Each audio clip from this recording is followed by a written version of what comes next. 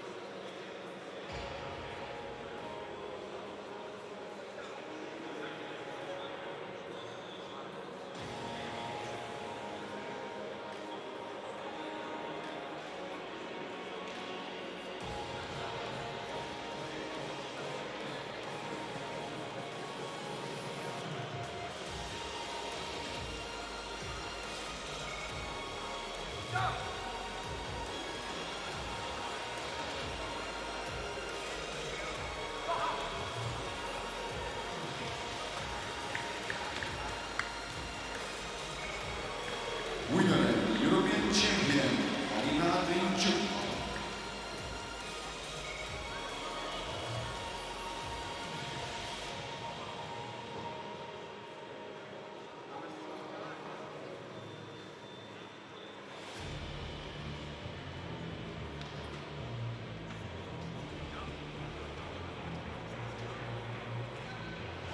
We're ready to start the ceremony.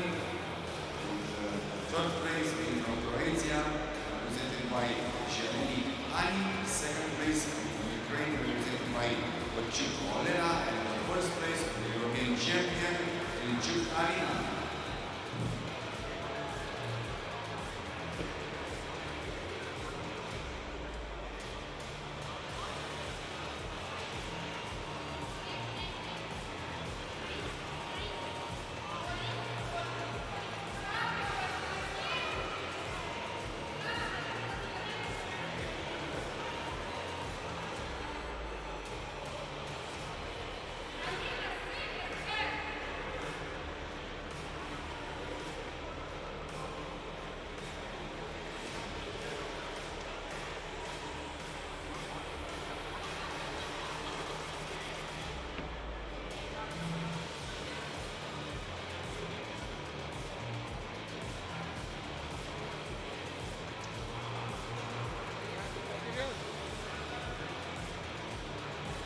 Не хотел удостоверение было девочки мастера спорта.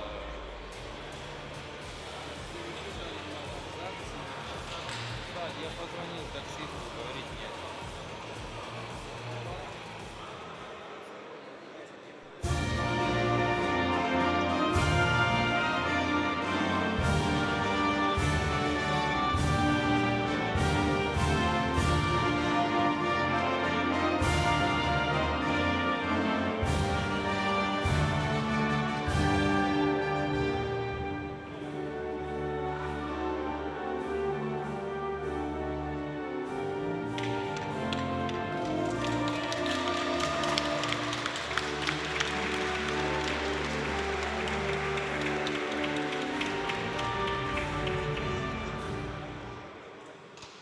Congratulations.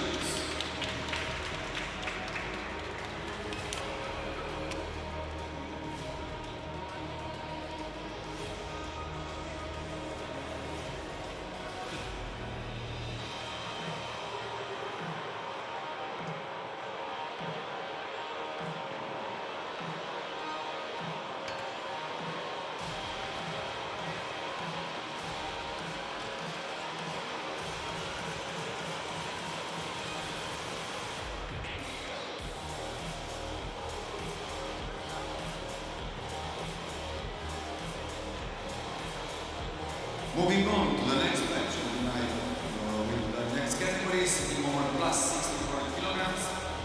We will have a final from Georgia, represented from Turkey, represented by White ID Manos versus Ukraine, represented by Katerina Levedina.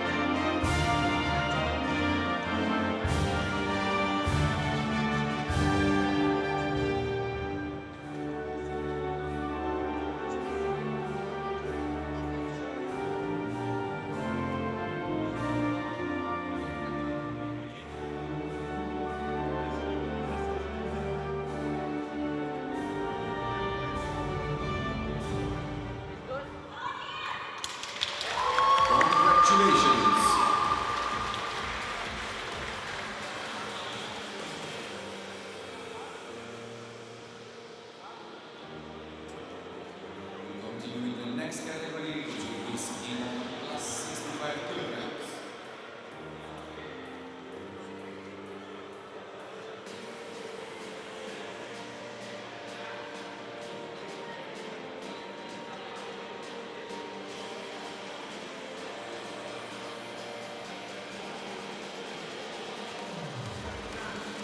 The final round with Georgia, represented by Nino Zabaishvili with 1 loss, against Turkey, represented by Meryem Yildirim with no loss.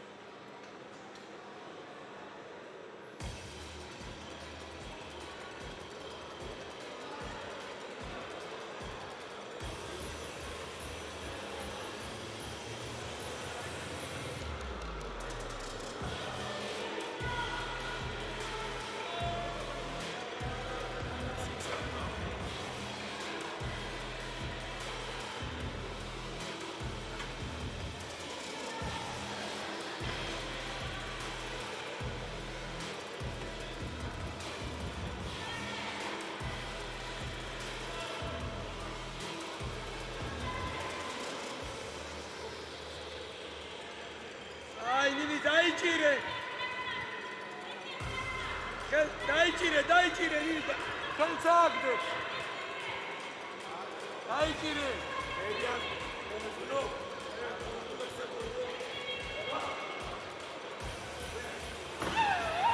Winner and gold medalist, European champion from Turkey, Meryem Yildirim.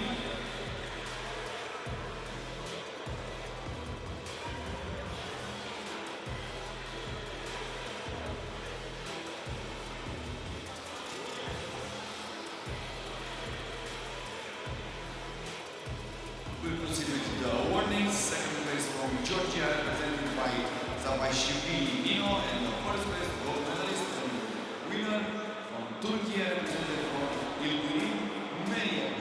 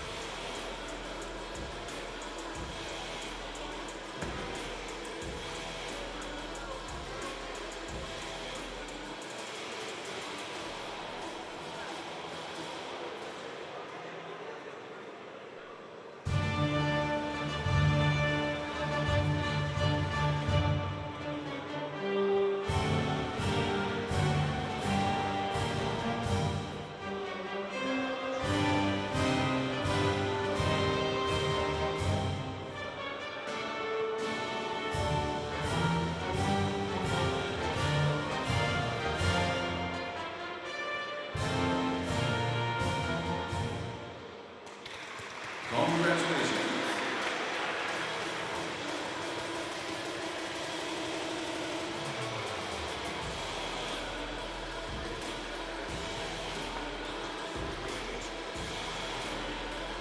We'll continue the next final, which will be sitting men 55 kilograms.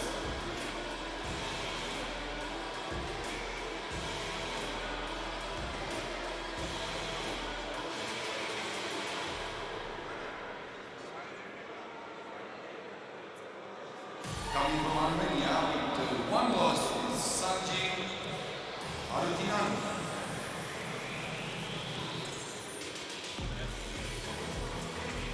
And from Ukraine with no loss, Nikola Fedorenko.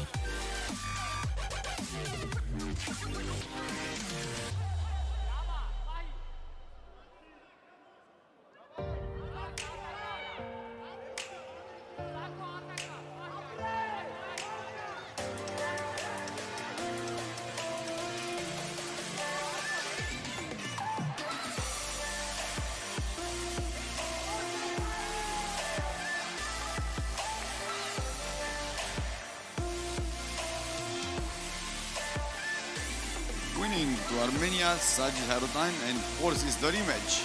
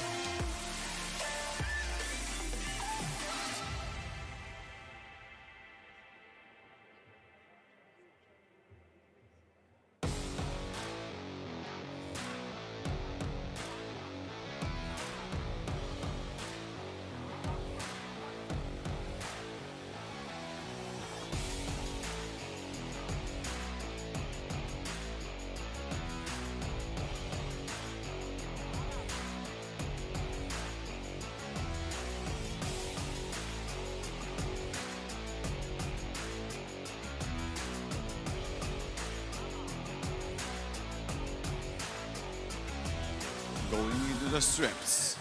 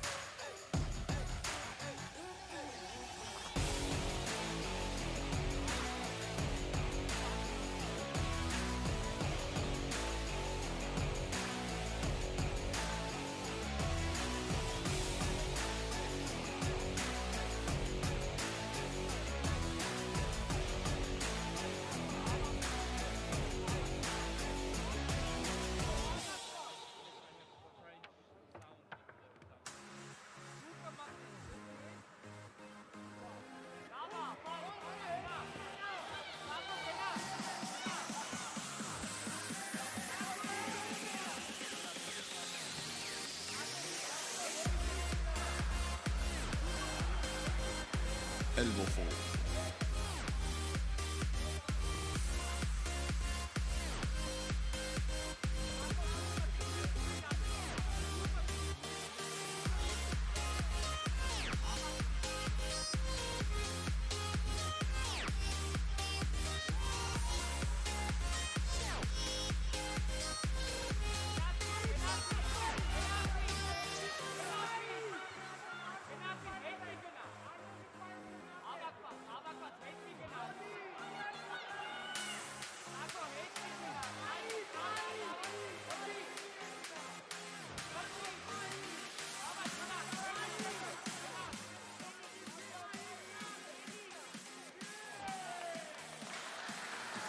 Para-Armwrestling European Championship.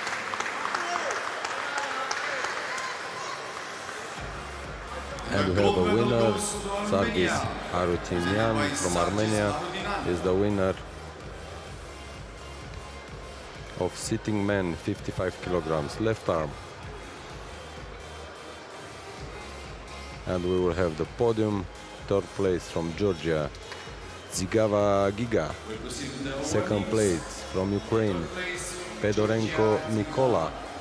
And first place, European champion, Harutyunyan Sargis from Armenia. Senior man, 55 kilograms left arm, sitting wheelchair.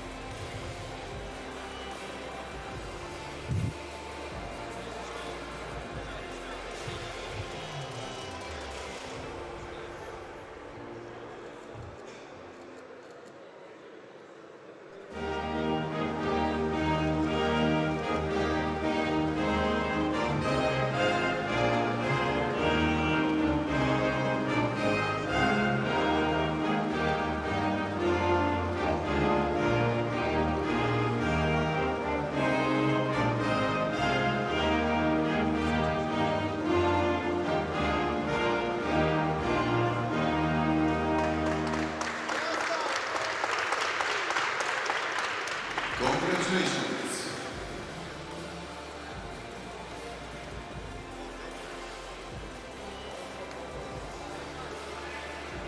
We will go further to the sitting man 65 kilograms left arm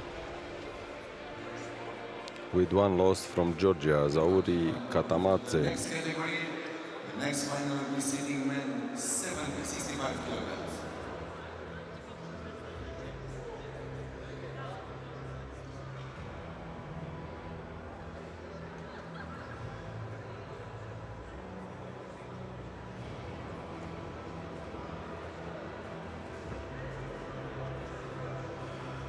Coming from Georgia with one loss, Zauri Katamadze, facing Georgia with no loss, Temuri Dadiani.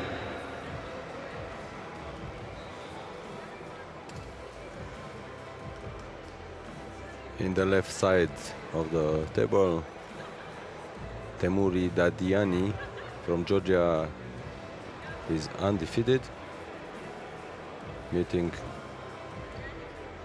Georgia, also Zauri Katamadze, in sitting man 65 kilograms left arm.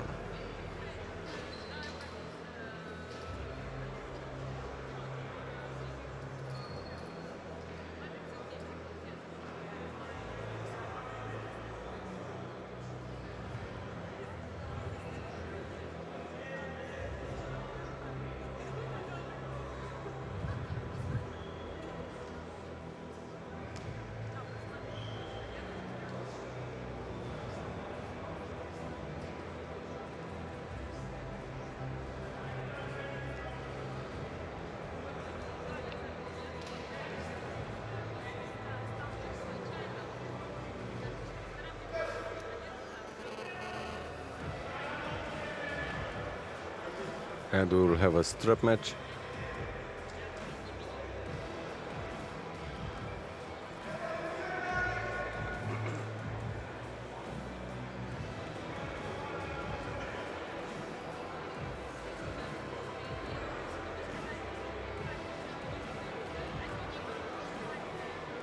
When the grip is lost, a strap will be applied.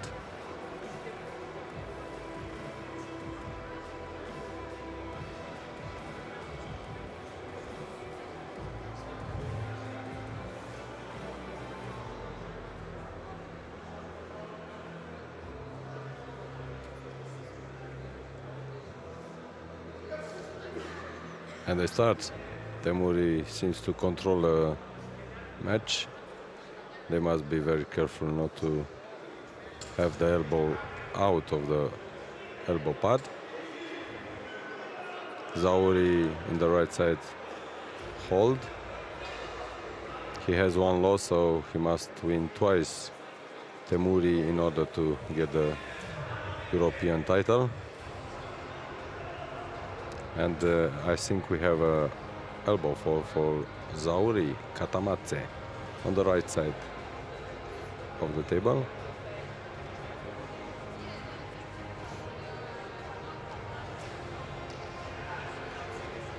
This is fair play.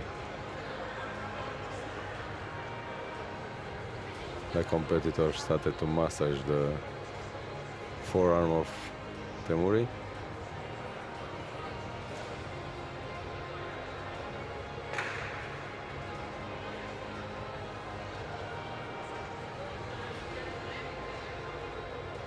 Here we can see the elbow going out of the pad.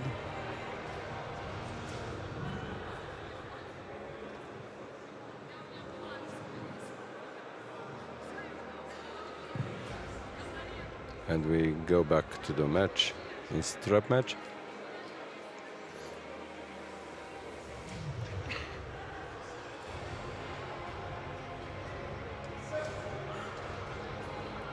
Temuri again had a better explosion. Zauri hold, control the game. We will see if he can hold more.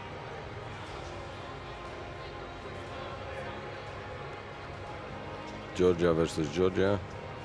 Zauri is trying to regain position on the elbow pad. He must be very careful because he has one elbow fall, and we are waiting for the referee decision.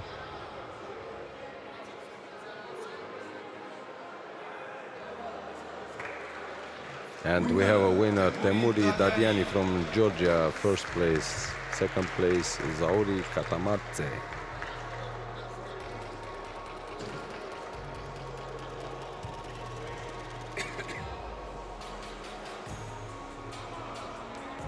Moving on with the warnings, for third place from Armenia, represented by Babian Shahen. In the second place was from Georgia, represented by Katamadze Zauri. And also the first place and the gold medal goes to Dadiani Temuri from Georgia.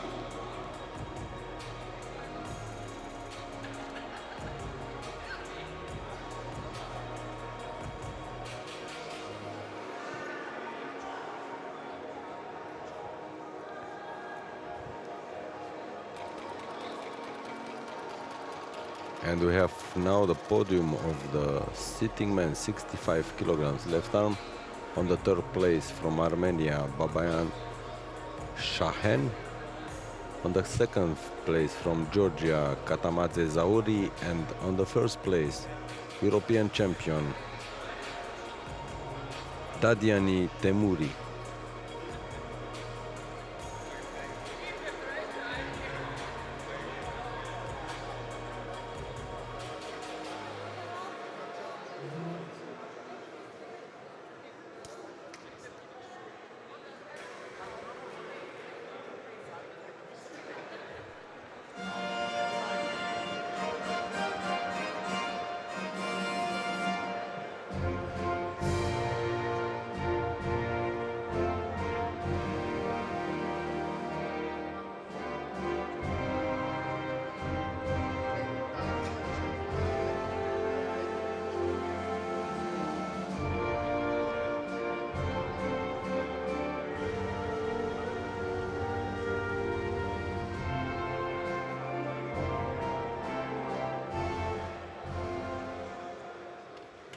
Congratulations.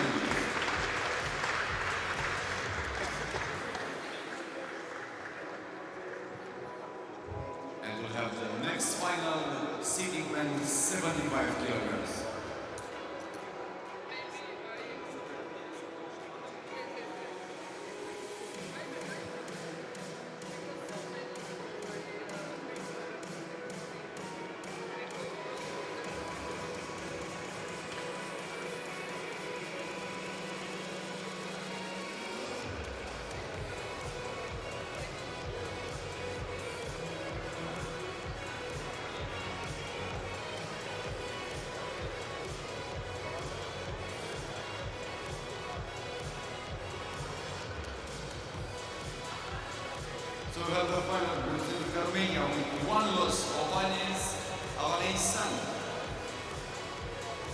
And we go further to the next category, sitting men, 75 kilograms left arm.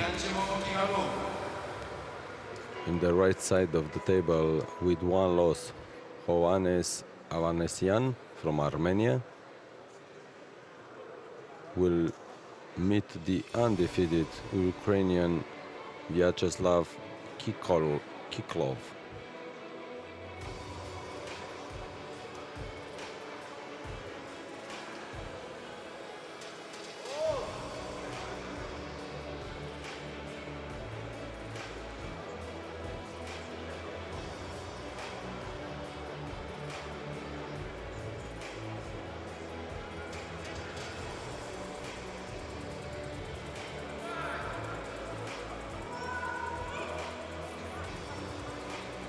Athletes are ready.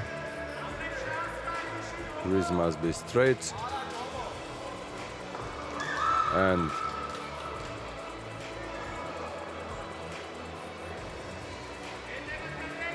Ioannis Avanesian from Armenia received one fall because he raised up from his chair. They are not allowed to raise up in the chair.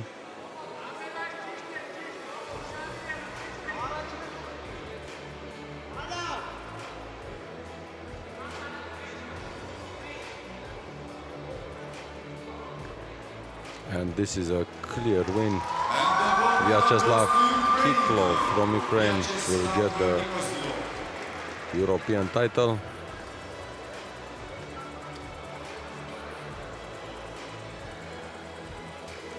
On the third place, Karakus Hamza from Turkey. On the second place, we have from Armenia, represented by Ioannis. The gold medal goes to Ukraine, represented by Vyacheslav.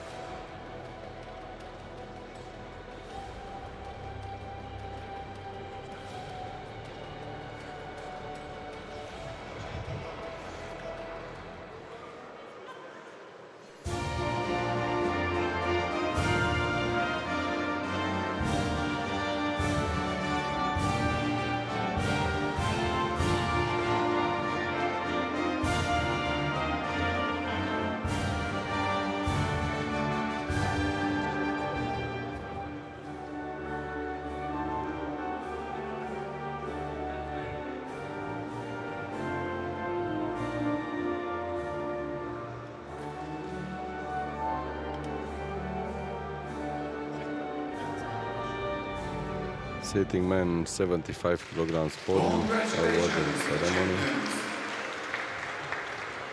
We go further to sitting men 100 kilograms left arm.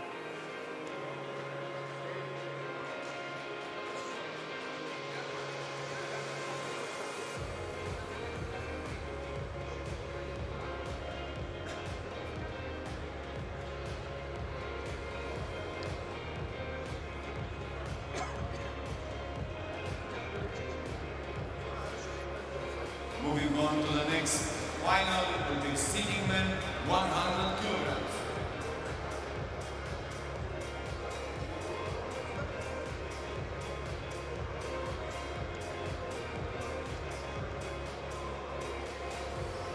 Coming from Turkey with one loss, represented by Orhan Seven.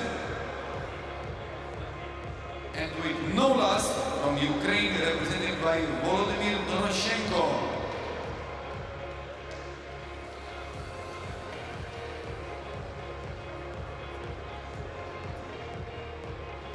In the right side of the table with one loss from Turkey, Gökhan Seven, a legend in Para-Armwrestling wheelchair in Turkey will meet the undefeated Volodymyr Doroshenko from Ukraine.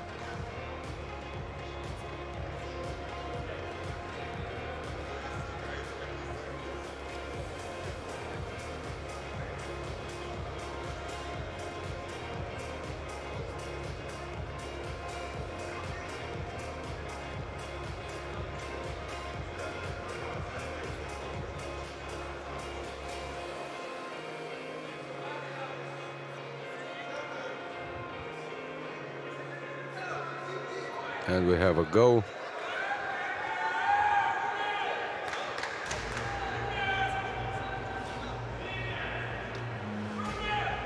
Referees must consult each other. They have to decide if it's a strap match or it's a intentional slip out.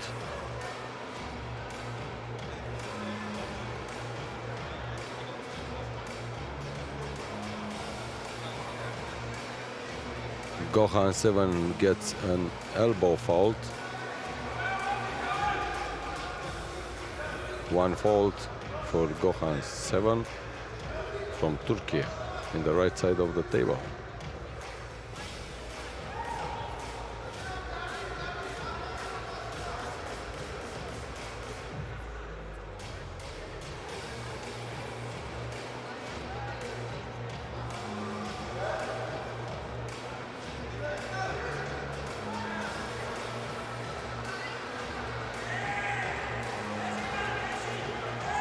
And we have a winner, Volodymyr Doroshenko. Ukraine lead this match and get the gold medal at the European Armwrestling Championship.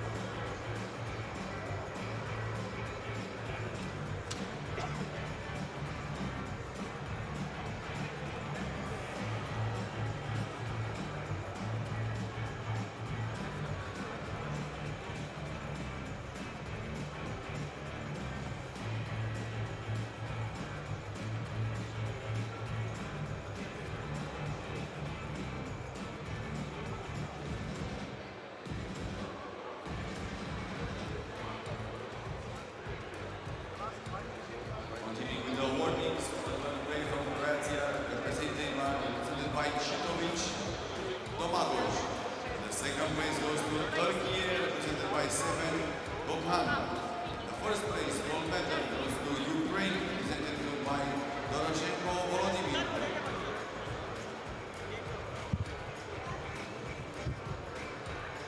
Now we have the awarding ceremonies for the sitting man 100 kilograms left arm.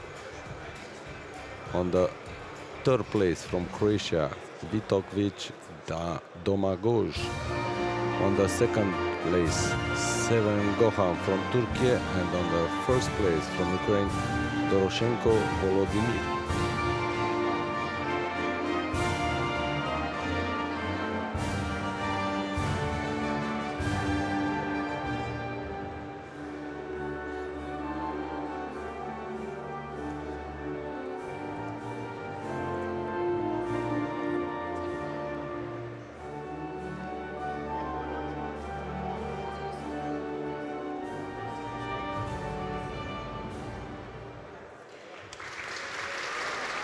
Congratulations.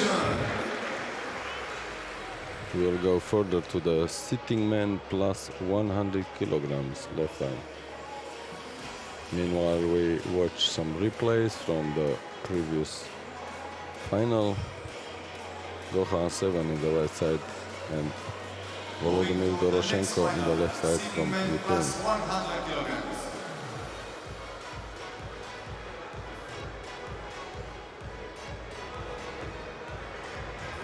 And from Turkey, with one loss, represented by Umit Burundula, versus Ukraine with no loss, represented by Alexander Palienka. We go to the heavyweight sitting man plus 100 kilograms left arm with One loss from Turkey, Umit Burunular, meeting the undefeated Ukrainian Alexander Palyeka from Ukraine.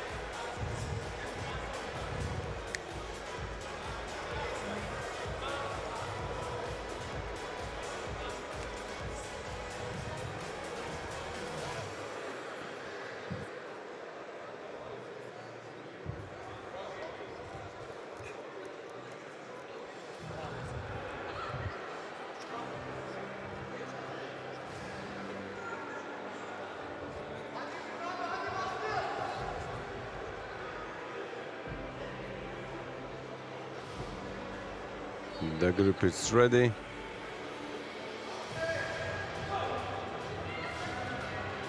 Umit from Turkey seems to be in control of the match.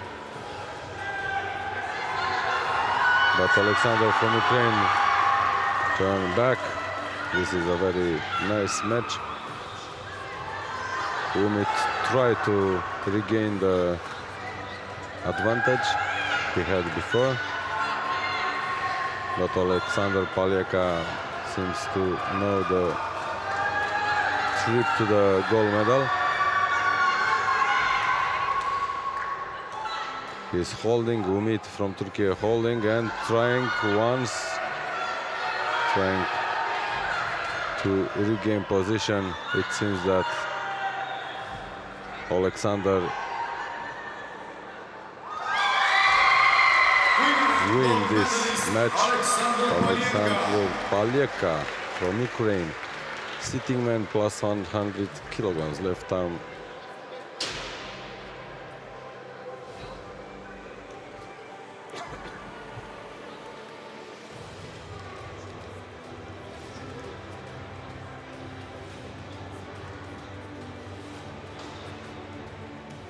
Moving on with the warnings, we'll have from Czech Republic, the third place represented by Para-Armwrestling. Second place goes to Turkey, represented by Bundular Umi. First place goes to Ukraine, represented by Palyeka Alexander. We have the awarding ceremony now for the heavyweight sitting men, 100 plus kilograms. On the third place from Czech Republic, Pracenski Lukas. On the second place from Turkey, Burunlular Umit. And in the first place, the European champion for 2024 here in Bratislava, Palyeka Alexander from Ukraine.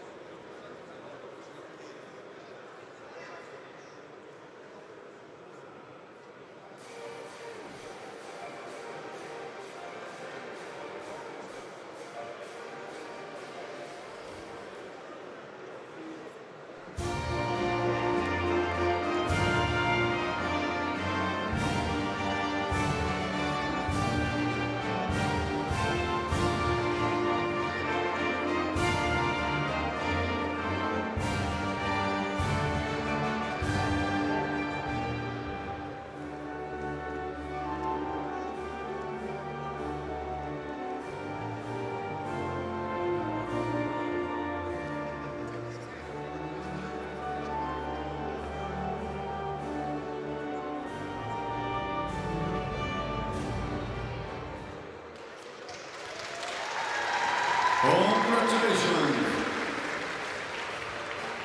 We will go further to sitting men amputees. Plus 80 kilograms.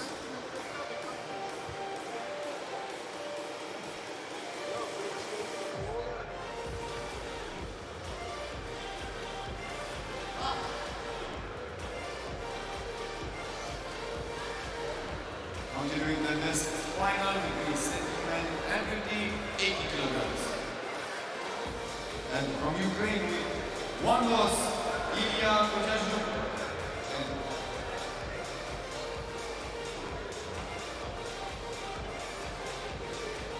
With one loss from Ukraine, we have Ilya Kotyazhuk. And also from Ukraine with Entering no now on loss, the we have stage, Pablo Miazov. Ilya Kosachuk from Ukraine with one loss on the right side of the table. Meet also Ukraine, Pavlo Miasoyedov. In sitting man, amputees 80 kilograms left arm.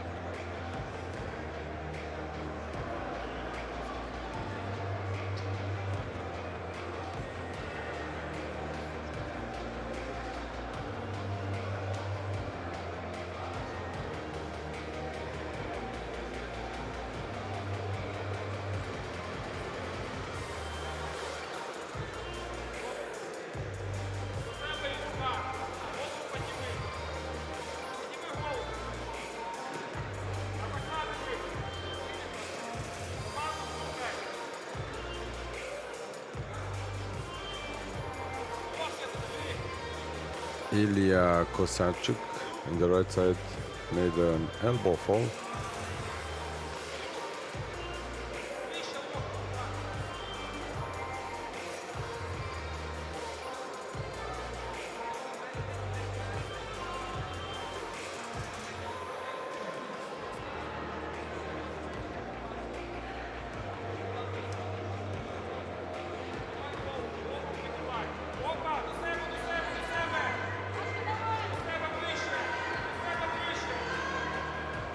They're trying hard to win, but we will have a strap match.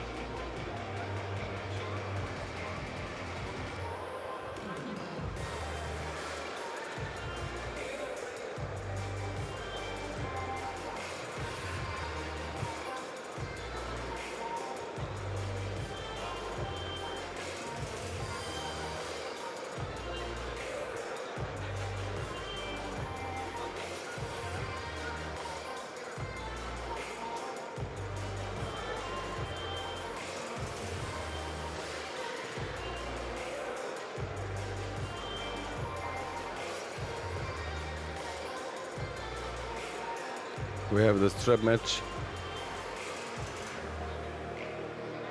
Athletes are ready.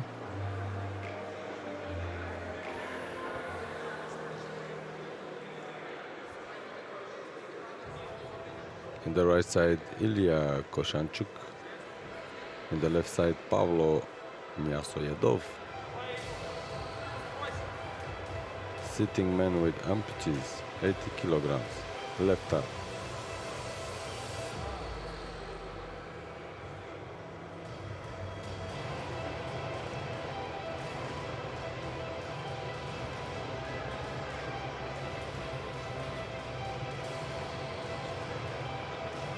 The referee put some magnesium to dry the elbow pad.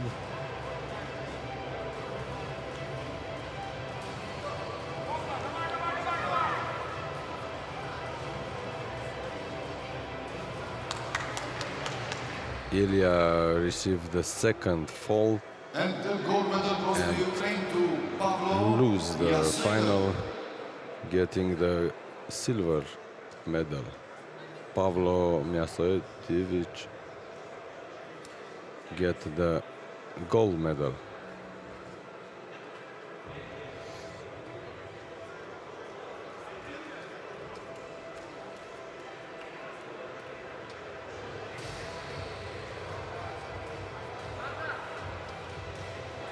Will continue with the Ilya touched the Ukraine second grip place, with presented by his chin. Ilya, and the first place and gold medal winner, Pablo. We have the awarding now, presented by the European Arm Wrestling Federation Vice President Altila Chabai.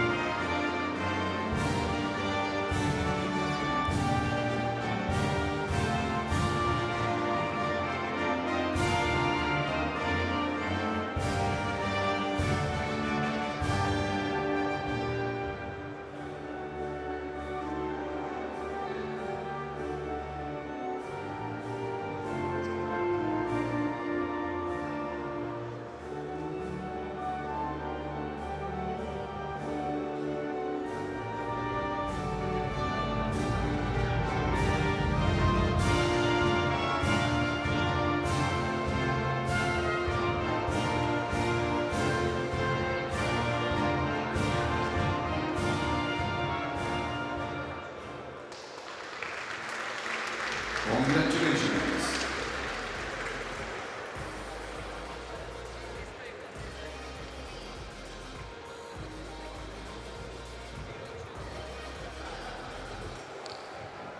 We'll continue in the next category with the next final, sitting man amputee plus 80 kilograms.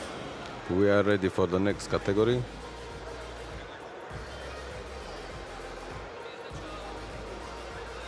Sitting men amputees plus 80 kilograms left arm.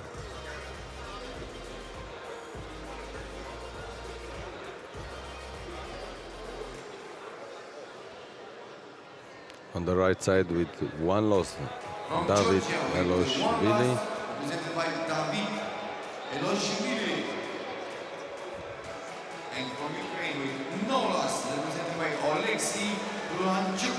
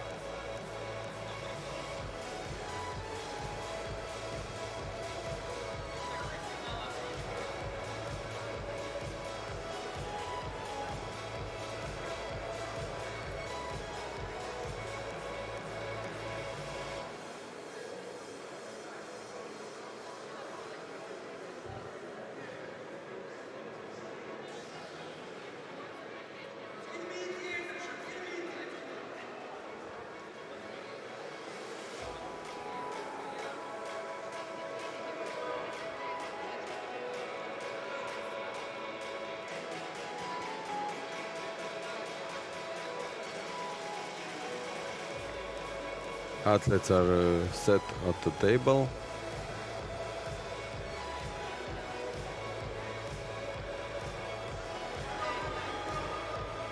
The Georgian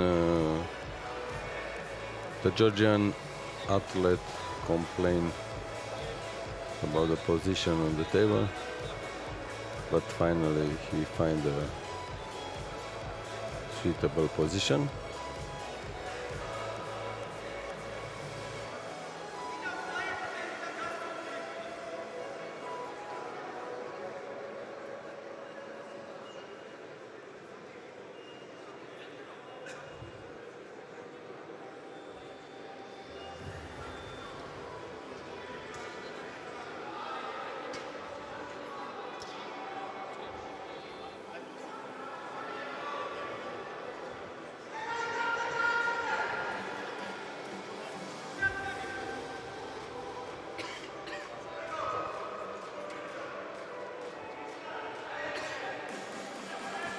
Grip it's ready.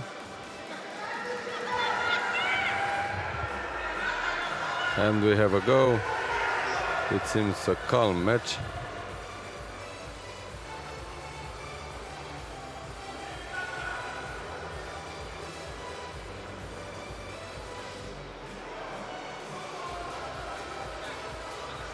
We have an elbow fall for David Eloshvili on the right side of the table.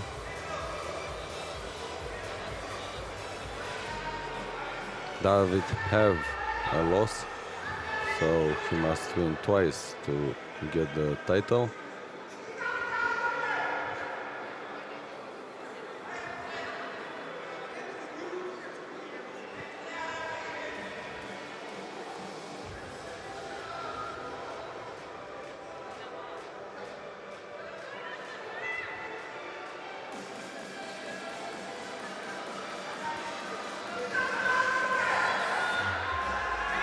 It's a very close call, and the main referee, Erwin Shekeli,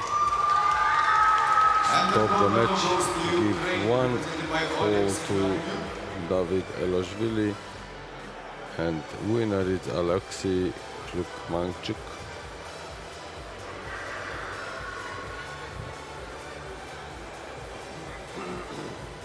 Moving on with the awardings. From second place from Georgia, represented by Eloshvili David, and the first place goes to Ukraine, the gold medalist, which will be Lukmanchuk Alexei.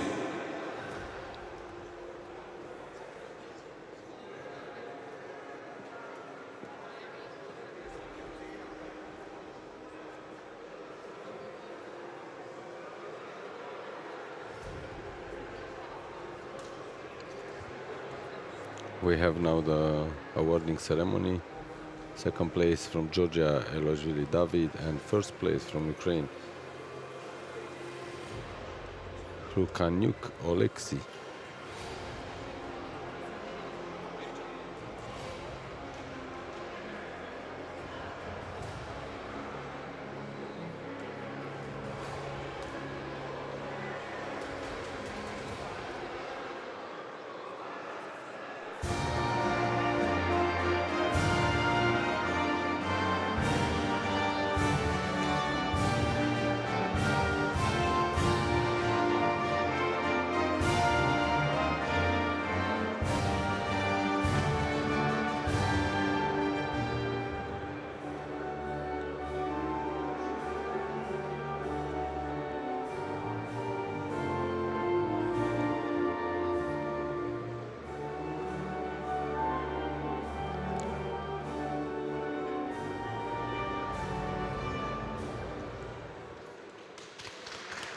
Congratulations!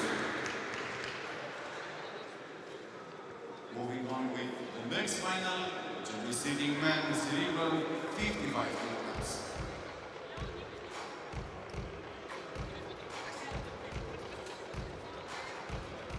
We go further to the next category, sitting man CP, cerebral palsy, 55 kilograms, left arm.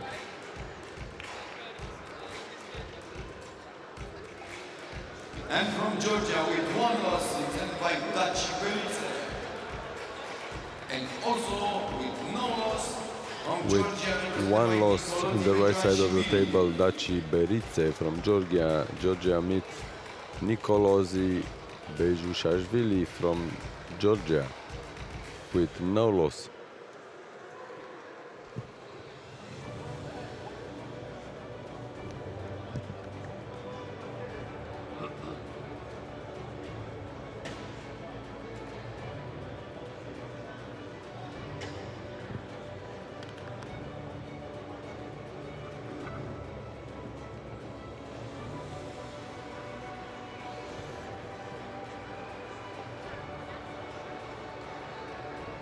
Both athletes from Georgia ready to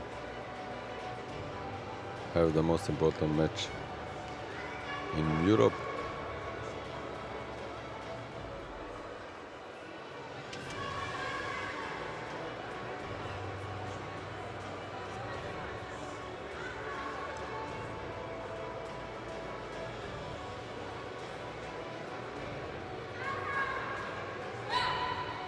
And they start. Nikolozi Bejushashvili win the title, the European Para-Armwrestling champion title. Quite easy. And we'll continue with by Tachi, and the gold medalist coming also from Georgia, represented by Bejuajvili Nicolosi.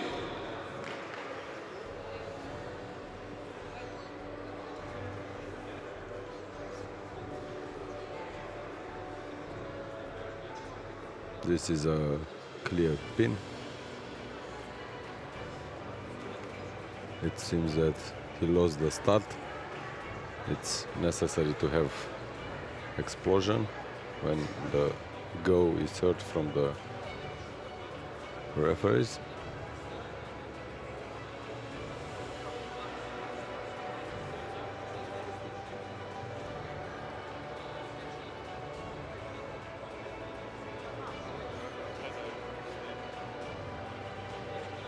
And we have now the awarding ceremony.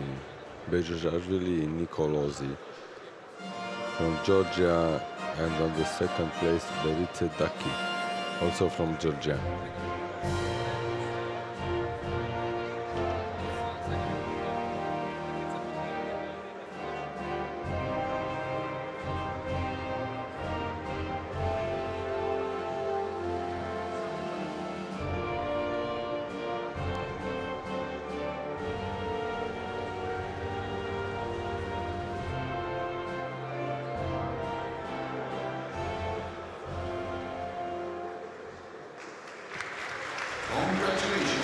Felicitări băieților de la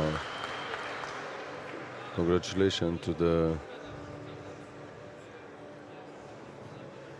Georgian athletes in sitting men CP 55 kilograms. Now we go further to sitting men CP 65 kilograms.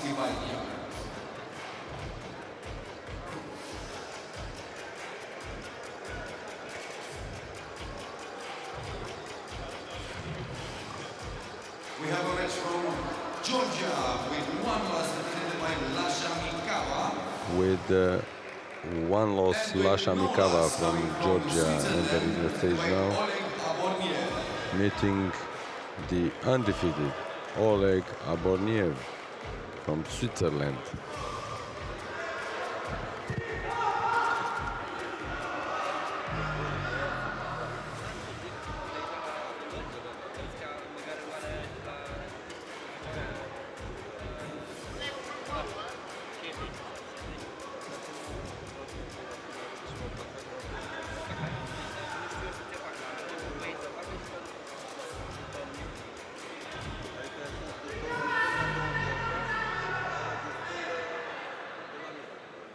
Știe cineva?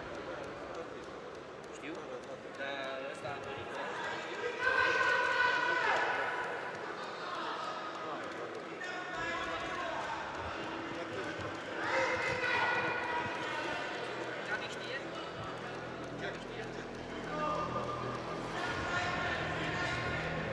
Center must be exactly in the middle of the table. In the left side, Switzerland meeting Georgia. Switzerland is undefeated. Georgia must win 2 matches to get the title.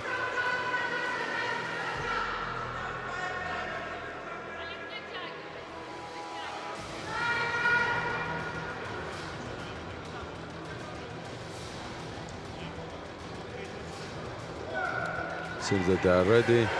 Lasha Mikawa try to gain position, but he raised himself from the chair and received one fall.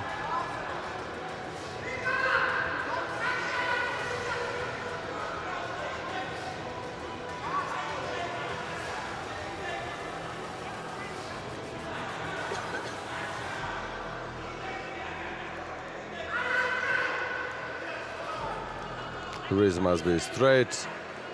They are ready.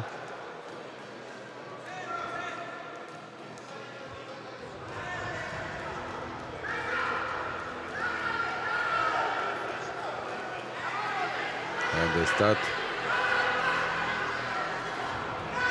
Lasha trying to get a little advantage. Oleg lose the wrist. and that's make him lose also the match, but we will have a rematch.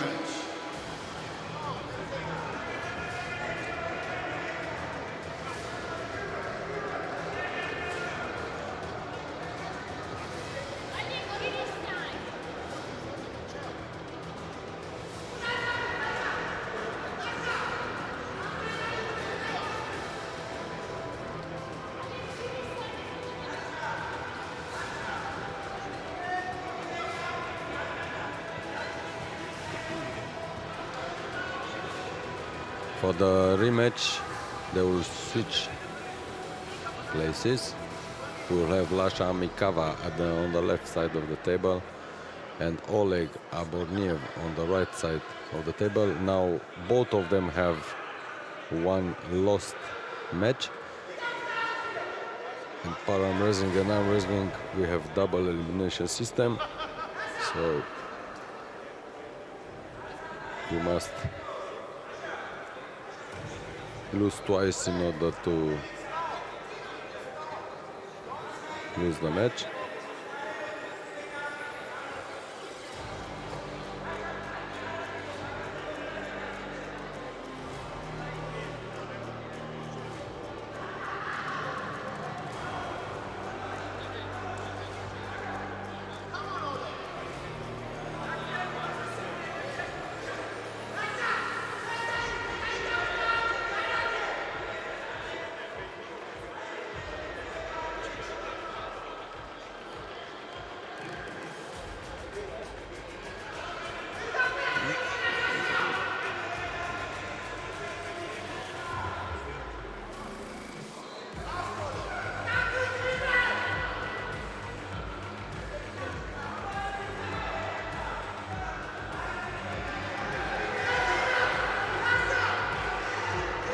Lasha tried to gain advantage.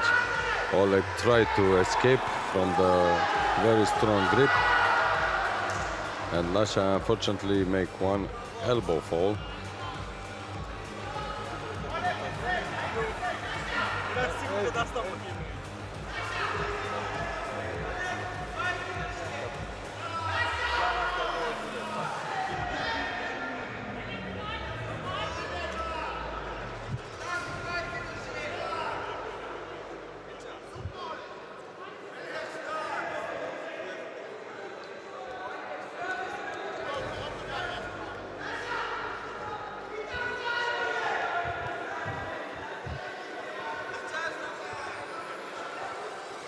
Lasha is very strong, as we see. Unfortunately, he got one fall. They must be very careful because one fall may make them lose the final. Oleg Aborniev from Switzerland lost the wrist, which is not so good in arm wrestling. Lasha is trying to keep, and they will have a strap match.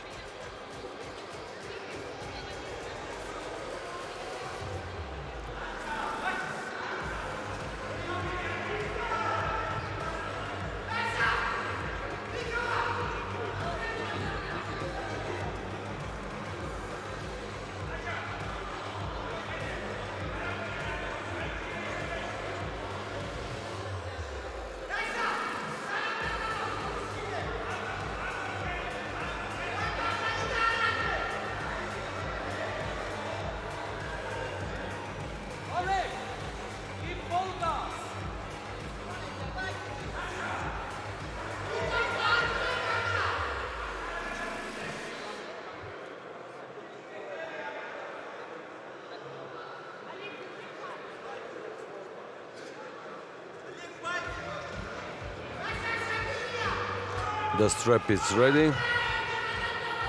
Center must be more in the right side.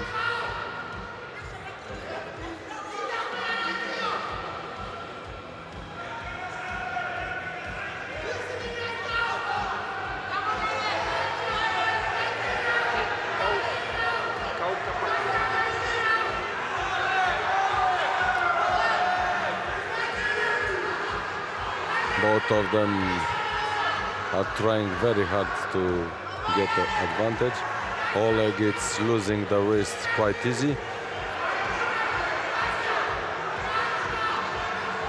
Lasha seems to be in control, but Oleg is not ready to quit. And he gets the title. Oleg from Switzerland, Oleg Aborniev from Switzerland get the European title.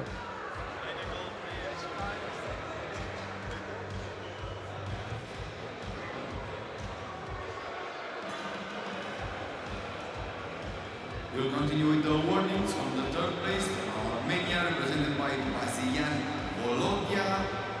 And from the second place, coming from Georgia, represented by Mikava Lasha. And the gold medalist goes to Switzerland, represented by Aborniev Oleg.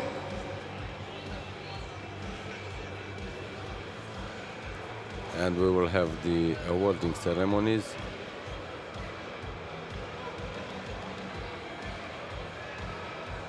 On the third place from Armenia, Bazian Volodya.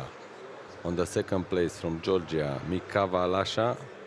And on the first place and the European champion 2024, Bratislava, Slovakia, Aborniev Oleg from Switzerland.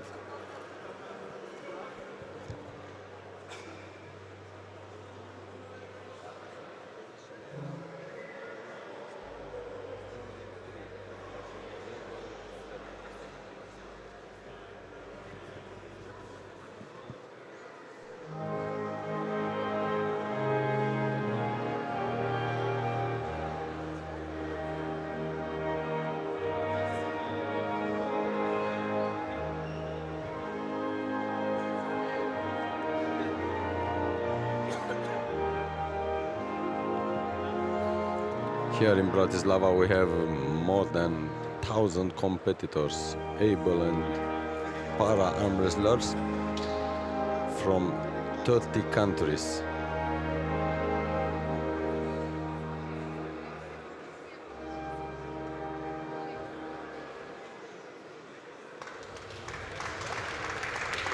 And we will go to the next category, the last category for sitting men CP plus 65 kilograms. Left arm.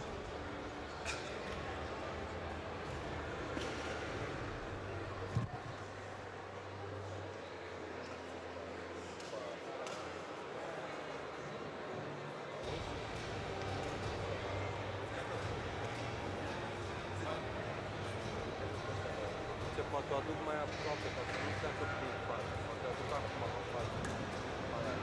O să o pună pe... să-l ajute cineva. Asta.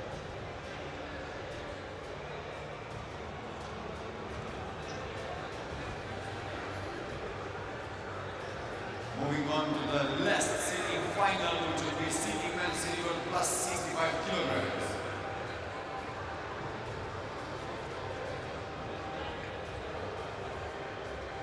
Coming from UK with one loss, represented by Volodymyr Lucho, and from Georgia with no loss, represented by Levan Makaradze. On the right side of the table from Ukraine with one loss, Volodymyr Kruchko. Sitting man cerebral plus 65 kilograms. On the left side of the table from Georgia, undefeated, Levan Makatadze.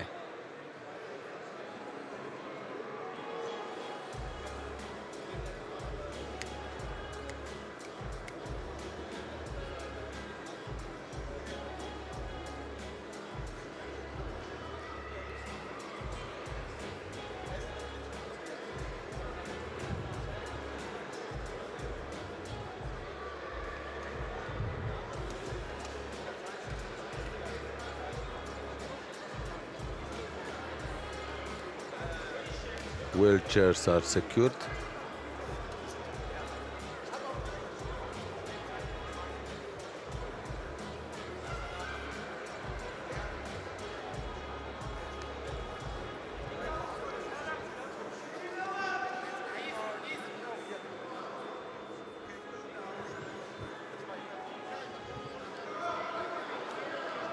Volodymyr Kruchko received one warning for not complying with the request of the referee. Second warning and one fall for Ukraine. The knuckle must be visible.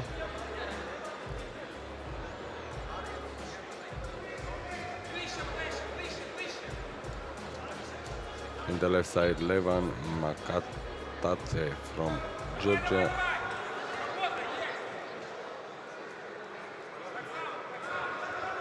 Levan gets an elbow fall.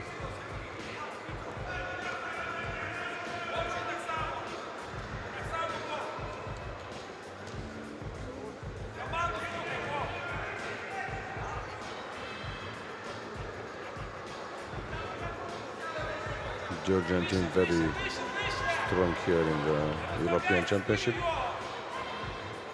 And unfortunately, Levan gets the second Two fall elbow throws and Volodymyr wants his own match.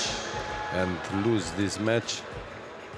He had no loss, so now we will have a rematch.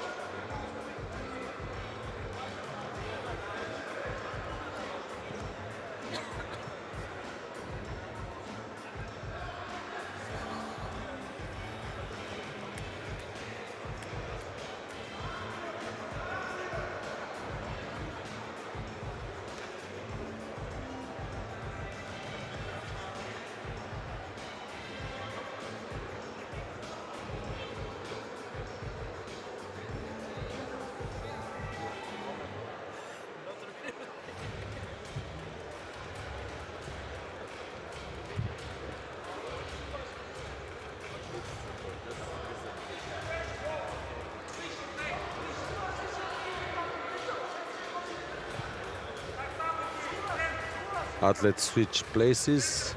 On the left side of the table, Volodymyr Kruchko from Ukraine. And on the right side, Levan Makatate from Georgia. This is the final rematch. So both athletes have one loss. One elbow fall for Levan Makatate from Georgia.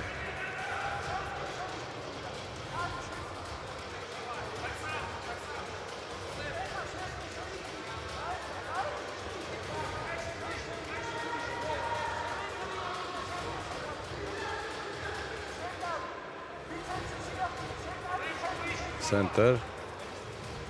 Second referee called for a center.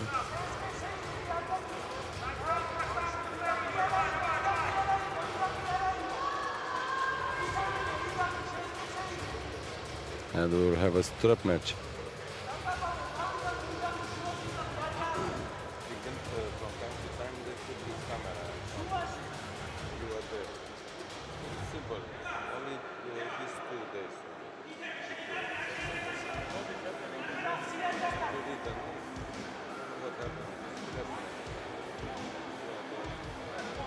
Think, I'm not. Okay. I will let them with them.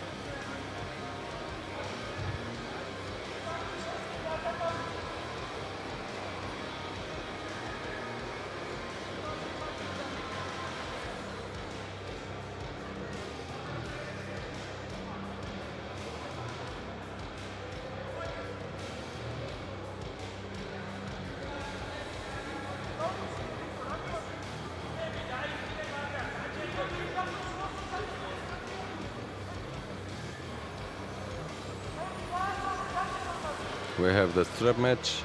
Sitting men, CP plus 65 kilograms left out.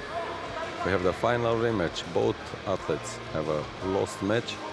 So who wins this match will get the gold medal here in Bratislava at the 26th European Para-Armwrestling Championship.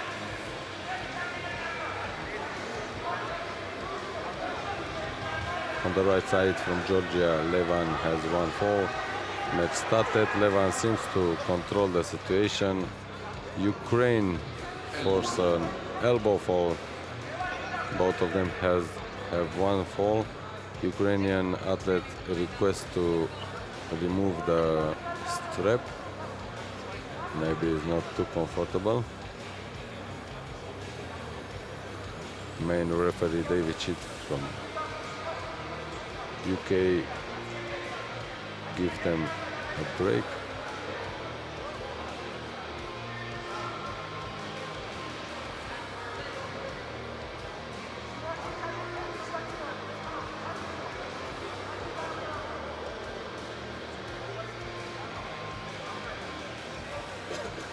După asta schimbăm asta. L-am întrebat, dar...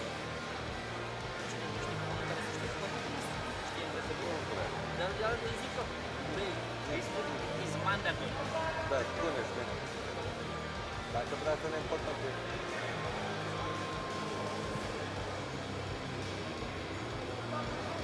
The referees fix back the strap.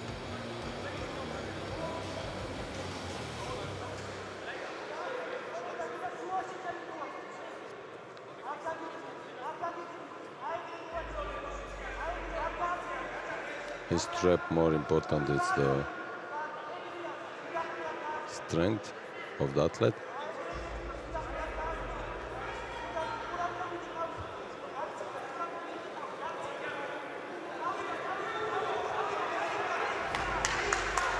And Levan control again the match and win the title of European champion Levan Makadze from Georgia.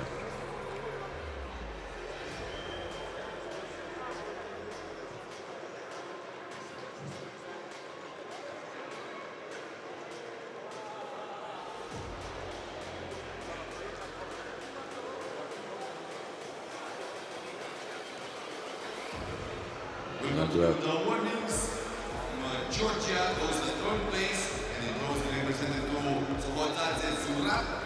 And the second place goes to Ukraine, represented by Volodymyr. The gold medalist goes to Georgia and it's Makadze Leva. After the warnings, we have a short technical break of 2 minutes and we continue with the finals. And we have the awarding ceremony on the third place from Georgia, Sokatse Zurab. On the second place from Ukraine, Kruchko Volodymyr. And on the first place and titled European champion Makadze Levan from Georgia. We will go after this awarding ceremony. We will go for the standing categories.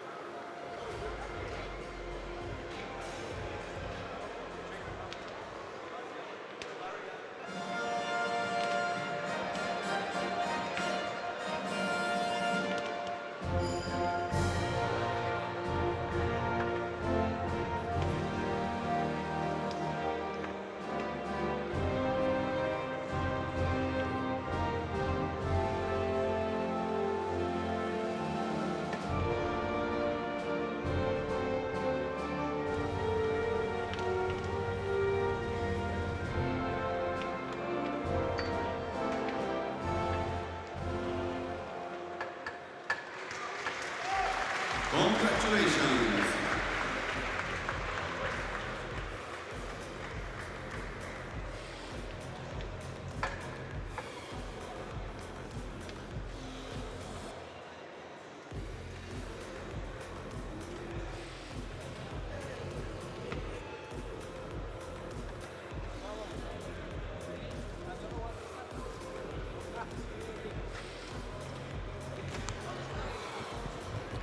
We will have a short technical break for changing the sitting table with the standing table.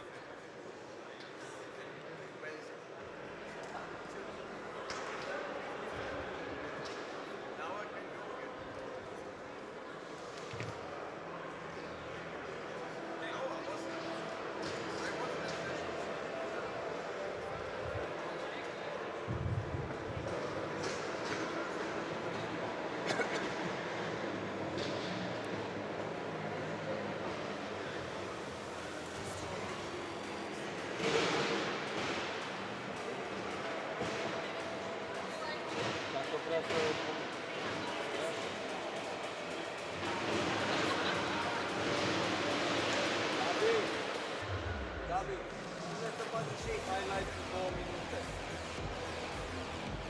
Unele la produse se face 2 minute highlight și un genul.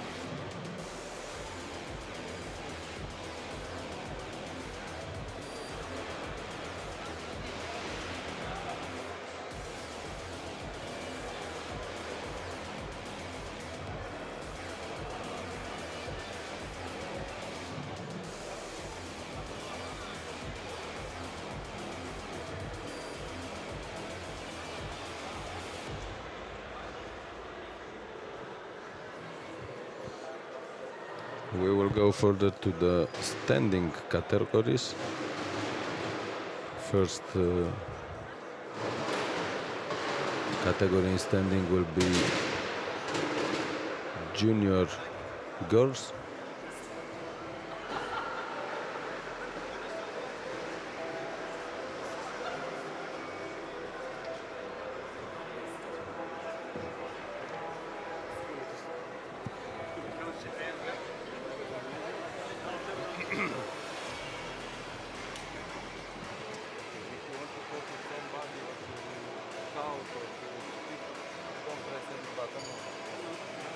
Take this one. You don't press any button. You just leave it down and keep the microphone. And you just have to comment what is on the screen, not what is on the screen. What is on the screen you comment. These are replays, so you don't. Okay, I will stay with you. What screen am I looking at? This one. Oh, it's still there. Still there. Oh, no, they catch up. Yeah. And I'm just anyone who's watching you. Anyone.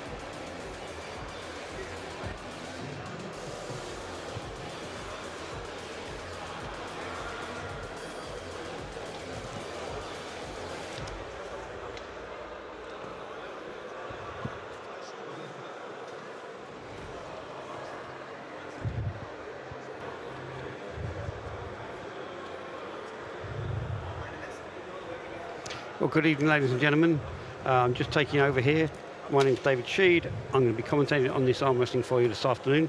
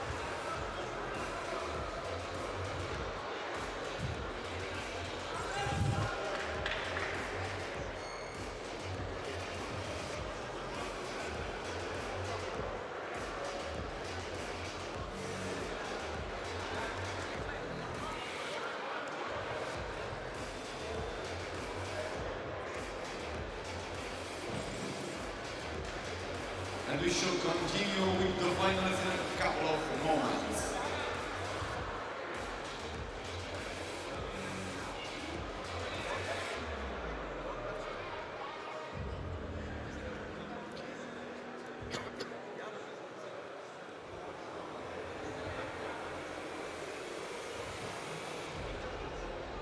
We have the first final of standing junior girls plus 50 kilograms. The fight will be from Turkey with one loss, Team Suendas. Also from Turkey with no loss, will be Asude Sari. Now we're just about to start the standing arm wrestling with the powers.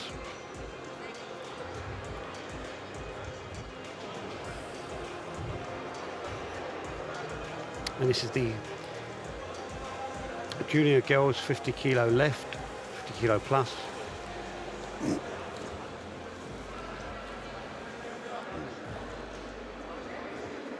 All finalists are invited. This is Turkey versus Turkey. Sudi Sui and versus Sin Sudazan.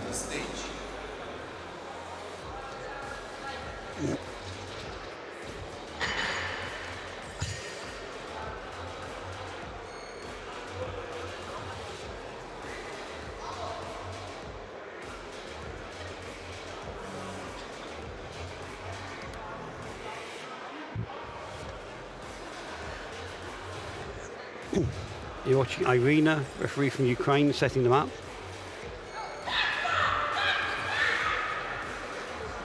And a fairly easy win Gold medalist from Asudi Sari.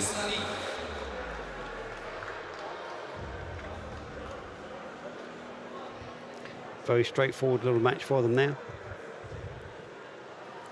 We have the awarding ceremony for the standing If you're watching this for the first time and you haven't seen the Para Arm Wrestling, we do get some of the very best matches in arm wrestling in the Para. Always exciting to watch. Also from Turkey, the gold medalist is Sari Asude.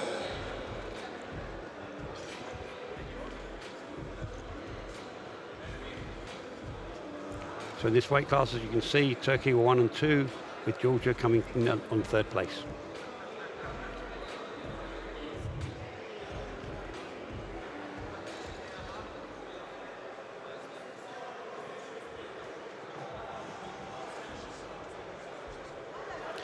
You see the Turkish president giving the gold medal.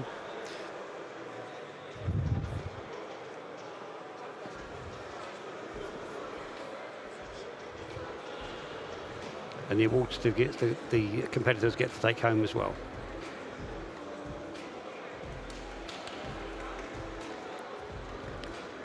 These are very nice medals, they're nice multicoloured, and they're really quite heavy as well.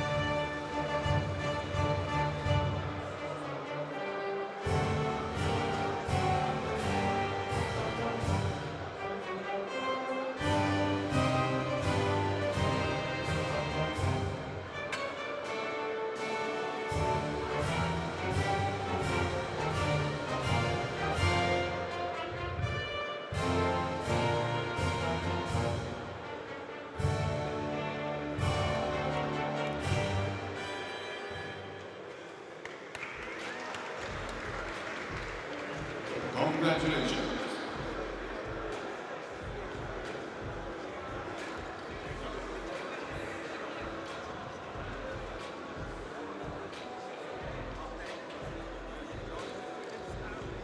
Moving on with the next final standing junior boys class 65 kilograms, coming from Slovakia with 1 loss, Simeon Chapati, and with no loss coming from Turkey, Abdulhamed Okadoglu. And now we're going to see the standing junior boys 65 kilos plus left. It's the final. Slovakia versus Turkey. Slovakia has 1 loss, Turkey 0.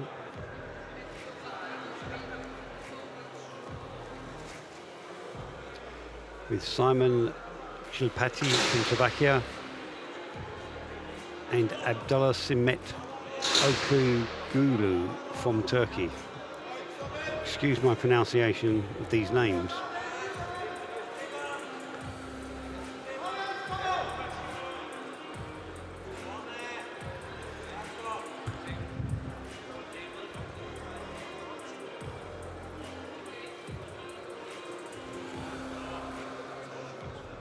Alexander from Ukraine is the referee setting them up. Raphael from France being his second.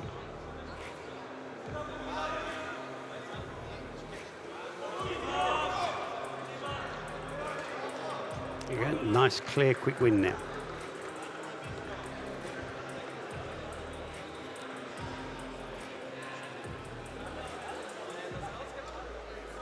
Winner and gold medalist goes to Turkey, Abdulhamed Okadoglu.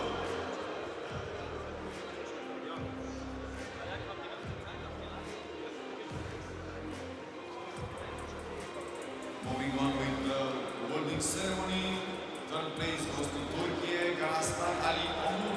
Second place goes to Slovakia, represented by Chipali Simon. First place in the gold If you notice, medalist as Turkey took Slovakia down there in that replay, he hits the pad, and after he hits the pad, his elbow comes off the back of the pad. This is not unusual, but the moment he hits the pad, he's achieved the pin, the match is over. Doesn't matter what happens to his elbow after that. And as you can see, getting this award, Simon from Slovakia is in a wheelchair, but in the classification program, if they're able to stand, then they normally compete standing. But quite frankly, most wrestlers I've spoken to want to compete standing, because most arm wrestling is done standing.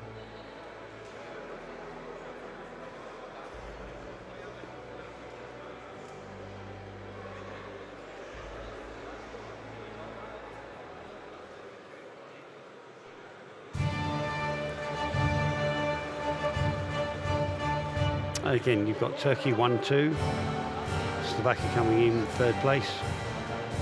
Turkey are one of the very strongest arm wrestling teams in the world, and they have a very big team here. So, at the moment, overall, it's looking like they might well win overall with the team champion, but we don't know that. It's not decided yet. They're certainly doing very well, which is expected. Congratulations. They put a great deal of effort into arm wrestling in Turkey and have a very big following with many huge championships going on there. Moving on with the new And now we're moving on to standing women, 55 kilo left. It will go back to Ukraine with one loss, represented by Svetlana Drozyuk, and with no loss coming from Georgia, Deniko Saladze. And it is Ukraine, Svetlana Drozyuk with one loss against Georgia, Tikinko Saladze with 0 losses.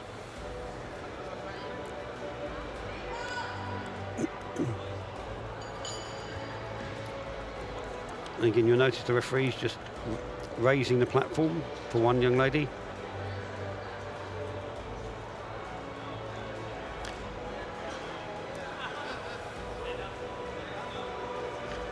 Tikinko has also asked for the platform to be raised. There is a perfect height to be at an arm wrestling table. If you're too tall, it actually becomes a disadvantage, but of course you can bend your legs. But if your waist doesn't come high enough, therefore your shoulders and arms are not in the right position to use your power to your best advantage, you're allowed to have the riser platform. You can also use high shoes if you want to, and indeed in some cases we will have a second riser platform on top of that one if necessary. As I said, you cannot gain advantage, you can only be equalized. If you become too tall, it starts to become a disadvantage. So we don't really mind how high they want to make themselves at the table. But as you can see with these two ladies, they with the riser platform, it brings them up to just about the right height there.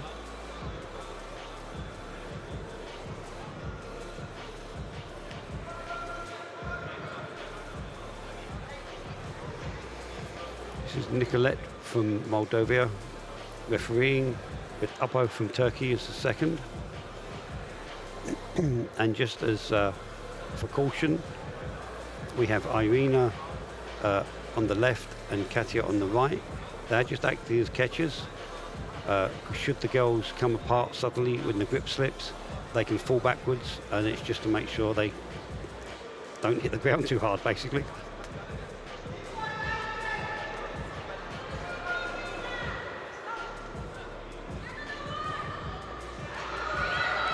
Svetlana has got the advantage here. Sorry, Tikinko had the advantage. My mistake.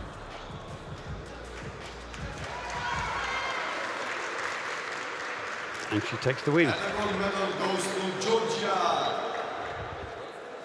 to Deniko Saladze.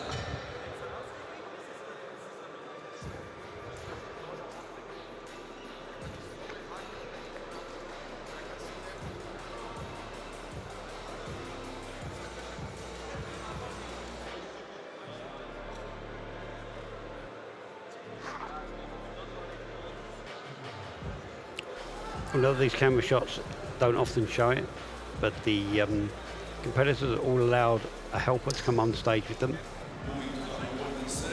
And but then the helper has to leave while the match is in play, and they come back there to help take them off stage.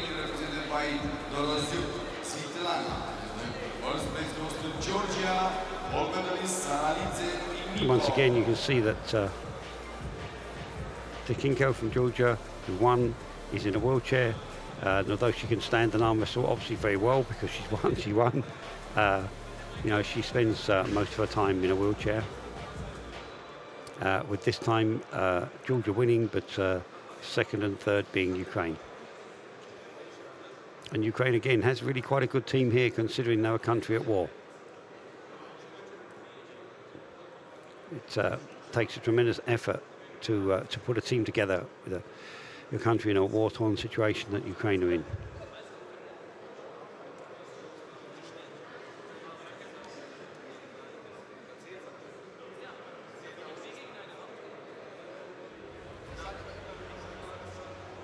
Again, it's the president of Hungary Arm Wrestling Federation, Attila, giving out the awards there. He's also a vice chairman of the European Federation.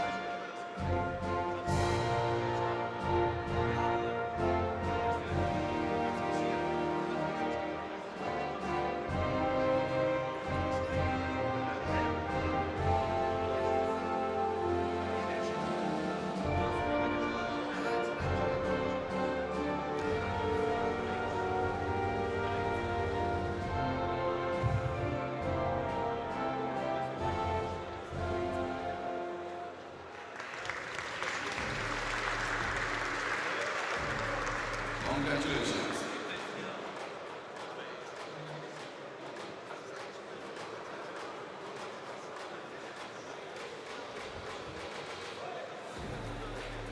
For the Power Days, it's a very relaxed atmosphere.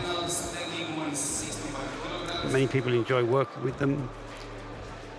It's something, because my main job is coaching referees, and we coach the referees how to deal with them. We have fundamentally, for most of the classes, is exactly the same rules. There's a couple of slight differences for obviously the hearing impaired and the seeing impaired, but generally it's the same arm wrestling rules, same standards are set.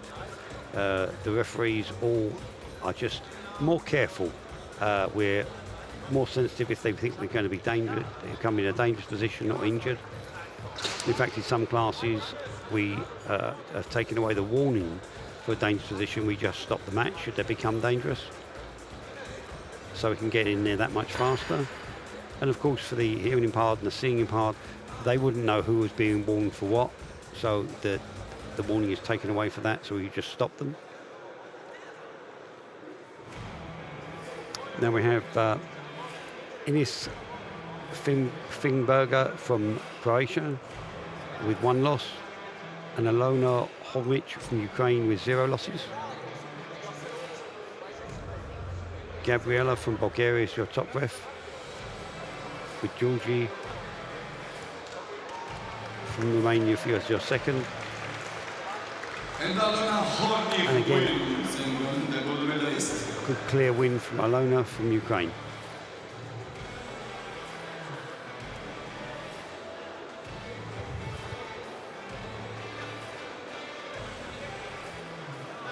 And we have the awarding ceremony with second place from Croatia, represented by Filipina Tunes. First place goes to Ukraine, represented by Hovmich Alona.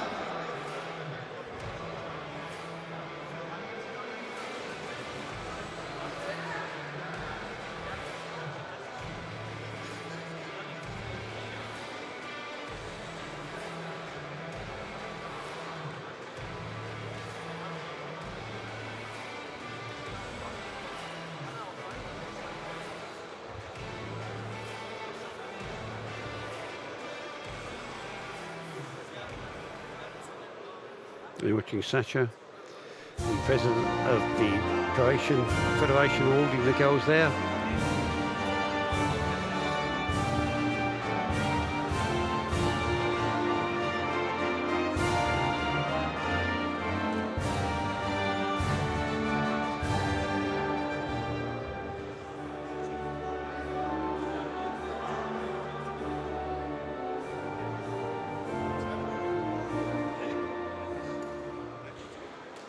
Congratulations.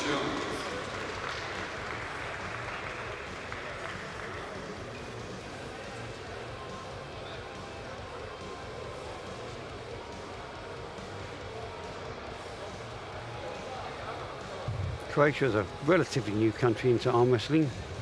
Been with us a few years now, and Sasha is doing a good job of building up the arm wrestling community there, with some big international shows and a lot of training, and he's getting some very good competitors now coming through and taking quite a lot of medals. Moving to the next final. We've now got Alina 65 kilograms with Kondratenko from Ukraine with 1 loss, from Ukraine against Naria Mesaproina from Armenia with 0 losses. Naira Mesrogian. Dennis is your starting referee from Italy. With your second, I'm afraid I can't tell you his name, from Norway. Now, if you're watching what the referees do, they do everything with single words and touch. So you see, by slapping the wrist, he's asking for the wrist to be straight.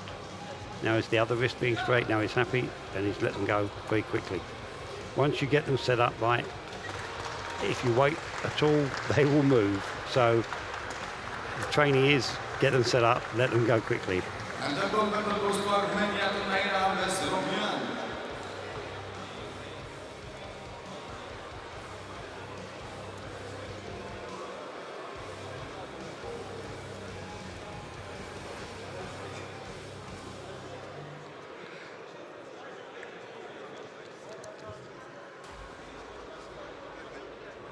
Now we have 3 countries taking 1, 2 and 3. Armenia in first place, Ukraine in second, and Turkey in third. The second place coming from Ukraine, represented by Olena, and the first place gold medalist, it will be Mesrogian Naira.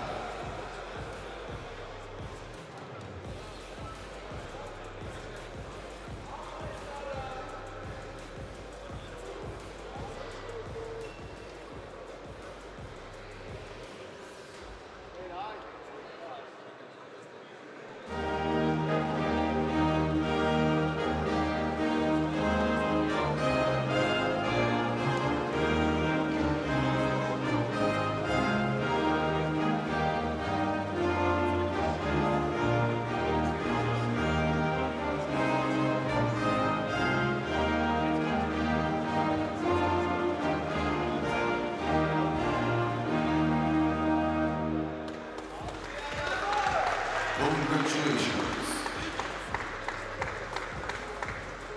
Moving on to the next final, standing on 60 kilograms.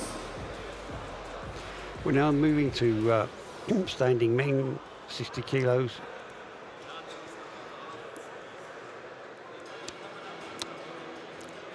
And it's Shihan Abgol from Turkey and Testain Kendo from Georgia. Your starting ref is Irina from Ukraine.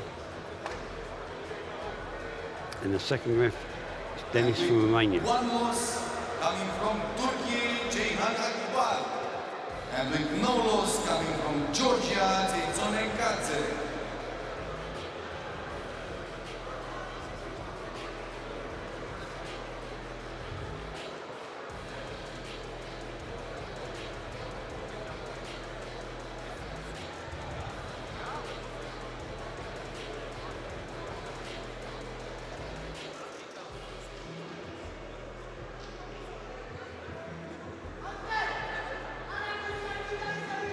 And although Georgia is quite a small country, it has a very strong arm wrestling team.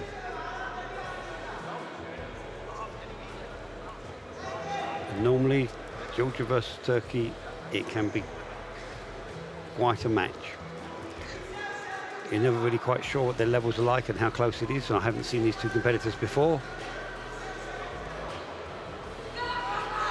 Oh. Okay, fairly straightforward win for Georgia. Georgia, Teyzone Kadze.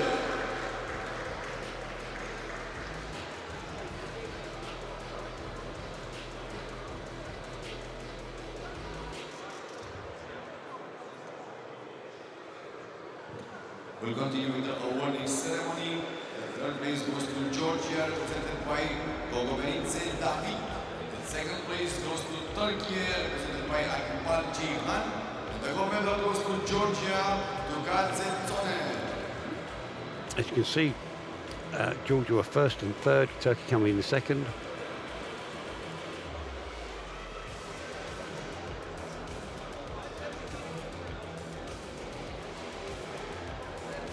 And once again, the President of Turkey awarding the awards.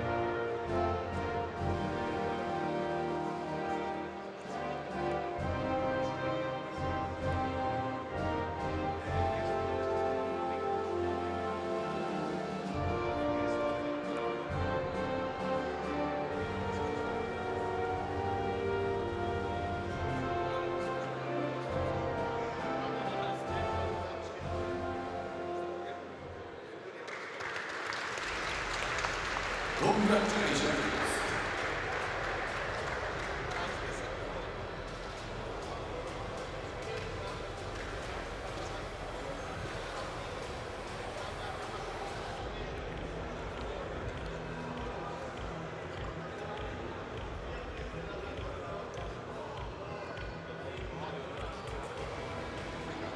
We'll continue with the next final standing men's 70 kilograms.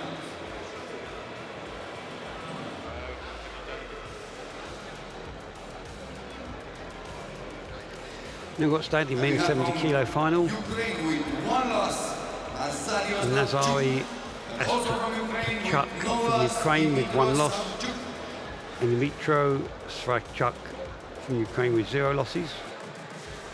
Apo from Turkey as your starting ref. Second ref now represents Italy and is originally from Romania.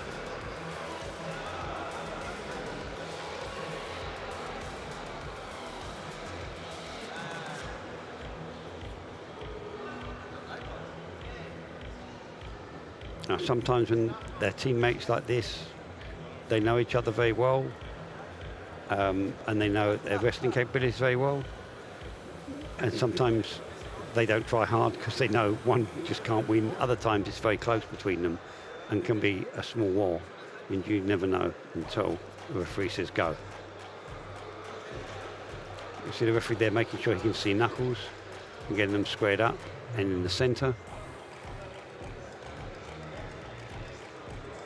Again, asking for the wrist there with the slap. Second referee is showing thumbs up, so he's happy that the wrist is straight. Now he's not happy the wrist is straight, it's now bent. Now he's happy with it straight. Thumb up indicates it's straight. And they're going to go to the strap, yeah.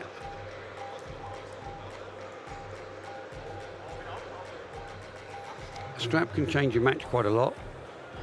And obviously it certainly stops them coming apart. There is a particular way of applying the strap, which all referees should do the same, and it's very effective.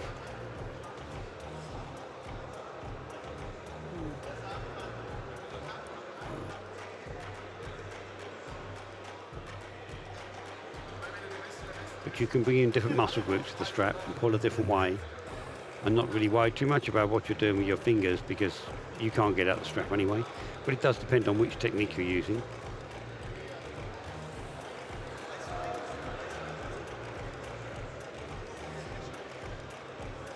But generally, if you pull through the strap, you're pulling through the strap from the wrist, which gives you a lower leverage point.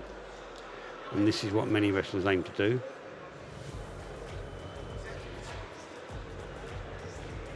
Other times they might come through the top, come through with the top roll, which you then can't get out of because they're in the strap.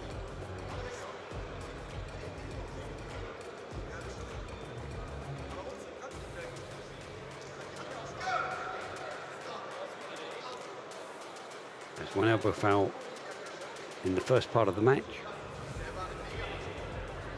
Now, some people don't understand. Sometimes it looks like someone was fouling in a losing position, but the wrestler was always moving, and the moment the elbow foul happens, if you imagine freeze framing everything, there we are, and that's I believe that is a pin. Wait for the referee's call. Yeah. But as I was saying, once you see the elbow foul, that match is frozen in that moment, and that's where the elbow foul is called from. Because otherwise you've got the referee's both reaction time and the time to move in on the match, which means they've moved from that point. But the call is taken from the very point and where the arms were at the moment of an elbow foul, or any other foul for that matter, but elbow fouls are by far the most common. And as I mentioned earlier, same thing as when a pin has happened, instant the pin has happened, the match is over. Doesn't matter what happens on the table after that, because the match is over once the pin has been achieved. And here we got Ukraine 1 and 2 with Turkey 3rd. Again, showing what a strong team Ukraine has managed to bring here, despite the circumstances in their country.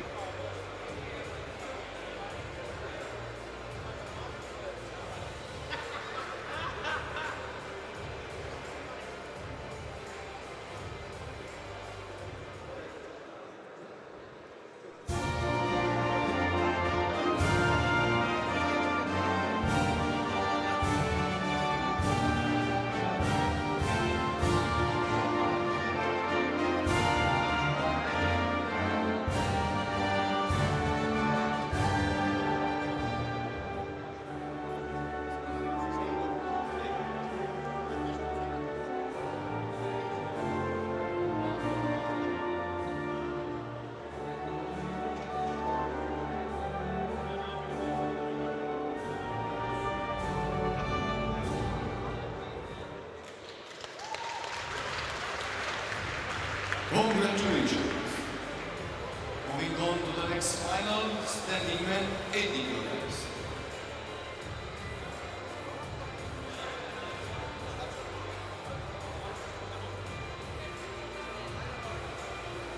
Now moving on to standing men 80 kilos. And not that you can see at the moment, but they're just putting a second riser in place because they know one of the wrestlers is going to require it. And you'll see that in a moment when the camera goes onto the main table. But as I already mentioned, we're not really worried about how many risers they use because you cannot gain advantage. However high you make yourself, stooping at the table, if you're too high, is a big disadvantage. Now it's Daniel Simon from Hungary who's coming in with 1 loss. And Georgi I can't say it, I'm sorry, I cannot say that name, but from Georgia. So, Georgie from Georgia. Okay.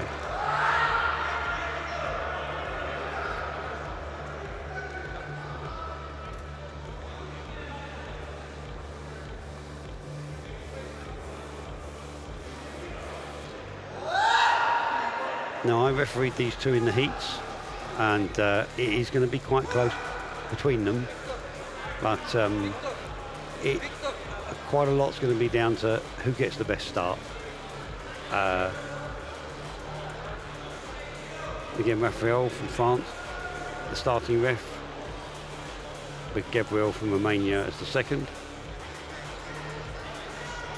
and Victor on the left, and Ivan on the right as catchers, just in case.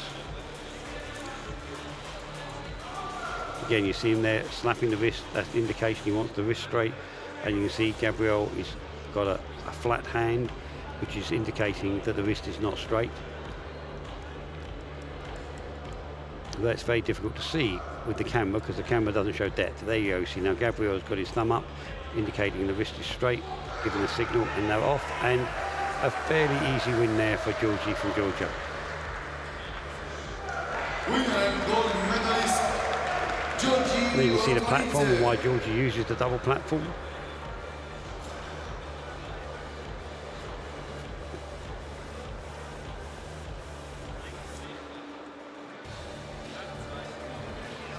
Moving on with the awardings. Although some of these matches do look a little bit easy, I can tell you if the average guy wrestled these arm wrestlers, they will be quite shocked at the power these arm wrestlers are using. If there's one thing I find disappointing in arm wrestling, is a sport I obviously love, I've been involved in for 38 years, is the fact that you can't tell just how much power the arm wrestlers are using. And believe me, that the men and women in arm wrestling are clearly amongst the strongest men and women in the world. The power that they put in is tremendous. But, there's no way of measuring that scale or showing that during an arm wrestling match.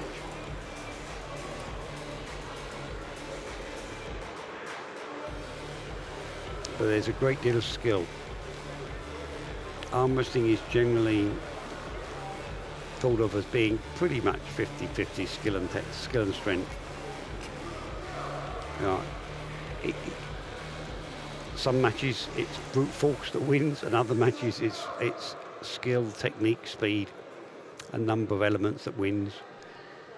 There's not one size fits all. So you round it all off, it is pretty much 50-50.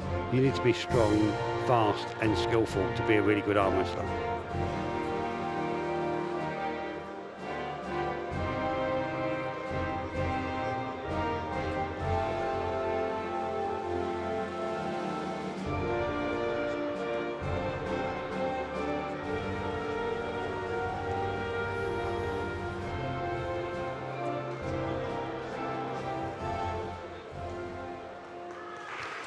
Again, nice to see there with Georgia winning, with Hungary second and Ukraine third. 5 minutes technical break. 5 minutes technical break. Thank you very much. And we're just going to a 5-minute technical break. I would sing to you, but body weights as well. We try to get them into as even classes as we can do. It's very difficult with disabilities, because there is literally unending amount of different disabilities. So how do you get them to be actually fair against each other is a very difficult thing.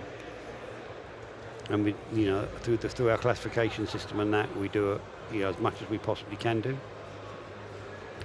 Get things as fair as we possibly can and as equal as we can in those classes. Later on, you're going to see both the deaf classes and the blind classes. I'm not sure if I'll be commenting because I've stepped in for someone because someone's off sick, and I am actually supposed to be refereeing the deaf. I don't know whether I'm going to be commenting or refereeing at this moment, but we shall see later. The deaf, we referee in silence, but the refereeing system and the rules are almost exactly the same, because as you've seen when you watch the referees, they're slapping the wrist to get it straight. They will point and push when they want the centre. They point for the knuckles. They touch the shoulders to get them straight. So therefore, when it's the deaf, we referee them in silence, and it's all done again by touch and signal. And the reason why we do it in silence is because obviously there's different levels of deafness. Some can hear more than others. Some could be naturally completely deaf but have an implanted inside their head that means they can hear. So the fairest way is to referee them all in silence, and it's the same for all of them. And the one thing that we do it differently is obviously if it's in silence we can't say ready go. So you'll see the referees do a hand signal just for one moment. So instead of doing a two-handed start where the referees would cover the four main points of movement, they would do a one-handed start, and just for literally 1/2 of a second they put the thumb up. The thumb represents the word ready, and then they take both hands away, and that represents the go. And you'll see that works very well. This actually came through from the very large deaf organisation in Russia that actually developed that as a start technique. A lot of arm wrestling goes on in Russia. Of course, they're not taking part at the moment because of the political situation with the war, but they do have a great deal of arm wrestlers in Russia. And overall, in the last 25 years, Russia has been by far the most regular country to win the World or European Championships. they're being very closely chased by both Turkey, Ukraine, Kazakhstan. But of course, I say, until the political situation is sorted out, they're not taking part with our federation.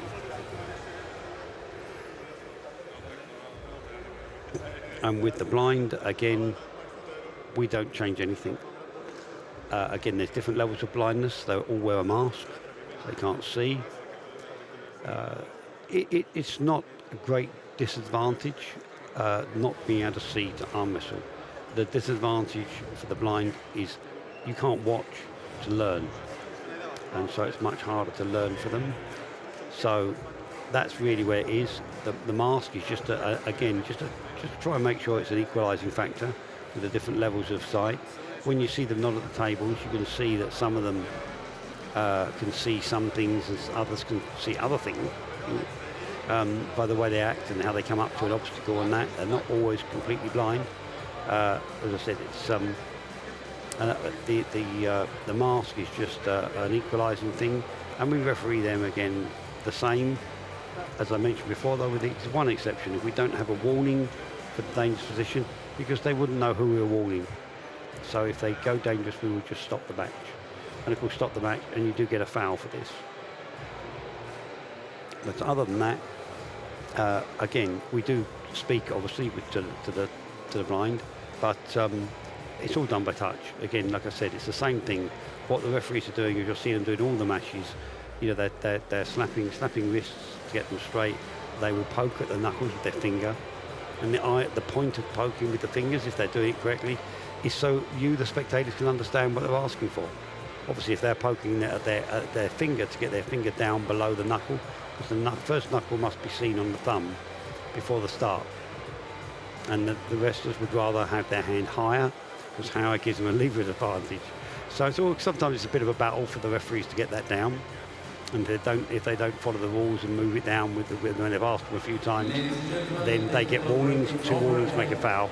And you really don't want to start your match with a foul to start with in the setup, although it happens, but it's certainly not ideal for competitors.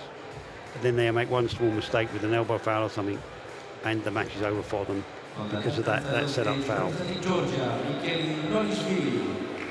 Now we're going to the 90 kilo men's left final now, with Mikhail Loshlofi from Georgia with 1 loss, and Sergei Simurenko from Ukraine with no losses. Got Charlie from Hungary is going to be your starting referee, with Nicolette from Moldova as your second.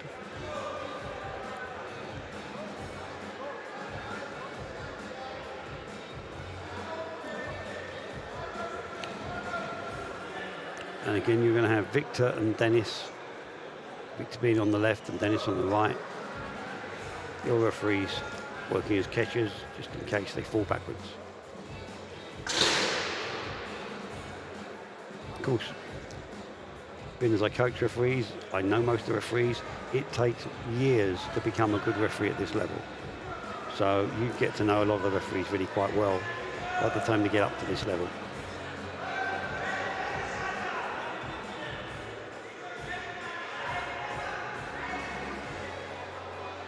And of course, some of them are competitors as well. Later on this week, you're watching Nicolette here as the second, and she'll be pulling both right and left in the 60 kilo senior women's.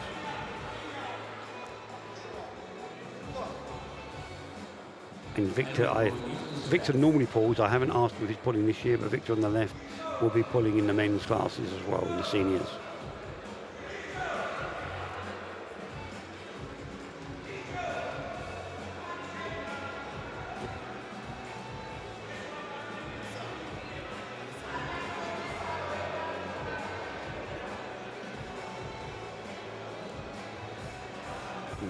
You saw there, as the grip went, so did almost the wrestler go right off the table, which is why we had to have the catches. I mean, even able-bodied wrestlers sometimes go crashing on the floor or right off the stage. It's happened. There can be a lot of force, and when it suddenly goes, the kinetic energy takes them in a different direction. And so if they haven't got full use of their legs and that, That's why we have the catches, just to be a little bit safer and try and stop anything happens that could possibly injure them.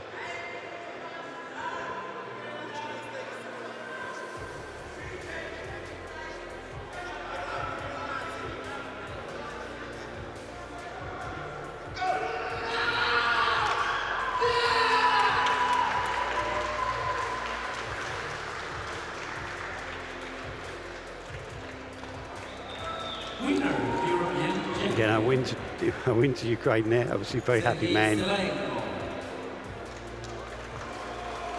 Always nice to see. Again, you are seeing quite a lot of the same teams here with Georgia, Ukraine, and I said, and often Turkey. And these are some of the very strongest arm wrestling countries in the world. So we're watching the finals. So it's not a surprise that it's often these countries that are in the finals.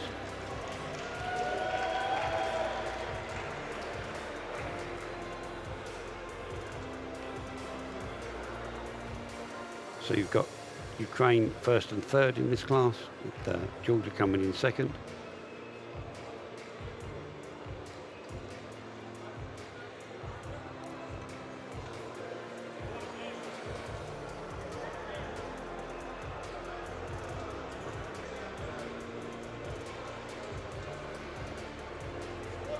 Georgia's one of the few countries I've not been to yet.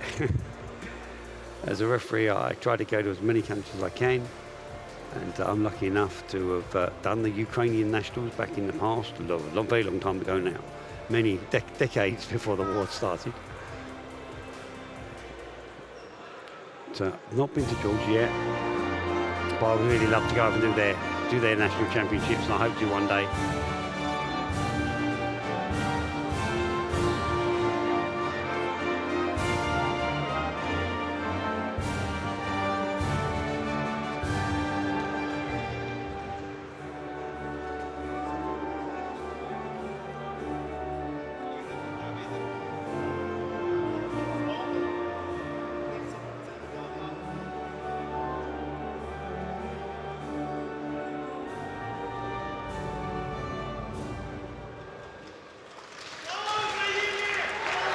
Congratulations to the European champions.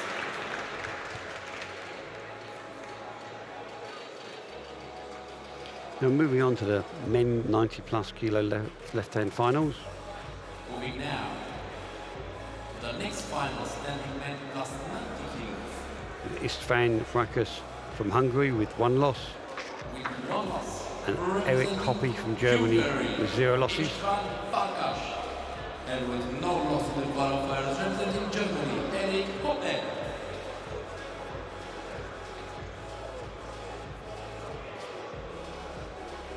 And I really don't know the form of either of these competitors, so I couldn't tell which way the match is going to go.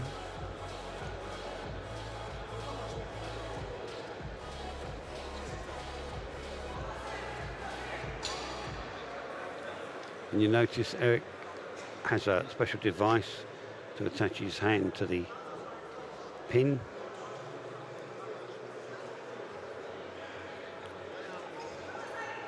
This is of course allowed because it only works as a normal hand, which is allowed. Istvan just doesn't use his right hand at all.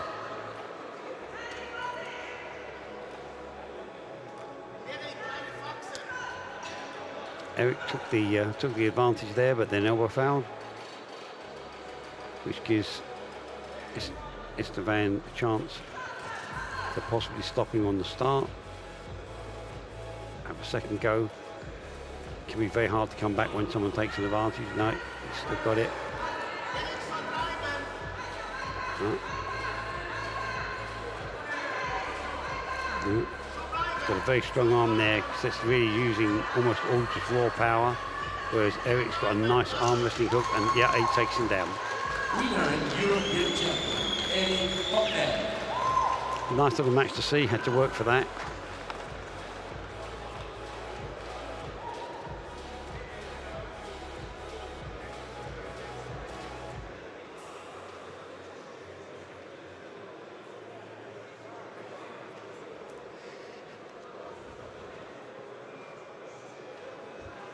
Moving now to the awarding ceremony, the third place representing Switzerland, Charoli Ivan. Second place representing Hungary, Farkas Istvan. And first place. And Germany doesn't have that many competitors here, so it's nice to see one of them win. With Hungary as second. Hungary's got quite a lot of competitors and they're doing really very well as well. And Switzerland coming in third. I'm not quite sure how many competitors Switzerland's got overall. They've got a few.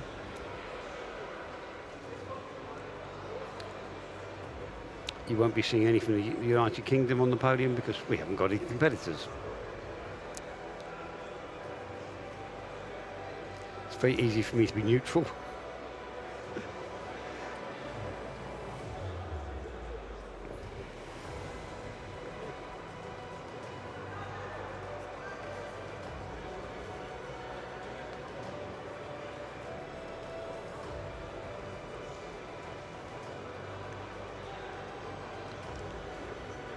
With some of the competitors I see year after year, and almost feel like I know them, despite the fact that we often don't speak the same language. So we can't just have a normal conversation.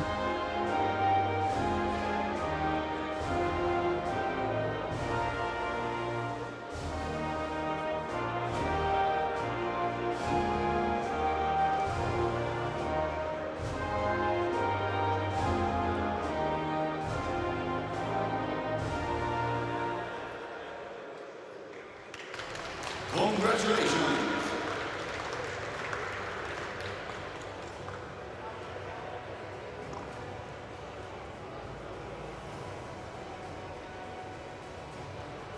There's a lot of camaraderie between the disabled wrestlers. You'll often see them helping each other. Moving on You know, to the it's next pretty good final between the normal seniors, representing but it's even better Bosnia between the disabled. With one loss coming from Georgia, Nika Makonice, and with no loss also coming from Georgia, David Meshki.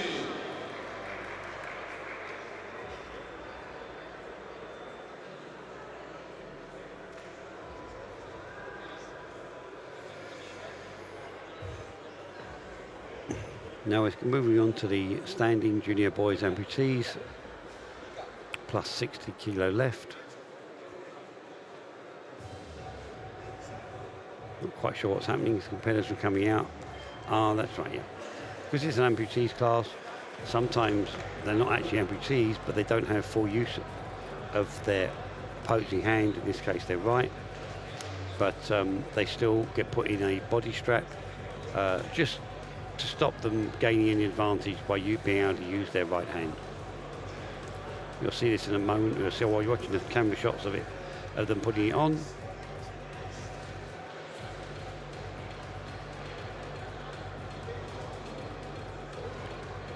So if you'd watched the heat, you'd have seen some of the guys in this class would have literally, been amputees, but others just don't have use of their arm, because it's all at different levels.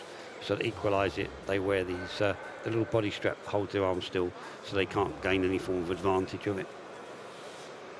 And it's Nika Makadoza from Georgia versus David Mikishi from Georgia with 0 losses.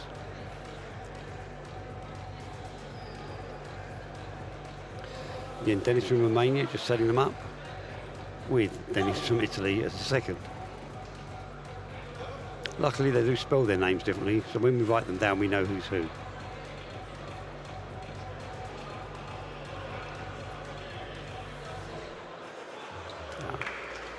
Yeah, Georgia having an easy day there on one side, or say both Georgia, but yeah. But again, as I said, sometimes these competitors in the same countries know each other very well, and it's fairly predictable what that's going to happen to them, because I don't know them. I'm sure they're just having a little bit of a game there, because he knew he was dominant. We'll continue with the winnings. For third place coming from Slovakia, Sendrei Ali. For the second I said I'd really like to go to Georgia to see their training camp and how they produce such brilliant wrestlers, because they really do. The #1 overall wrestler in the world at the moment is a Georgian guy called Levan. Kind of, if you meet him face to face, you won't be surprised that he's the top wrestler in the world at the moment, because it's like meeting a house. He's so big. He's about 190 kilos. And his physique is similar to that of like a world's strongest man, the very biggest of them. I think Brian Shaw was topped about 200 kilos sort of thing. And that's the sort of guy you're looking at when you look at Levan. You know, maybe a little overweight, but just very, very big. But he's a good wrestler. He's very well trained in Georgia. So we've got Georgia 1 and 2 with Slovakia coming in third.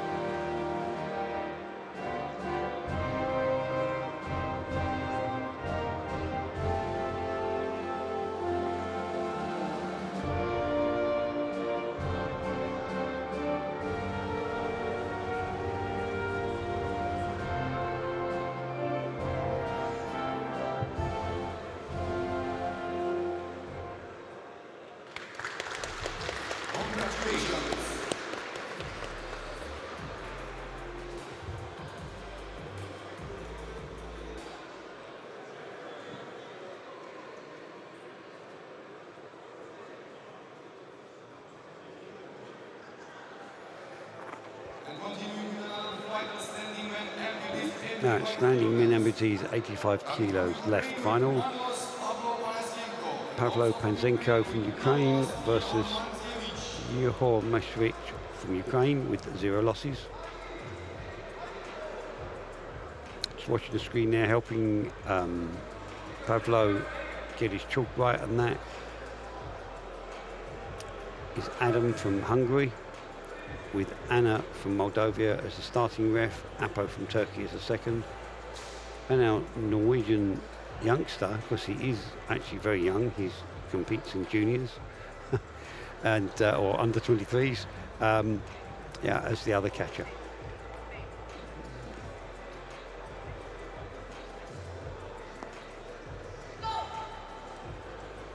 Now, I do hope you'll be able to still see this, because the screens behind them have gone blank. But that doesn't affect the wrestling or what's happening on the tables. Yeah, I'm going to strap that. I thought they would do. There are, we got the screens back now. There are some exact things they have to do to deserve a foul when the grip goes. There's 3 distinctive moves they will use if they want to get out of it. If they haven't done those and the grip goes, it just goes to the strap. And you see there's a lot of pressure going on there when it let go. Oh, more than one time. Sometimes they're pulling backwards rather than sideways for back pressure, and the grip suddenly goes. And more than one time I've seen people break their own noses because it fires back so much they hit themselves in the face with their own hand. But a fair few times it really hurt. I haven't done it myself, quite frankly, but obviously hitting yourself in the face with the back of your hand is very painful. So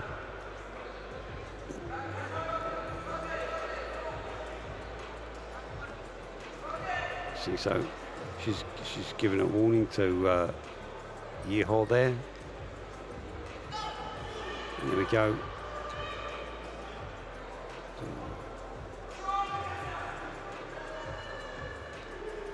It's an interesting match. I was just about to say.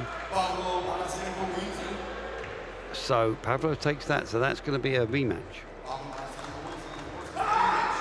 And it is very close between these two competitors. As I said, sometimes it is, sometimes it isn't, especially when they know each other.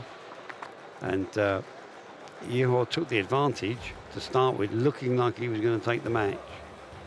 But Pavlo turned it round and got him back. So, again, it can be who manages to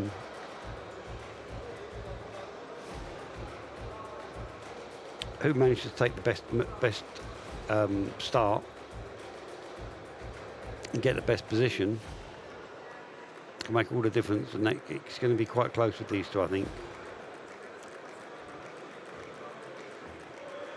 If Yehor gets himself in a really good position, he might better still take this match.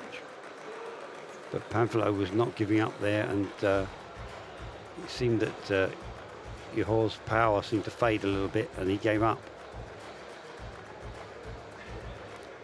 There's not a great deal of stamina in arm wrestling. because most matches are not very long, but you'd be surprised. Some people are just training for just sheer one blast of power, and even like 3, 4, 5 seconds, and it's just fading away. And this is partly, it can be their genetics, but it's also the way they're training. So then we've got Apo setting them up. See, there's Anna showing that the wrist is straight, thumb is up. And he's wanting to make sure you can see the knuckles. They're all having a little move around again now, so you have to kind of start setting them up again. Of course, if they mess around too much, we have 30 seconds. And 30 seconds, are we going to go now? Just cut. You ready? Yes, we are ready. And off. And this time, Pavlo takes it right from the start. Not looking like he was going to lose that at all. Very different match from the last one. But clearly, it could have gone either way there.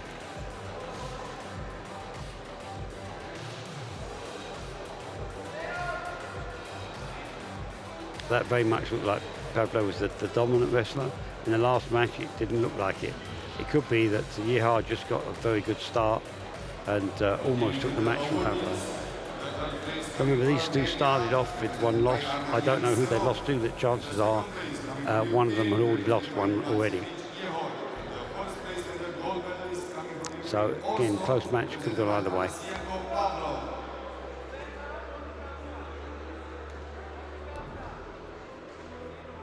And again, 1, 2, and 3 there. We've got first and second going to Ukraine, and third going to Armenia.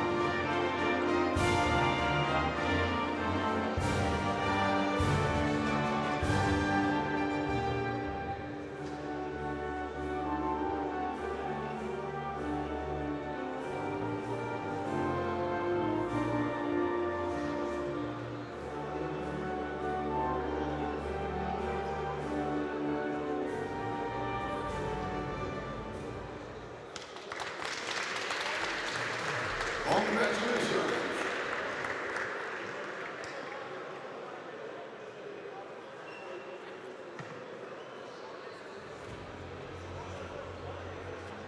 Moving on to the next final standing WD plus 85. Coming from Georgia with one loss. Now we've got the standard min amputee 85 plus left-hand final. With Bizain Kabandi from Georgia against, with one loss, with Jaroslav Buchili from Moldova.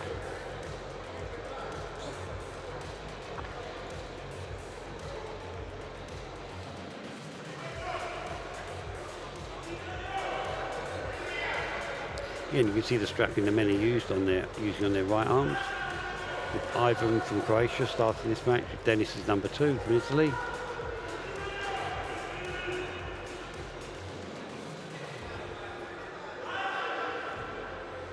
See the signal to centre, knock it over.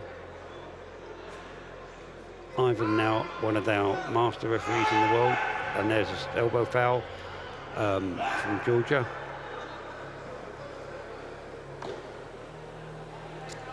He's only around, I'm not sure exactly, but 21 masters last time I counted in the world, and we probably have 2,000 referees. It shows the level it takes and the effort it takes to get to master.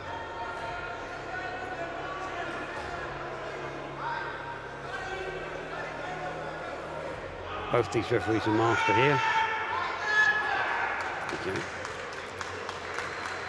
Had to work a little bit for that, but not too bad. Winner and gold medalist, Jaroslav Buchili from Moldova.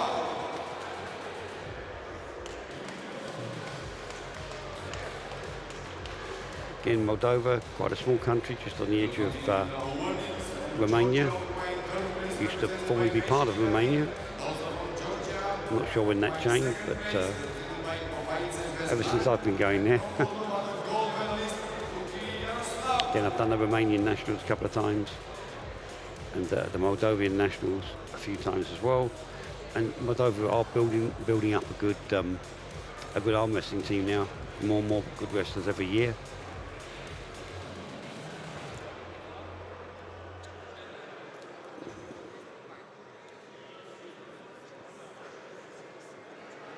Again, Georgia coming in second and third there.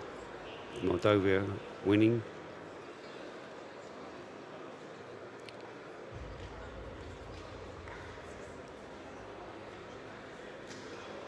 Haven't seen any Romanian wrestlers personally in the finals today. I don't think yet. I didn't watch everyone earlier. I was doing other duties, but they have got a reasonably sized team here. For me, one of the outstanding things about Romania is I'll continue after the anthem.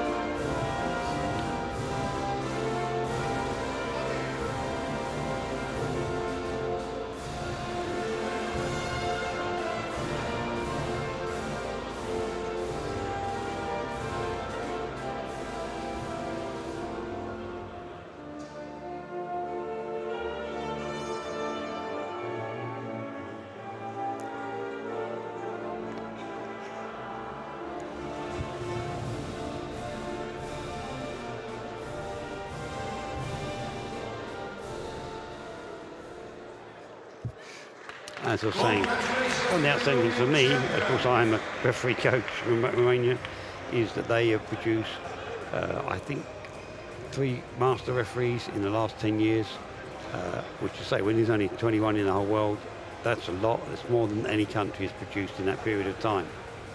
Moving on to the next final standing men's libero at 60 kilograms.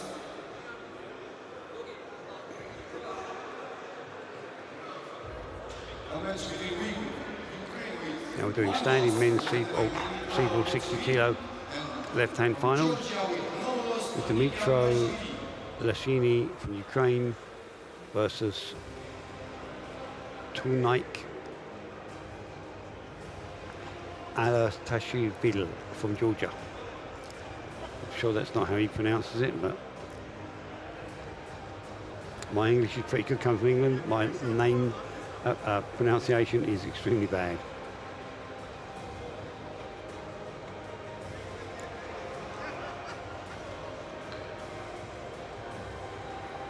I got Hristo from Bulgaria, who would be the starting ref. Adin from Turkey being his second.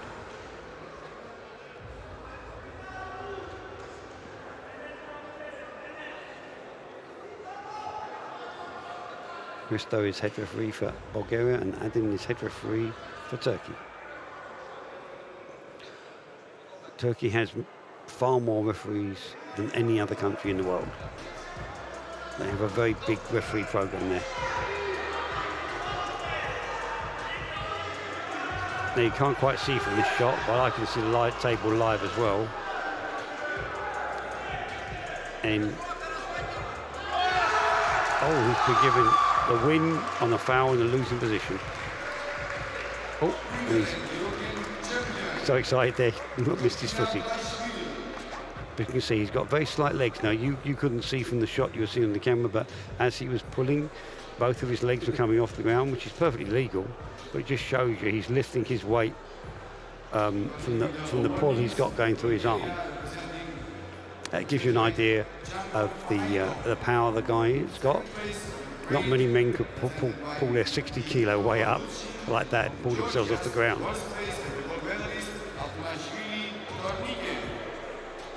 I've seen men a lot bigger than 60 kilos do it, of course, but you know, it's all relative to your body weight.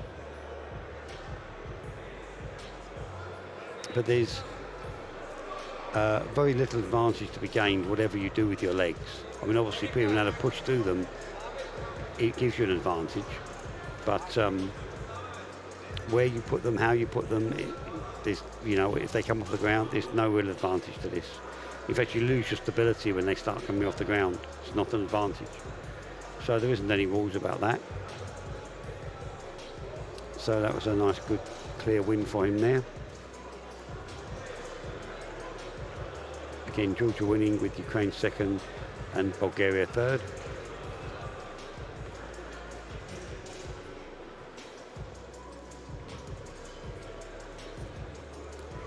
Bulgaria being another country with a lot of competitors. Not seen many in these finals, but you will do later on, I know. Long-standing good country. In fact, the president of the European and World Federation comes from Bulgaria.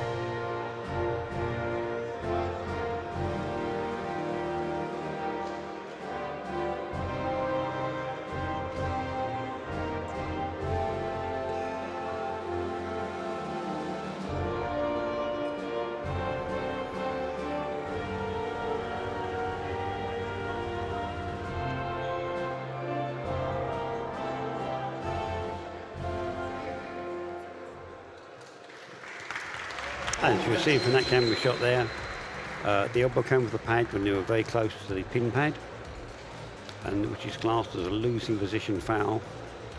So, because you fouled so close to the pad, it's an instant loss. There is no exact height that becomes an instant loss, and this is because it is a percentage of their distance travelled. So therefore, if someone was to be very tall and have a long arm, it will be a different height to someone that's short with a short arm, because it's a percentage down that actually dictates where the losing position is. And it's quite right, you know. If the short arm had the same height as a long one, losing position would be very, very high for them. It needs to be lower for them, and the people with very long arms need to have less range to go down. So it's a percentage. That's why it's never a fixed amount.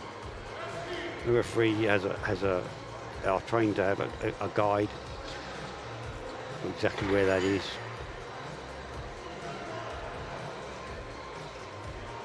But generally, if I was to tell you, it's between about 2.5 and 4.5 inches.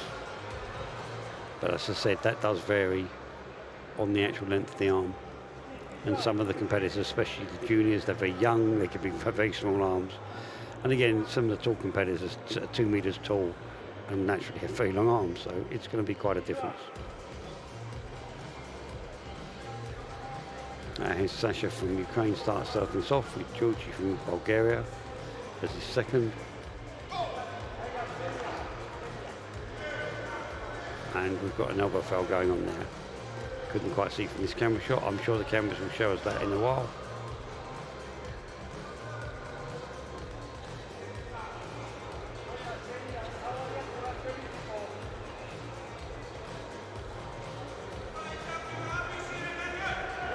Again, you can see George's hand signal saying the wrist isn't straight there. Slapping the wrist to get it straight, and he's got the thumb up so it's straight. And it's going to go in the strap.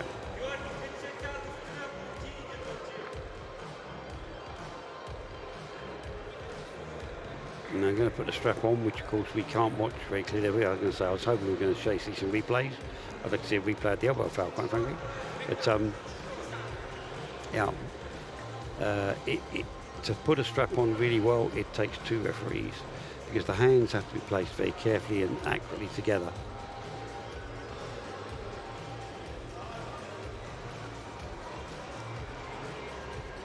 Okay, I'm just looking at what's happening at the moment. Yeah, that's right. We have an injury, a minor injury, but it's normally caused by, sometimes their nails might catch them. Sometimes the skin just splits with the pressure they're putting on. But he's bleeding a little bit. And of course, we can't have competitors bleeding on each other.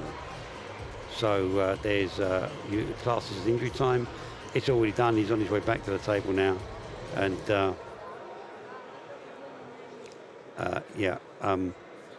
yeah, it's to say once he's had the bleeding stopped, because we can't have We can't have the competitors bleeding on top of each other because of the risk of infection.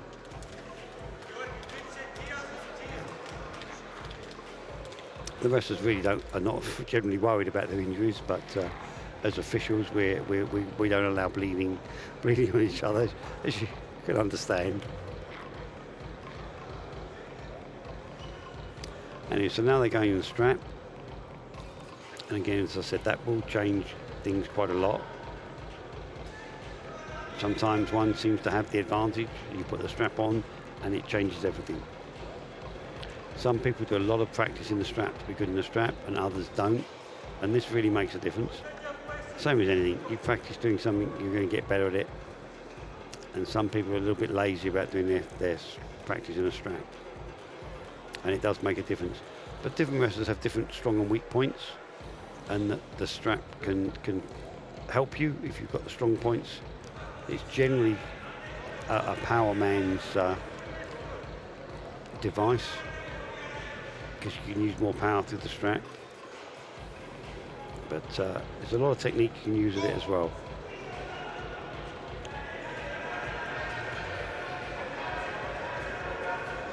Yeah, so he's got stuck there, and he's going to be lucky if he can come back from it. No, he hasn't. Yeah.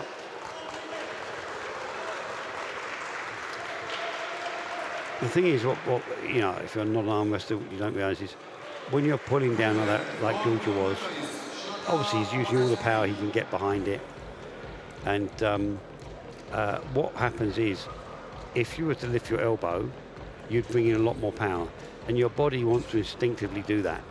You know, if you were just pulling down in the gym, you'd lift your elbow up and push down with more power, and you'd push the weight down, or the guy's arm if you're doing arm wrestle, and it'd be fine. But of course he can't lift his elbow here, so he has to make sure he doesn't do that. And your body's natural way of working wants to bring in that extra power. And sometimes it takes over and wins. The guy lifts his elbow and he gets an elbow foul rather than pinning. So sometimes just holding can still get you that win, because the guy could have got his second elbow foul and lost the match.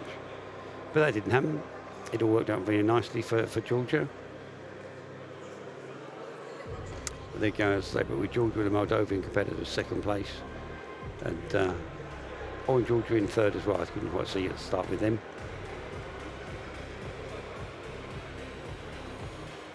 And this is the president of Moldova who's giving out the awards there. You can see the Georgians are actually being very careful, because they know their guy's legs aren't that stable now. Looking after them to make sure it doesn't fall off the platform. They are quite high, these boxes.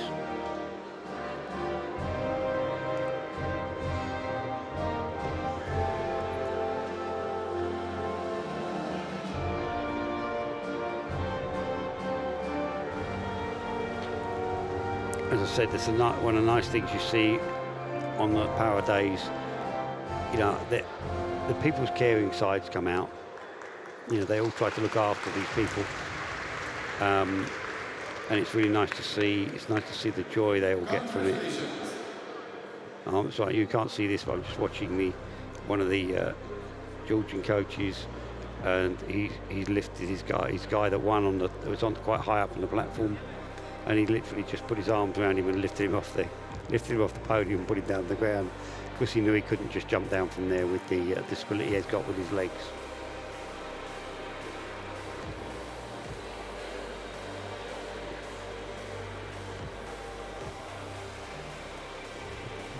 Now moving on, we've got the cerebral palsy 80 kilo left finals. It's Ruslan Chulevi from Ukraine, the Luka Drokan from Croatia. Now, pretty much all Ukrainian wrestlers are good, but he's got a loss already. And I've seen Luka from Croatia pull a few times, and he is a pretty good wrestler. So this could be a good match to watch.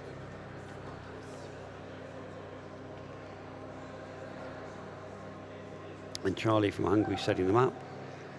Gabriela from Romania. Oh no, way too fast. Yeah, way too fast for him. I know he's called an elbow. Oh, Oberfell losing position. Okay. Well, yeah, a win's a win both ways.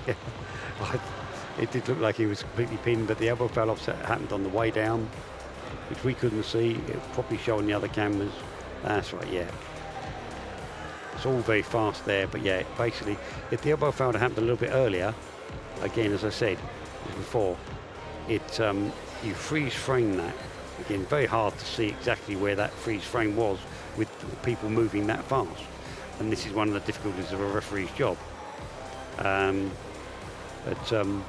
Yeah, you freeze frame that. If the hand had been a bit higher, then it would have simply been an elbow foul, not a pin, because the moment that elbow comes off, the match is over. It doesn't matter that he ends up on the pin.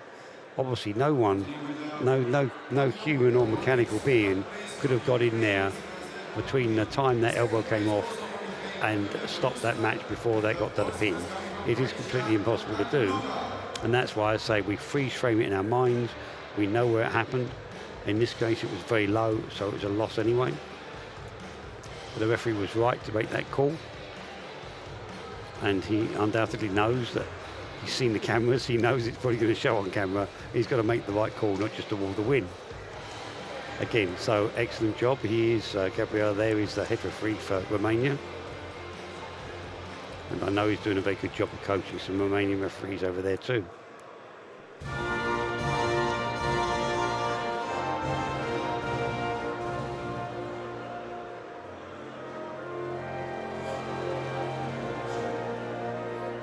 So Croatia the win this time. As I said, they're developing some good competitors there,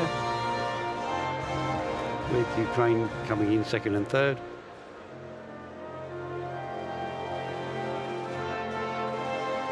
Again, Ukraine, long-standing, very good arm wrestling country. I'm trying to remember when they first really got up near the top, and it was such a long time ago. I can't remember. Probably going back to the 90s.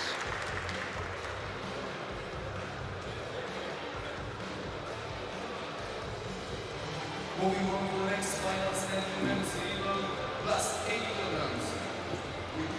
So standing men's cerebral palsy 80 plus left finals. With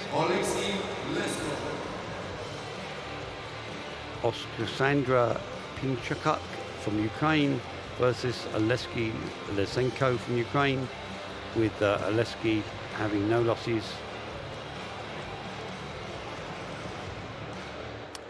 Oleski would be on the left to yourselves.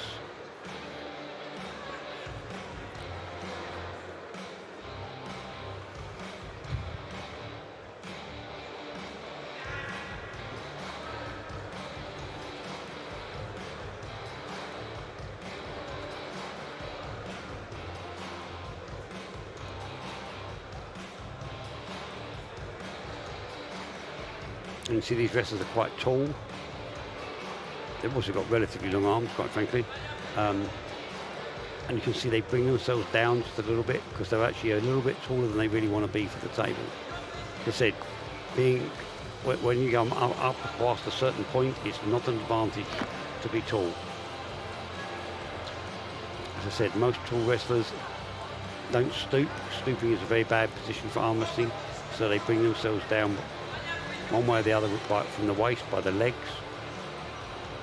And that's why, as I said, we're not worried about on the other side of it, when wrestlers want to use platforms or boxes, they can't make themselves tall to gain an advantage. They can only ever equalise.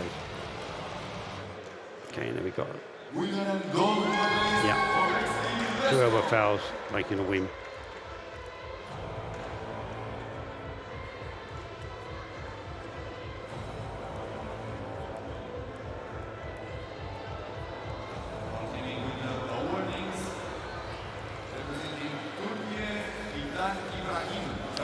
As my duties as a referee and a referee coach, I have to talk about elbow fouls, what exactly is an elbow foul and what is not. And most elbow fouls are fairly clear, but there are some that, or some that would appear to be an elbow foul that are not, and others that don't appear to be that are. Difficult to explain all of that without giving a demonstration, but Yeah, if there's clear light under the whole arm, it's a foul, even if it's a tiny amount. But fundamentally, the referees are looking for the tip of the elbow. And the tip of the elbow must be on the pad, so the arm could still be on the pad. If the tip of the elbow comes outside of that pad, it's still a foul. And that's why I say that's the ones that sometimes don't always necessarily appear to be a foul. But they are. And other times,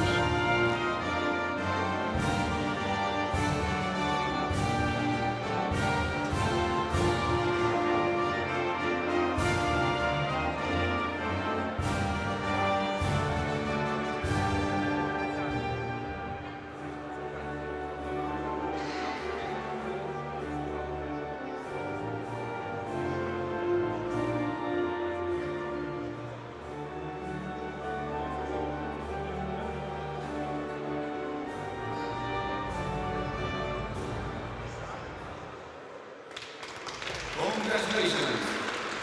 again, nice to see the winning Ukrainian guy. I don't know if you noticed there, he had tears in his eyes. Very happy man, very emotional to win that. But I was saying about just about elbow fouls. Yeah, the other elbow foul is if somebody drops low, Moving on to the the next tip of the final, elbow is your can come up in the air, but the back of the arm is on the still on the pad. And this is not considered a foul as long as that tip of that elbow is over the pad. If the arm was to move so the tip of the elbow came outside of the pad, then it would become a foul.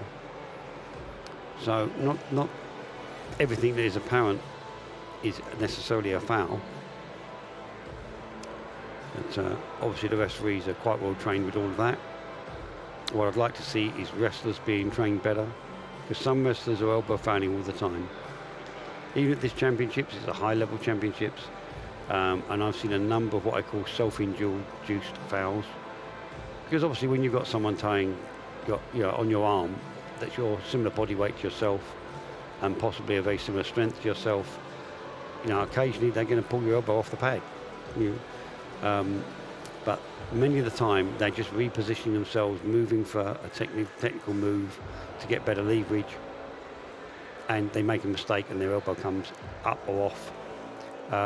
And this to me is a self-induced foul, and wrestlers do not practice enough not to do this. And I really see this far too often. I'd like to see a lot more practice and effort put into just making sure they don't make this foul. Now we've got the visual junior girls coming on now, 50 plus kilos. So they are wearing masks, and you'll see the referees aiding them and helping them to the tables to make sure they don't trip and get themselves comfortable at the tables. Now it's Kira Tesla from Ukraine and Maria Chumak from Ukraine as well, with Maria being the young lady on the left with 0 losses.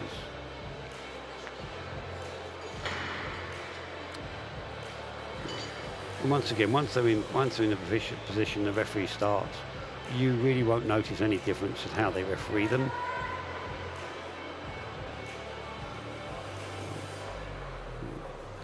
You see, for us, Gabriella there is pointing. Of course, they can't see that, but he's pointing and pushing the wrestlers, so they know they know which way he wants them to go. And again, it's all tapping and touching, and it's going to go to the strap. So they know from everything he's doing when he touches them, what he wants, the way he touches. Like I said, it's a wrist slap, a push to get centre, a poke on the knuckles to get the knuckles. If you're pushing the shoulders, of course, you want the shoulders straight. If you want the elbows backwards or forwards, we do exactly the same with them. Occasionally, if we're doing a if they can see us, we might say to one of them, without touching the shoulders, to get their shoulders straight. But of course, with the blind, we can't do that. So everything is done by touch. But fundamentally, we use touch for everything anyway. So it makes really no difference to the referees as far as that's concerned. And if you know how to wrestle, you can shut your eyes and you can still wrestle really well. So a lot of them are very good competitors. I don't personally know these two girls or their level, but they're both from Ukraine, so they're both going to be good. Except that Arbet was elbow foul first. Yeah, I was going to say, I did think that happened first there.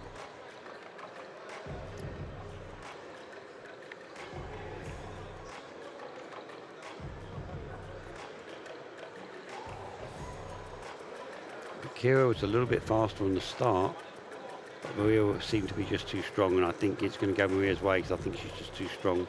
Because Maria did beat her on the start. Akira started to beat Maria on the start, but it wasn't enough to take the match. So, but you can never be sure. Yeah, Maria's just nice technique, top roll in there, which is basically putting some load up onto the top, bringing the hand back and breaking the wrist. Of course, we don't mean literally breaking it, but just we talk about break it as we bend it back. It takes some of your power away and you can't wrestle as well with it.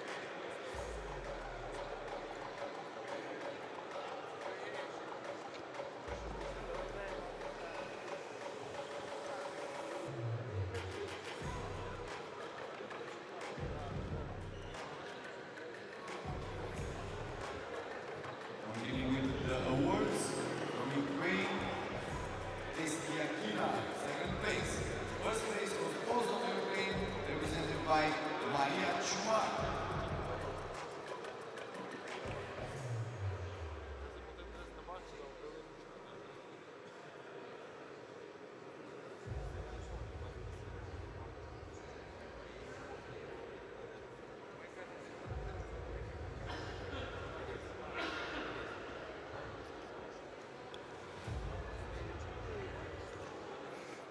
As you see, typically, although they're all in team uniform, many countries are very proud and always have their flags up when they're on the podiums.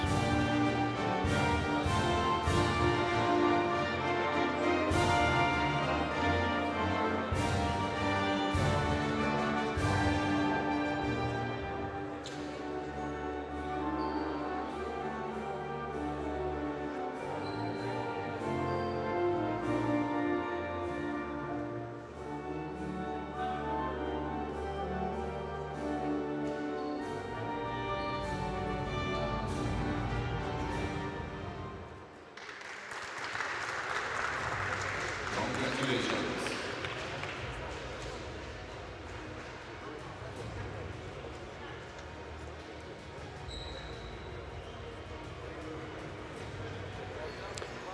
And like you can see at the moment, they're just doing a little bit of camera adjusting because there's corner cameras that show those the elbow pads very well. But of course they're on stalks, and just sometimes either the referees or the competitors knock them and knock the cameras out of a line. And they've just been lining those up so they can see well again. We're now into the visual women's 60 kilo left final. Anna Kushiri from Ukraine versus Ludmila Dimenko from Ukraine. With Anna having one loss, she's on her right, and Ludmila on the left with 0 losses.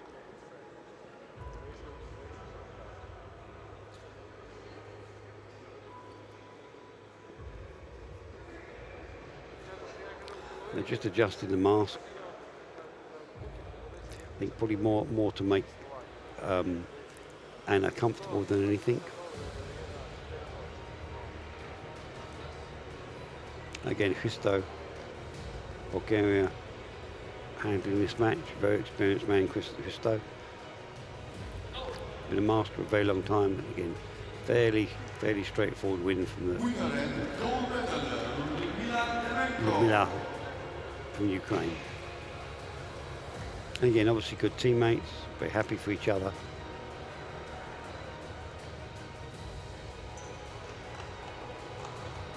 Continuing with the awards. Representing Bulgaria, Kashteva Angelina. Third place.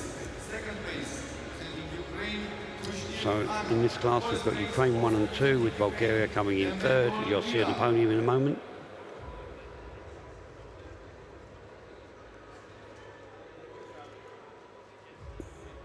And this time it's Asan Hajitarov, who is actually the president of Bulgaria, but he's also the president of the European and World Arm Wrestling Federations as well, giving these girls their awards.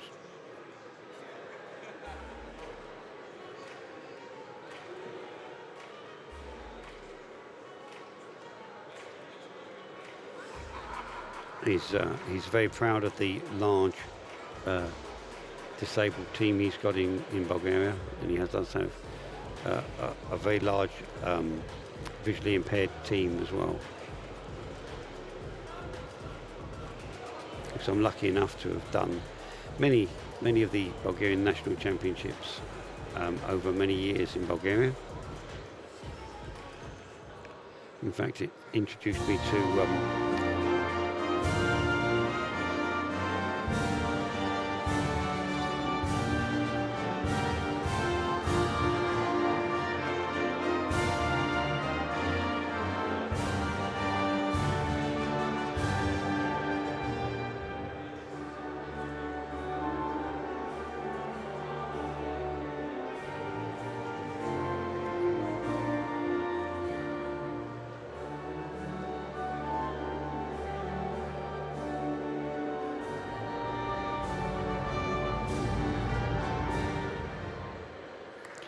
just about to say, it introduced me to Bansko.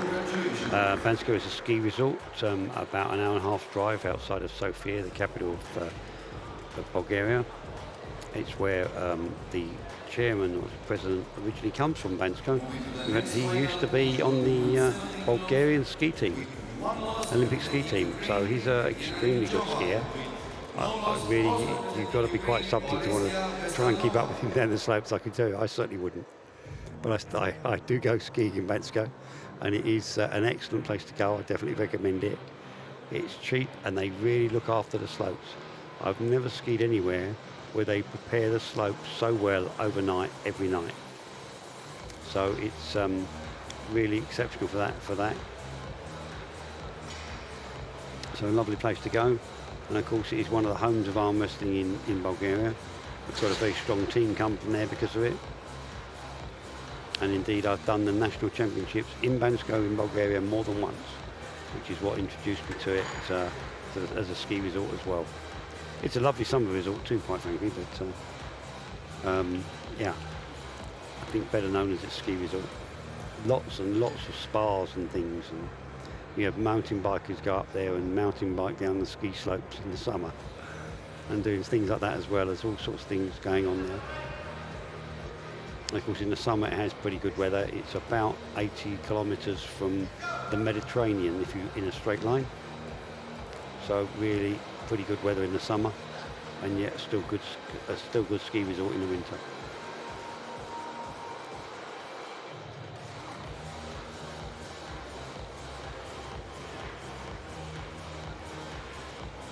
We're looking at a visually impaired 70 kilos left final.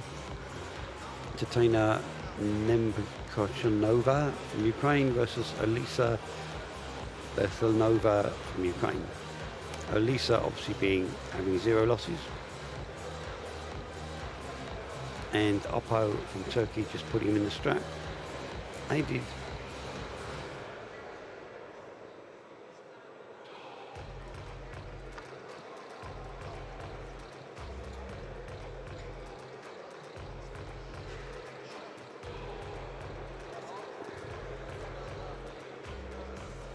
Okay.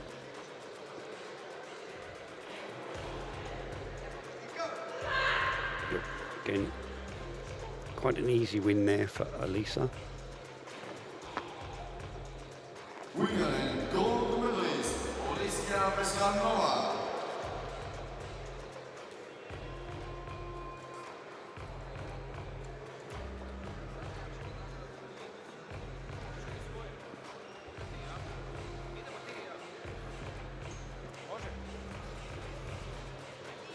Moving on with the awarding. Third place representing Bulgaria, Dobreva Kamenia. Second place representing Ukraine, Nemchova Tatiana.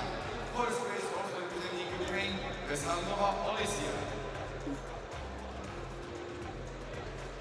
As you can see from that shot there with Alicia just winning there, but as her arm comes down, you can see her elbow bone actually does leave the pad. As I was saying before, as long as it's within the parameters of the pad and her arm is down, that's perfectly legal. And a very good wrestle. Very good move she did there. Very, very well executed. It made it look easy. But they talk about a lot of things. You know, if it looks easy, sometimes it's because of the skill of the person doing it. And that was a nicely executed move there. Ukraine being 1 and 2 in this weight class, with Bulgaria coming in third.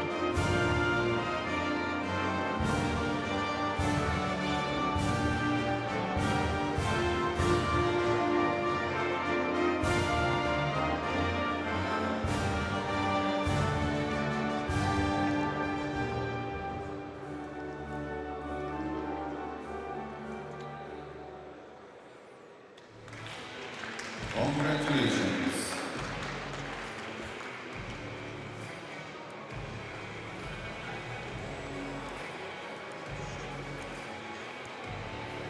Now moving on to visual women 70 plus left final.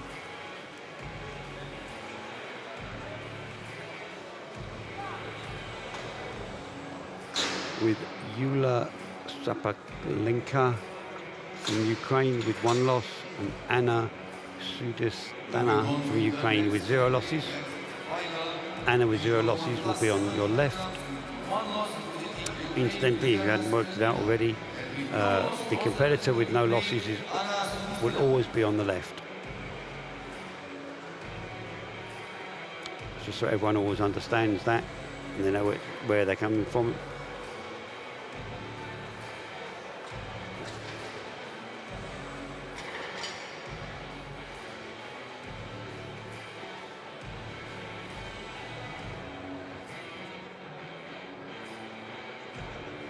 The referees from Turkey and Romania here.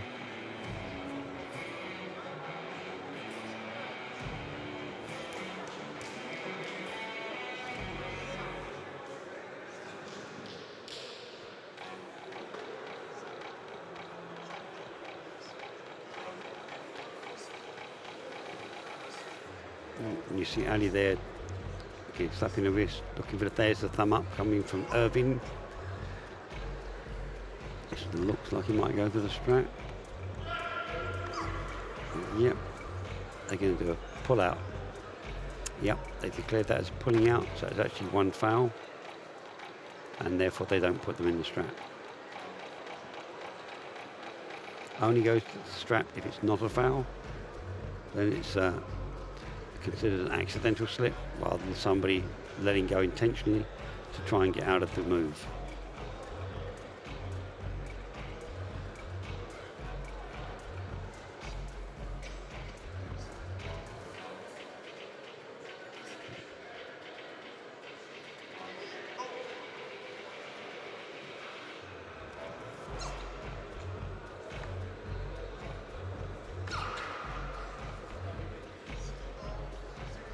Yeah, she's going to give her a double foul.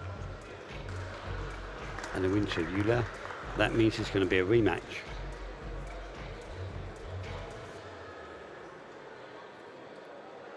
So they will switch sides on the table, give them a minute's break. Sometimes the competitors don't want to break, they want to just get on with it. That's up to them. They don't have to have the minute. But very often they do, they want a little bit of time. Again, they're using all the power they've got in these moves. So it does look easy to watch, but they are putting all of their power into this. You'll see them breathing quite heavy, and they want to massage their arms. They only lasted a few seconds, but it is amazing how much energy and power you put into that. If anyone's watching that's not an arm wrestling, then they should get themselves down an arm wrestling club and learn some techniques, and then soon find out.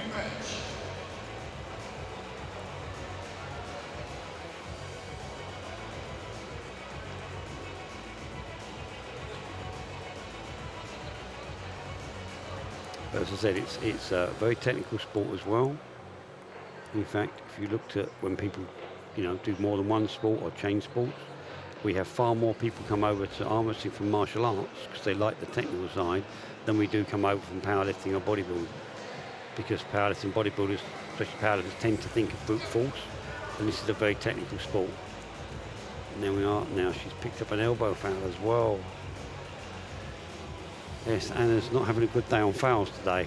Now, if it keeps going this way, she could lose this on fouls, which would be very disappointing for her, because it's quite a close match between the two of them. I'm kind of hoping that they either win clean or it goes to the strap.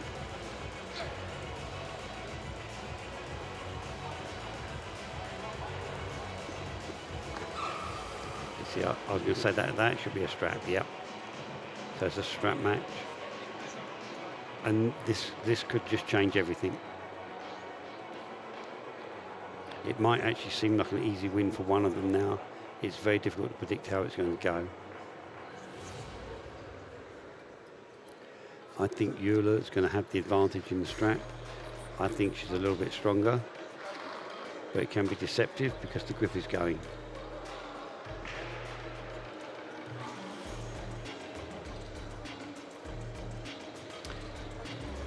Anna's positioning might be slightly better. So, again,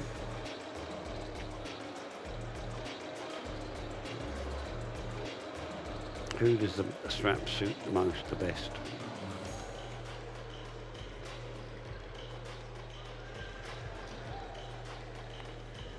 And the second referee will be holding the hands level, both fingers level across, and the what I call the nape of the thumb, where the thumb joins the hand, they need to be level, so the hands are level. If one is higher than the other when you put the strap on, it gives a big advantage. And here we go now. Yeah. Now Euler has got it, definitely got this now. Yep, and unless there's a foul going on in there, that's a win.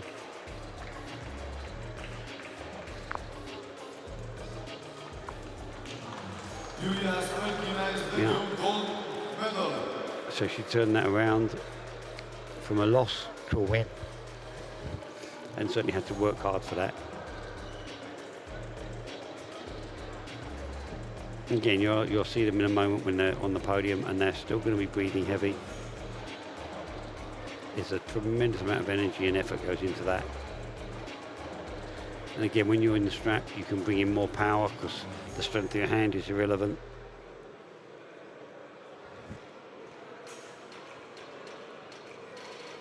And once again, we have Ukraine 1 and 2 with Bulgaria third.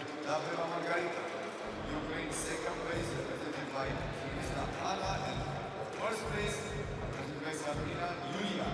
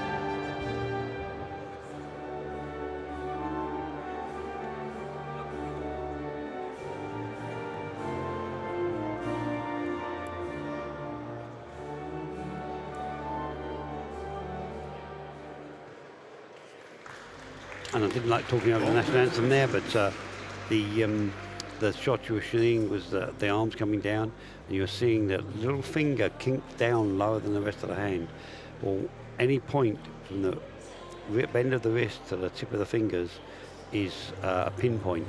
So once that little finger's gone below that pad line, that was a pin. Doesn't matter that it's only a small part of a hand, as long as it's the losing person's hand that goes down there, not obviously someone who's winning. They're not. You've not pinned your opponent if it's your hand that's touching, and this can happen sometimes. But we would have been looking there for that small finger that was the lowest point when it crossed the level of the pad line. Now moving on to visual men's 60 kilo left final with Dmitry Burkenko from Ukraine versus Vlad Slovenki from Georgia, with Vlad having 0 losses and Dmitry with 1 loss from Ukraine.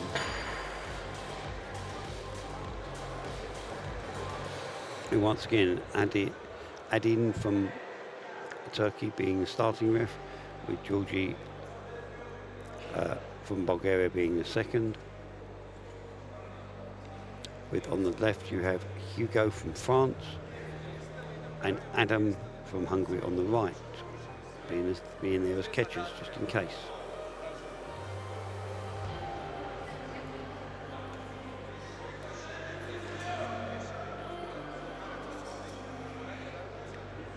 And you can see George's hand signal there.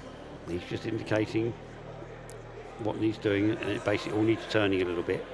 That's what he's saying.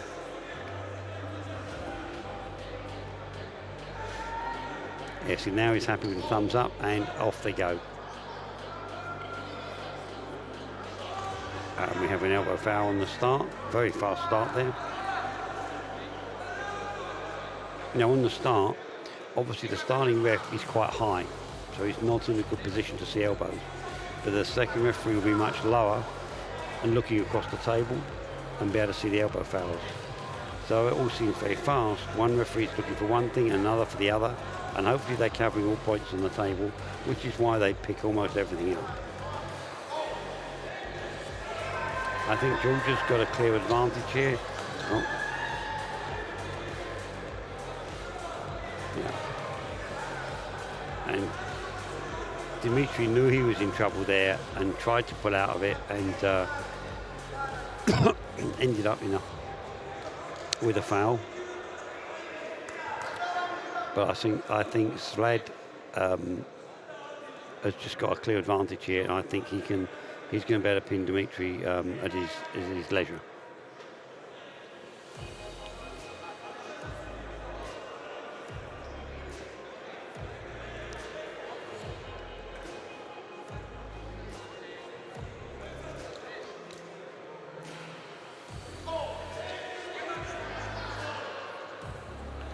Second elbow foul.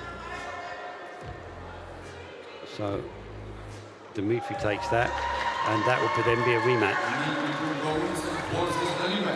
So you'll see the competitors switch round, the referees switch round.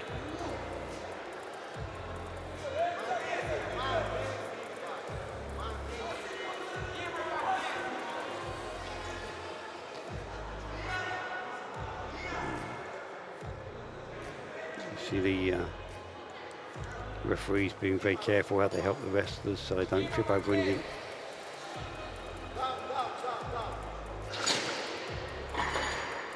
I'm just checking whether they want the platform up or down. I remember quite often the referees and competitors don't speak the same languages, so sometimes finding out exactly what they want, especially when they're blindfolded, can be difficult. Normally it's a visual thing. We ask them with a wave of the hand, do they want the platform up and down? But when they're wearing a blindfold, of course they can't see that. So it has to be done verbally, and as I say, they don't always speak the same language. It's quite possible that Georgi can speak quite often a little bit of Russian, and the Ukrainians will speak a little bit of Russian, and so they can communicate. But they're not actually allowed to speak Russian at the table. It's all English. Part of the rules is the only language used is English. This is stop referees and competitors talking to each other in their own languages where no one else will understand, and therefore give them an advantage that will be unfair to others and not hearing what's being said. Of course, it's a little different when you're talking to someone who's wearing a mask about do they want a platform.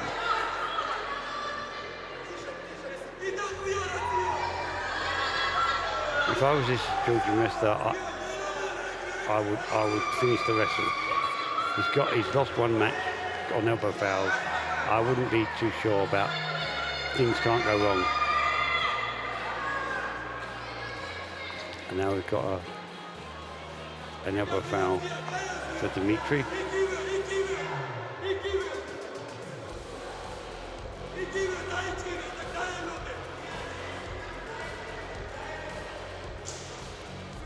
Dimitri was in quite a good, strong position now, and Svad would like to have finished him then, and he just actually was going to struggle. This match is not in the bag for him. He's acting, and his body language is like, I can do this anytime he wants, but he actually can't. He does have an advantage, and he is probably likely to win, but I'd be more professional about getting the win done than trying to look good. And I think he's posturing a bit too much for my liking. He's already lost a match on elbow fouls, and you never know, it can go that way again. You see, now he's got Dimitri out of the position he wants, but he still can't just finish him. He thought he was stronger, but it's not. Finishing a wrestler is always the hardest part.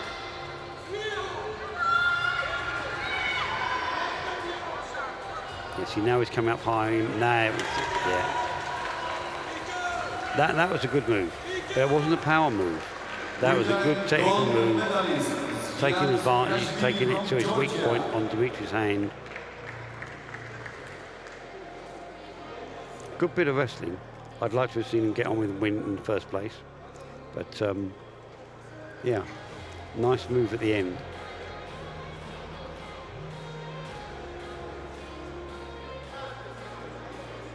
Because as he came higher, he comes on, he extends Dimitri's arm, therefore he gains leverage advantage.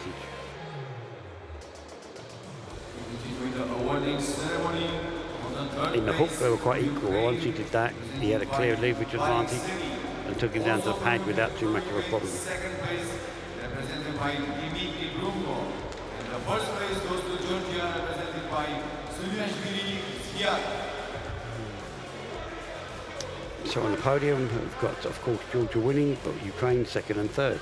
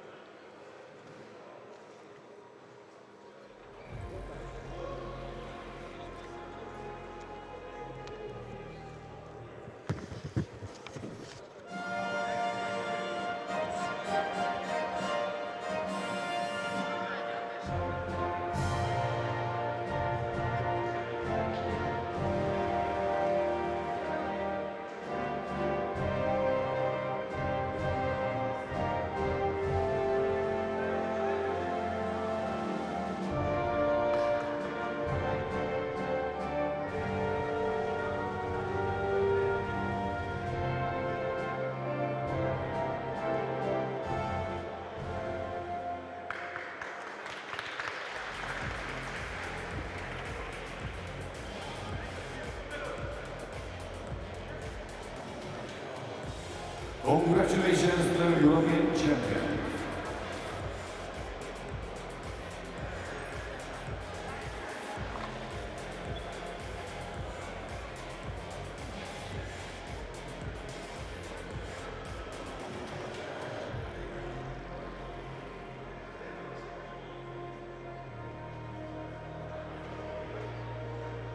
Moving on to the next final visual man, 70 kilos.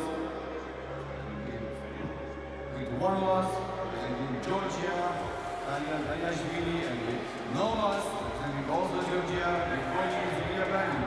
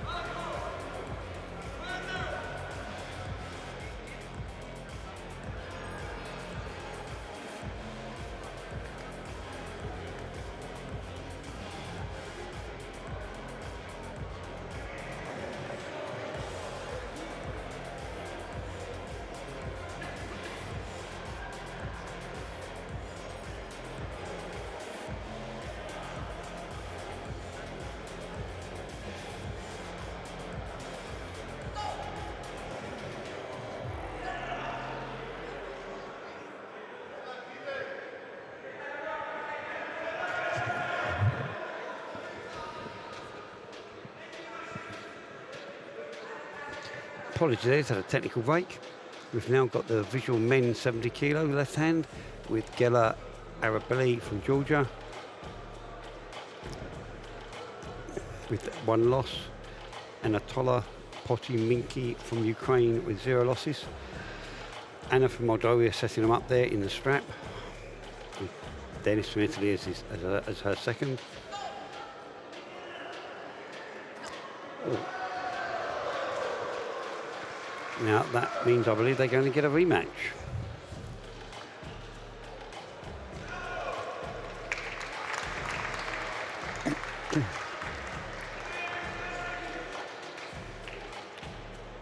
Georgia wanted forces rematch.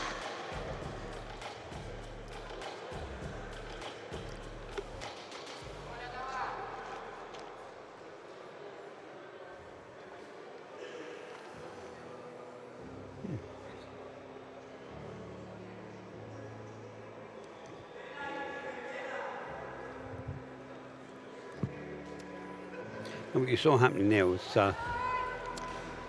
Gela from Georgia was hitting and re-hitting. This is obviously you get kinetic energy as you hit hard and fast like that, but they're gonna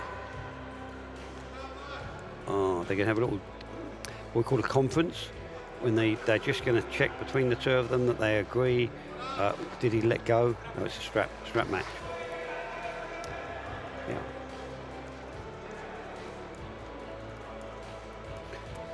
This is something the referees are trained to do, that if they're not quite sure about something, they check with the other referee, and they never talk across the referees at the table, so they would just pop off to one side a little bit and say a couple of words between each other. And the vast majority of the time they agree. If there's some reason they don't agree, then whoever starts the match makes the decision, because someone's got to. But it's quite rare they don't agree, quite frankly. But so sometimes they just see things slightly differently from their different angles.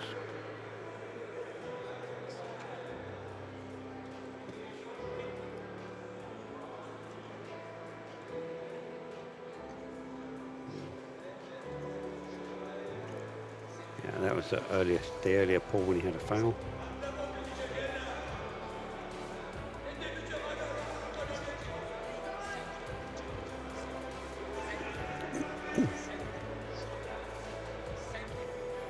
And fairly easy to see what Dennis is doing there to get them in the centre. It's pretty quick, straightforward win now, I believe, unless someone had a foul.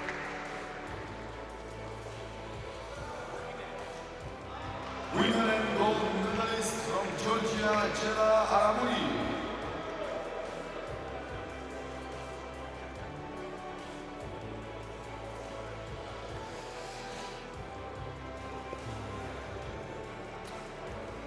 But again, he was just too quick on the start.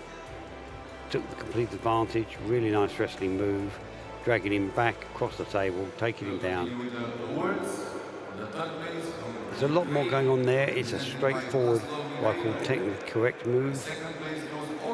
You see the way he pulled back. He kept himself very level. If you're looking at the match, his hand stayed lined up with his shoulder. So he didn't really move his arm. He dropped his entire body down with his hand staying low. This is the most powerful way to do a move like that.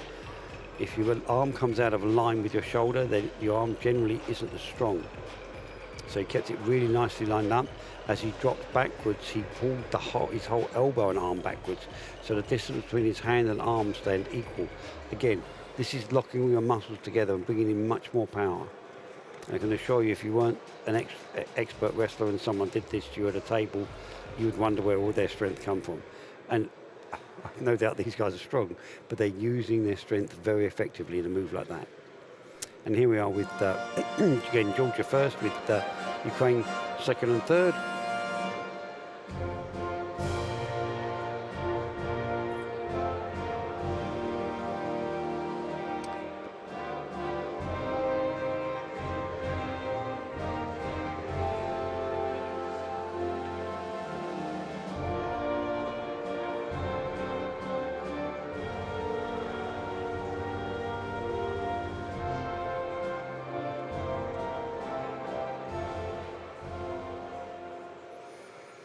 But again, Georgia having to come back from one loss to win that,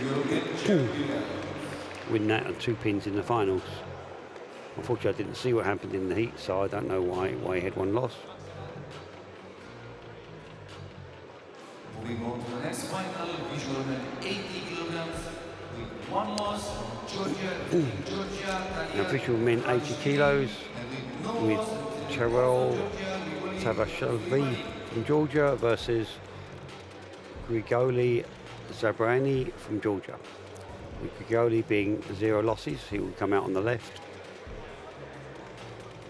And you have Alexandra from Ukraine as a starting ref, with Georgie from Bulgaria as the second.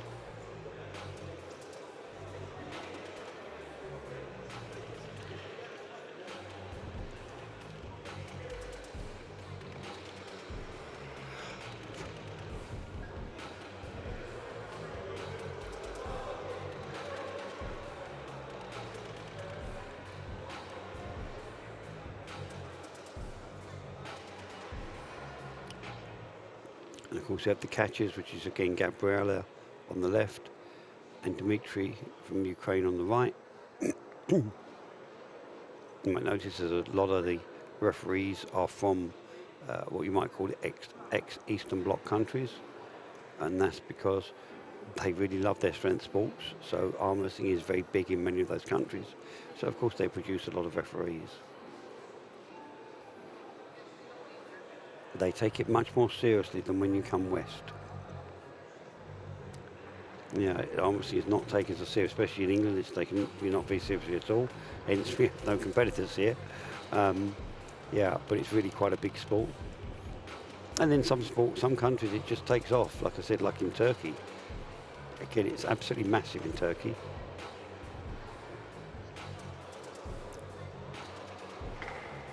You know, they have 1,200 referees in Turkey. We don't have 1,200 competitors in England.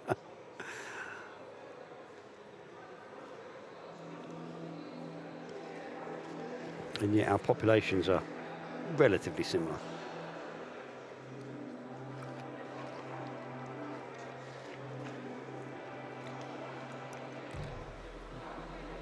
Turkey do good. Yeah, strap, yeah. Turkey do get good government money to put into their federation, but they've certainly put it to good use because they've built a really big, strong federation. And it's getting stronger all the time. It's going to be interesting that when, please God, this silly war in Ukraine is over and Russia can come back into arm wrestling, whether Russia are going to come back and be able to win in arm wrestling, or whether Turkey is going to be top dog. But there are, of course, other countries like Kazakhstan that would really like to stop that as well, and they're doing really well too. Ukraine, of course, has been knocked back a fair bit with the war. You can imagine the problems. Alexandra, refereeing in this match, lives in Kiev, and he has to get either drive out or get a train out and then a plane. I mean, I'm actually not quite sure here whether he's driven all the way here. He may have done. But yeah, it really is quite hard on them to continue in their sports.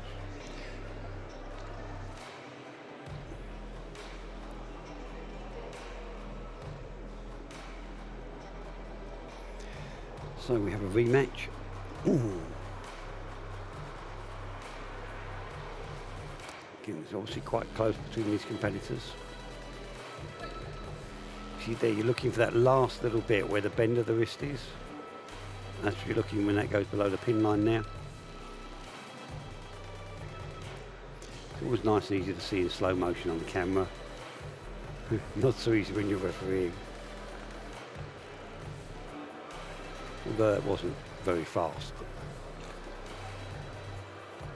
You see Alex there again giving the standard flat hand signal showing the wrist is not straight. And now he's happy with it.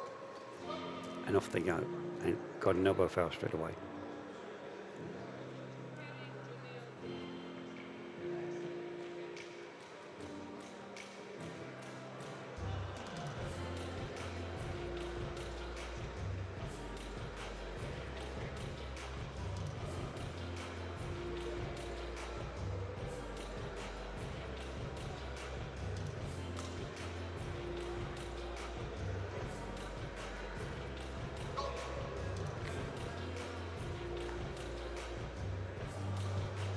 Ooh. Winner, Daniel Dagashvili is the European champion. Now, if you notice what happened there, besides the win, of course, is he momentarily lets go of the peg. When you are supposed to be holding the peg. But that is actually not a foul. If he only lets go for a moment, as he did, it's only considered a warning, and so the match is not stopped.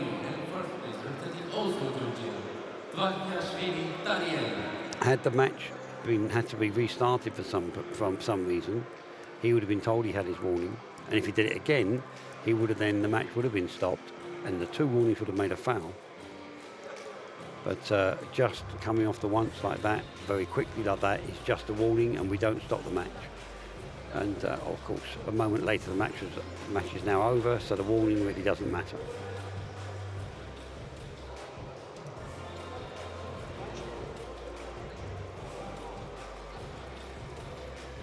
And here we are again, Georgia 1 and 2 with Ukraine 3rd.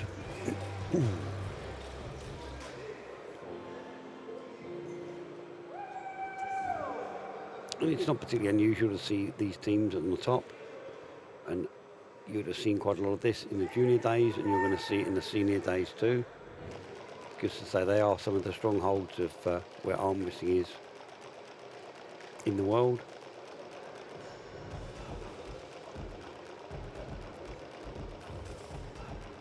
In fact, quite a lot of the strongest arm wrestling countries in the world are in Europe. Kazakhstan being one of the exceptions.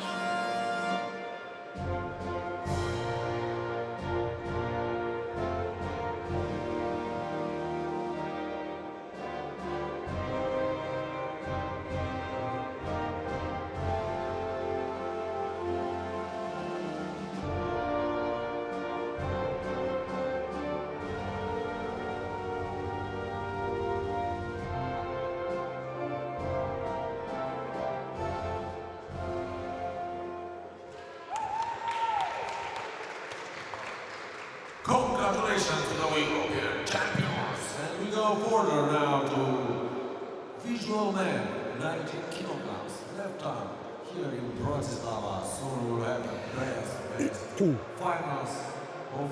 And now moving on to the Visual Men 90 kilo final left with Georgi Gogashan Thrill from Georgia with 1 loss. Georgi Gogotashvili. And with no losses, Levan Arjuslavili from Georgia. He will be on your left. And undefeated, also from Georgia, Levan Arjuslavili on the left side of the table.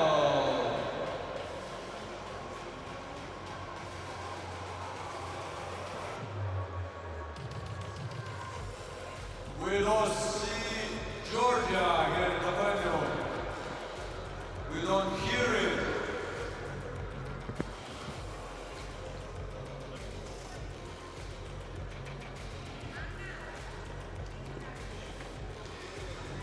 So again,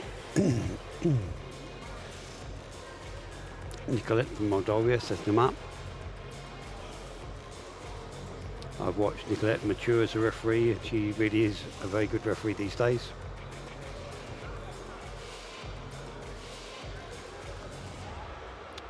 She's a very good dancer as well, actually, but not very relevant to arm wrestling. And of course, Ali, being from Turkey, her number 2 here. And you might notice those red stars on some of their sleeves. And the red stars indicate how many world championships they've taken part in.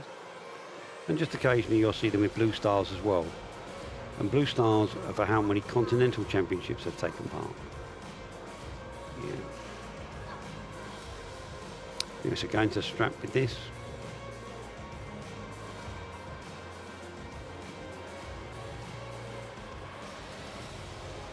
I think Georgie might favour the strap. Not quite sure when you can't. It's always hard to tell from that just one little pull like that. he is on the losing side, so... And this could be a repeat of what happened in the heats.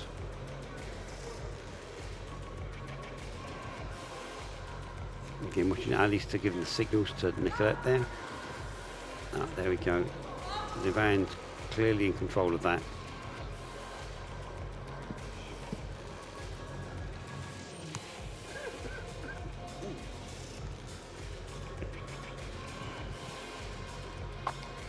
Yeah, making it look quite easy, but I can assure you it wouldn't. European champion, Levan Tatinishvili.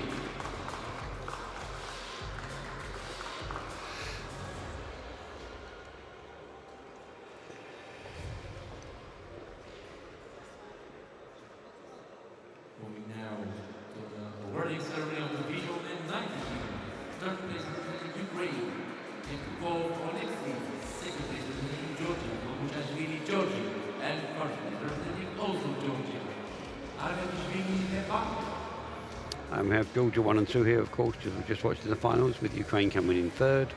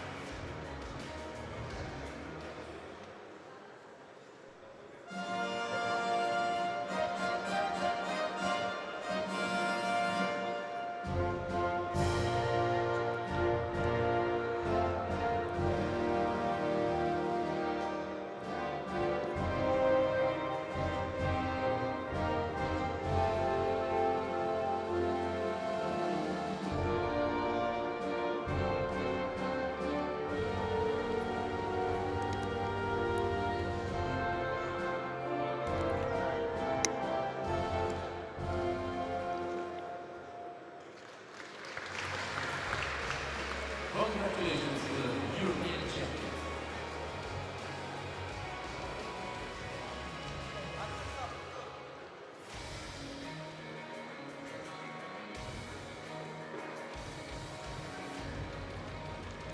Now moving on to the visual men, left 100 kilo. With one loss representing Georgia, Ivan Ilyashvili, and with no loss for the qualifiers representing Moldova, Vladimir Bunja.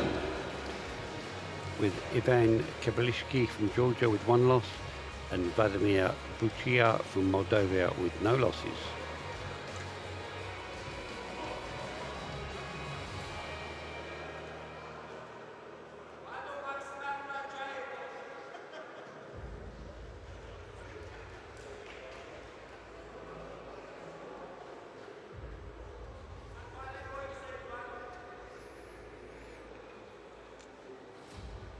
Again, we have Ali on the... Sorry.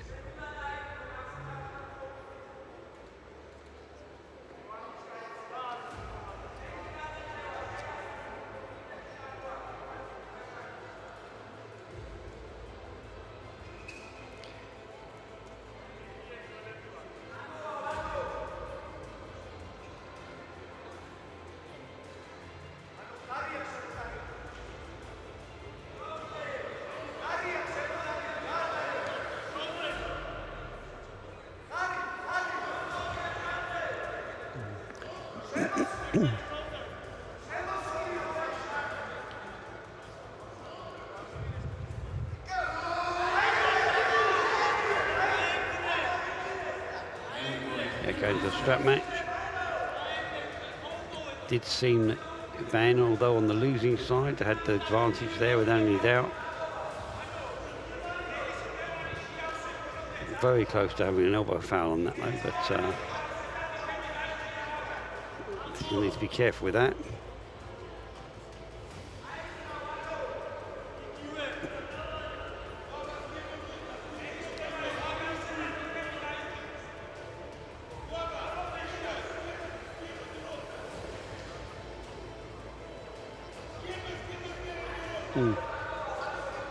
That's a very interesting point watching that. Because from one camera angle, I would have said that possibly was an elbow foul. From the other camera angle, it wasn't. And I do think it wasn't a foul. But it just shows how deceptive different camera angles can be.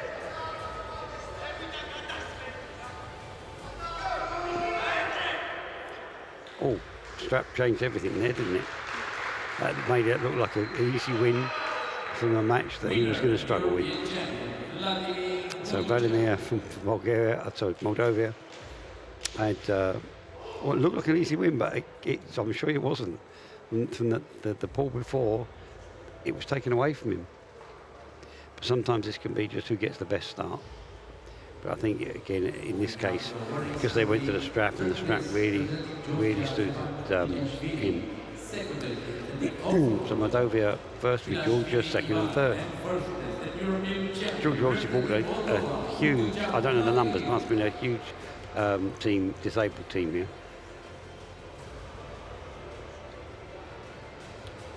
But they've been famous for producing the very best, some of the very best wrestlers in the world for a long time now, Georgia. They don't always have enough numbers to win the overall championships.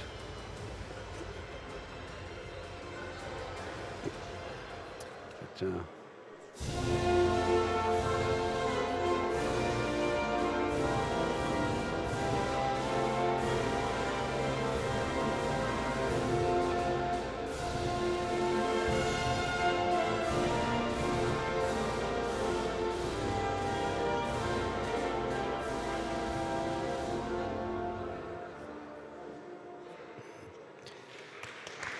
they did it exceptionally well.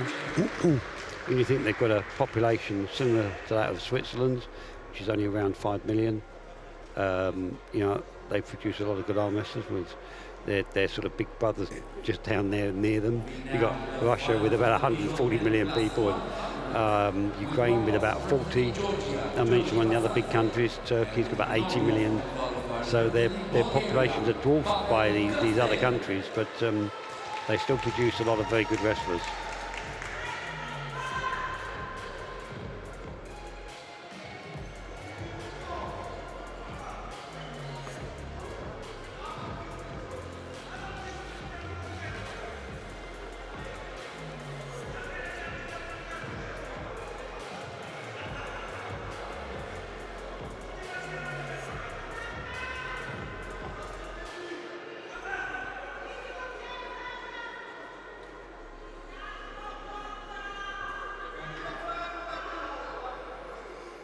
In the 100 kilo plus left final with Georgi Vasaid from Georgia with 1 loss and Pavel Kastev from Bulgaria with 0 losses.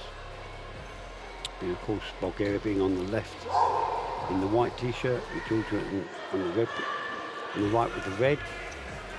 Dennis from Italy is a starting ref with Irving being the second ref from, I think her name, Romania.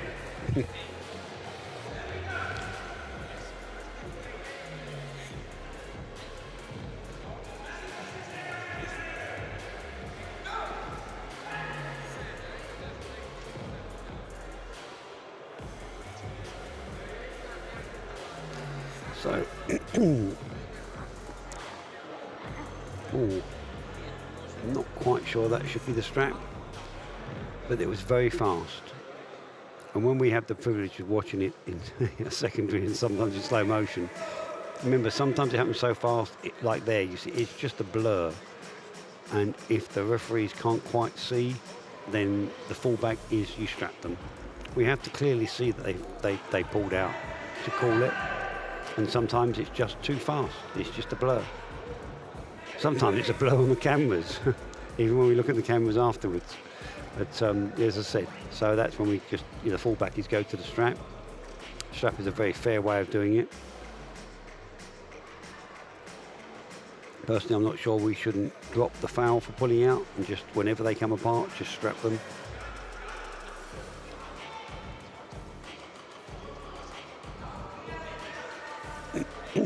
The strap does limit some techniques, but it actually aids others.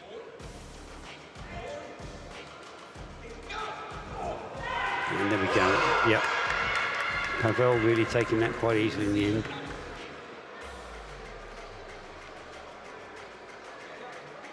Winner, European champion, Para-Armwrestling.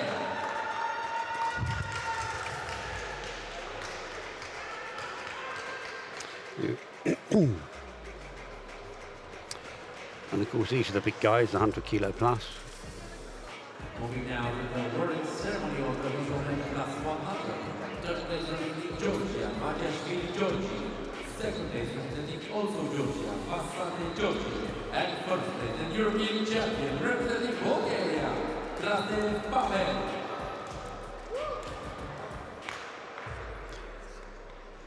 So this time we have Bulgaria winning, of course, with Georgia once again, second and third.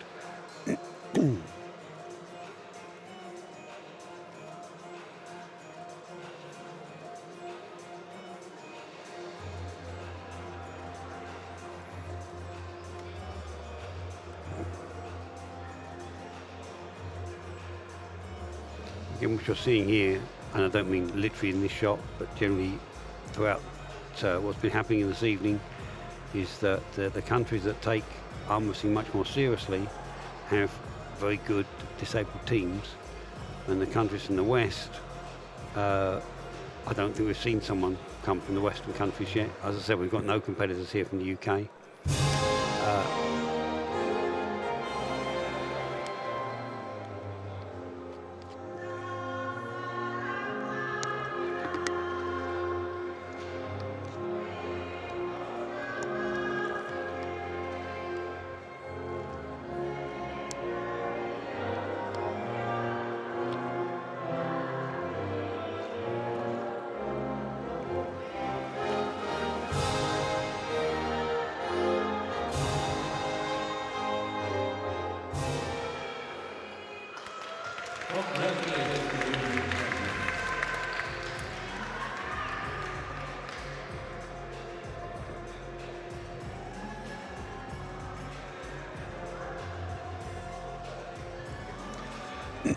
Moving on now, we're going to some decidedly smaller physical characters here, going from the 100 plus kilo men to the junior girls 50 kilo left.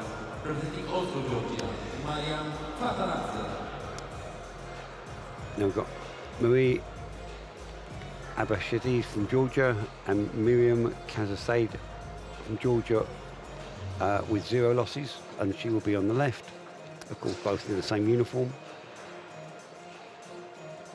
And unsurprisingly, both these ladies want the platform. They are quite petite.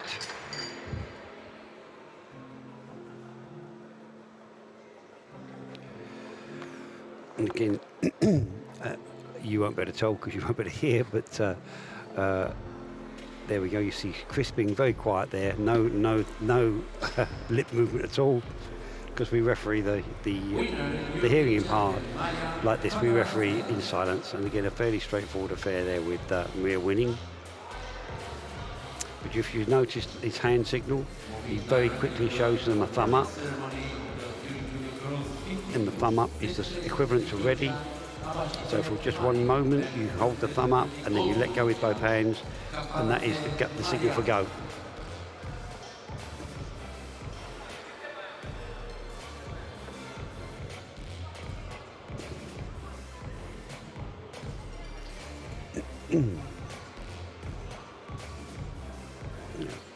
I was just looking at the last dozen or so matches we've got now, and that's what you're going to be seeing. They're all hearing in part at the moment. So you're going to be watching that technique happen again and again. But to say, if you don't watch closely, you won't even notice a difference.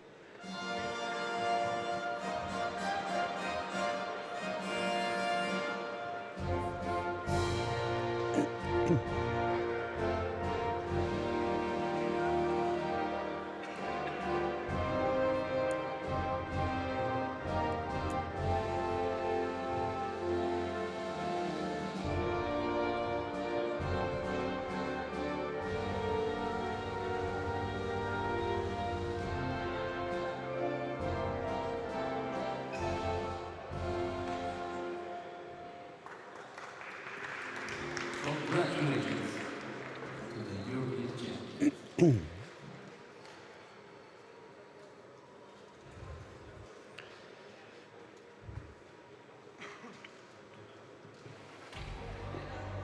now to the junior boys 65 kilograms. So junior boys 60 kilos, 65 kilos. He loses 110 and with no loss to the qualifiers, representing also Georgia, Coca-Cola. So we've got Pritz and Makadozi from Georgia with one loss. That will be on your right, and Gogazali on the left, who has no losses, both from Georgia.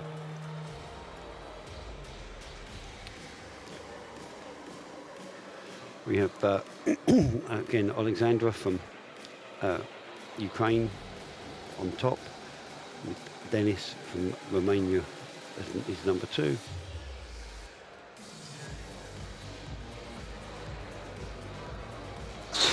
And with Peretz just deciding that he actually wants the platform down after checking his height.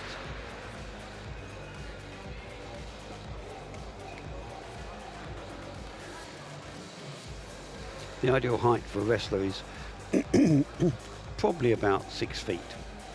Because then you'll just come down to the pad just a little, and by coming down a bit gives you some range if you want to come up higher or not, and so you can move more furtherly around the table. So about 5, 10 to 6 feet you can do that, and you start going below that, it just limits your range of movement just a little. But often the easiest way to get around that is just wear some higher shoes. Because if you're 5'8" and you use the platform, it'll make you too tall.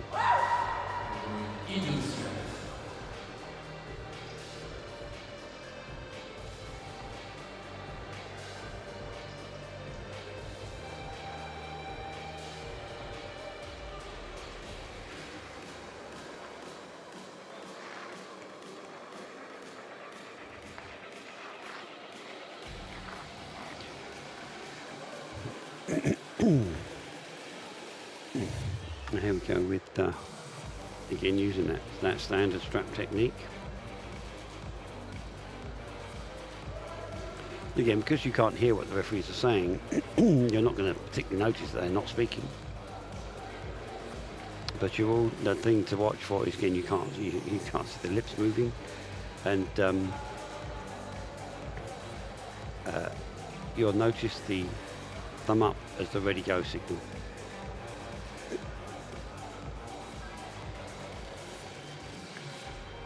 Alexandra is old school. He's been with us a long time, and he's head referee for Ukraine.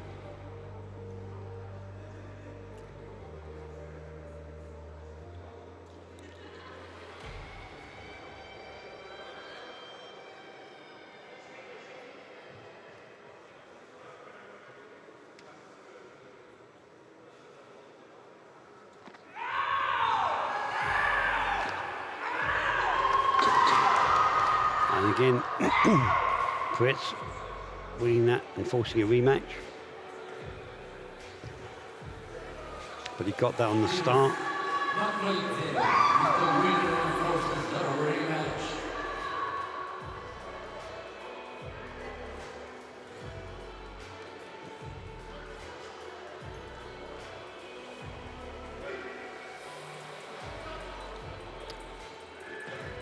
Again, without having seen why who I had a loss, was he just simply beaten, and could Gogo come back, and did he just lose that because he got a bad start?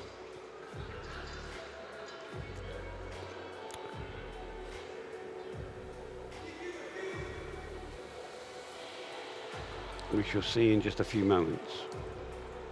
Now give him a 1 minute break while you're looking at these replays. And now they're about to go and set them up again. Of course, the referees have switched around as well. It's an automatic thing to do.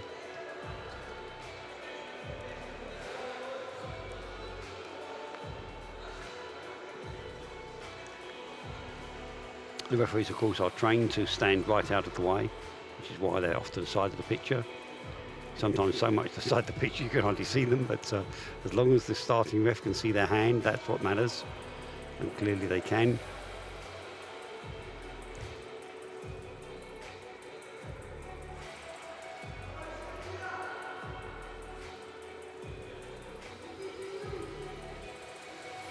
Sasha should be keeping his hand a little lower and out the picture. I think I might be talking to him about that later. He's a very nice man, though. I really like his refereeing.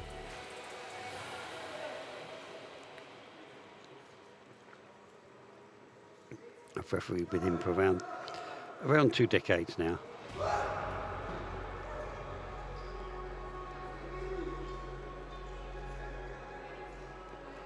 And I'm totally confident in his abilities and his fairness.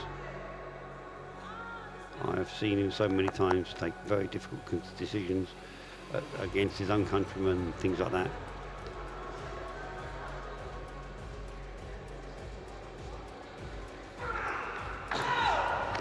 And we're going to a strap match.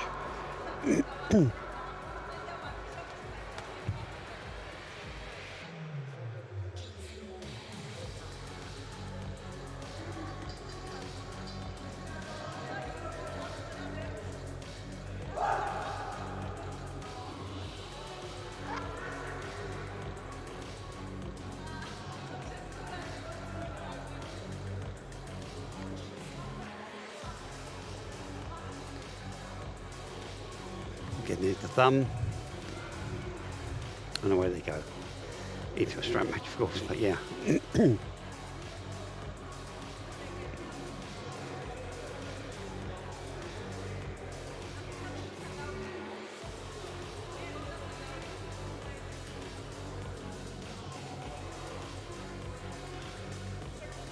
Dennis will start in this match.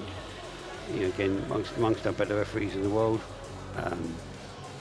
And he's been one of the best referees for quite a long time now. And he's still relatively young, and he reached that level at really quite a young age. I can't tell how old he was, but he came up through the ranks really quite quickly and got very good at a very young age. It's relatively unusual. And when I say quickly, I mean it was probably 4 or 5 years. 4 or 5 years, and you're like, that's not long as a referee.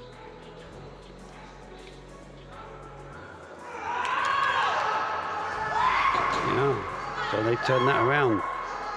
2 wins in the finals, takes the gold medal for him.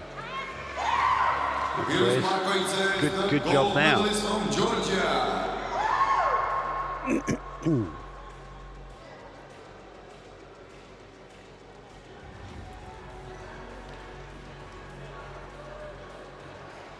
Moving on to the awarding ceremony, second place from Georgia is represented by Goga. And the first place, the gold medalist, is represented by Markovice Biruz.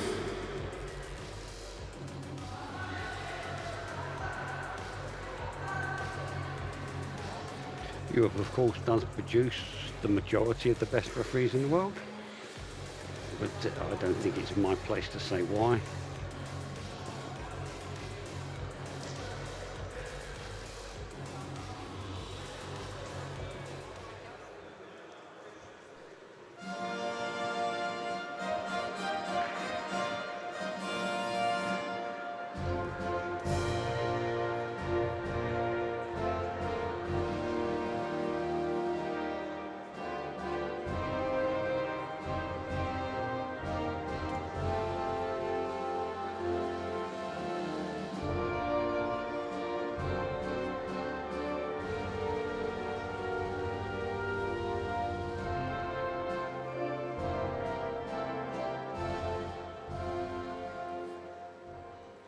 Congratulations!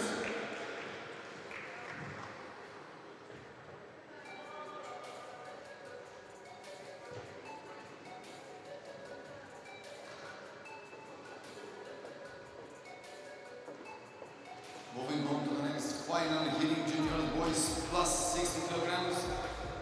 With 1 loss coming from Georgia, Irakli Shadadze, and with no loss coming also from Georgia, Merabi Amirashvili.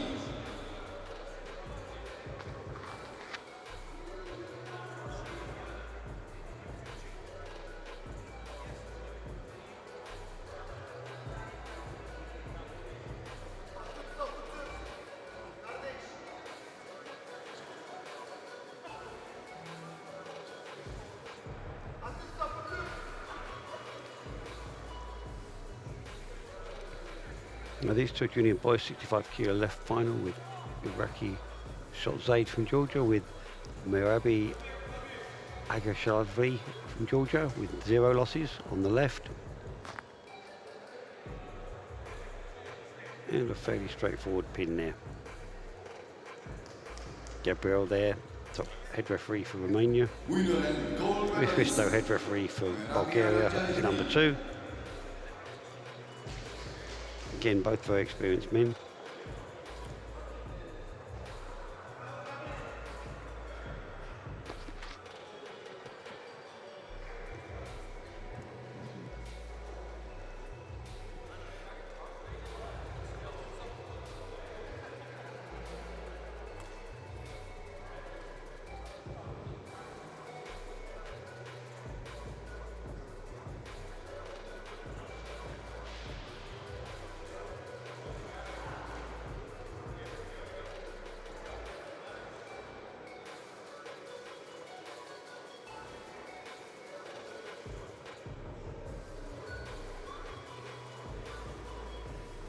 In Georgia 1 and 2 here.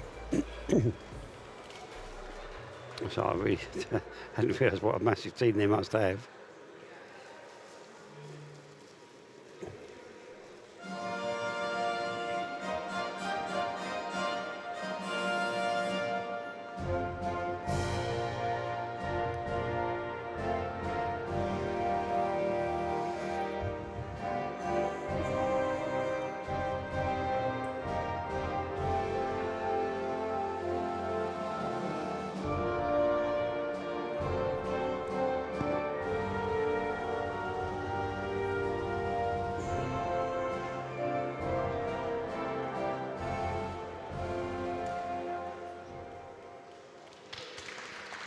Congratulations to World European Champion.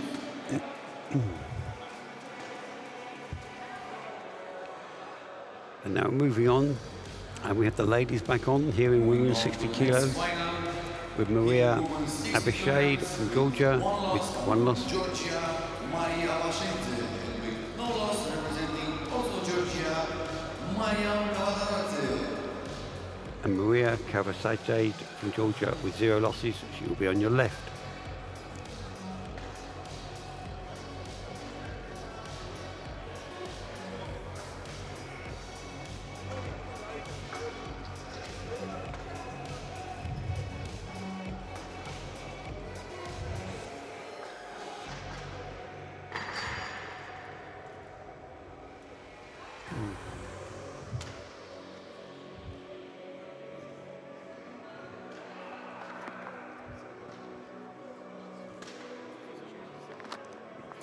Ivan from Croatia.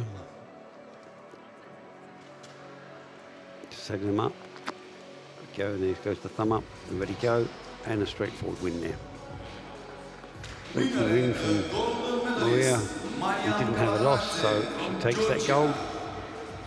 Again, good to see some sportsmanship. They're hugging each other, which is armwrestling's well known for that. They talk about, it's a war on the tables, but afterwards they hug each other, and it is quite common. Continuing the awards, second place, Georgia, Kavashadze Maria. First place, also from Georgia, Gavadaradze Maria.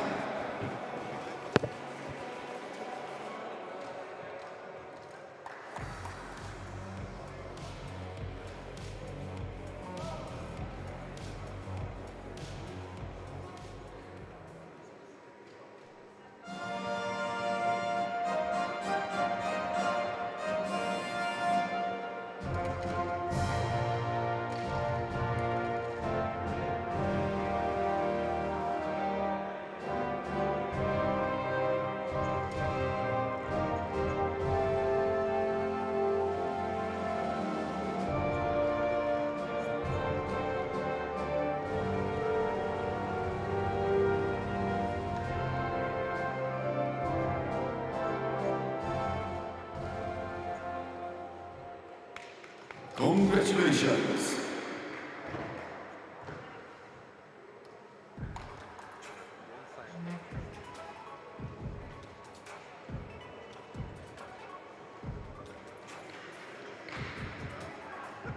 Moving on to the next final, hitting women 70 kilograms. With one loss, representing Georgia, Nadia Kajadze, and with no loss, representing Bulgaria, Lada Harjieva. Now we've got the hearing women's 70 kilo finals with Natia Cherkeside from Georgia with one loss, and Lada Hazastashev from Bulgaria with no losses. Now, I do admit, I've seen Lada win many medals for Bulgaria in this weight class. Funny feeling, she used to compete at 60 kilos before, but I'm not quite sure. But I know I've seen her win a lot of medals. And she's on the winning side here, so she's obviously favourite. I didn't see the heat, so I don't know how well she did there, and whether it was a hard match for her or not.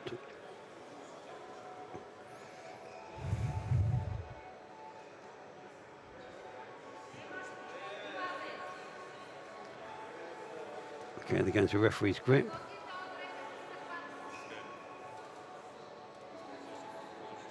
Lada is known for being quite a fiery competitor.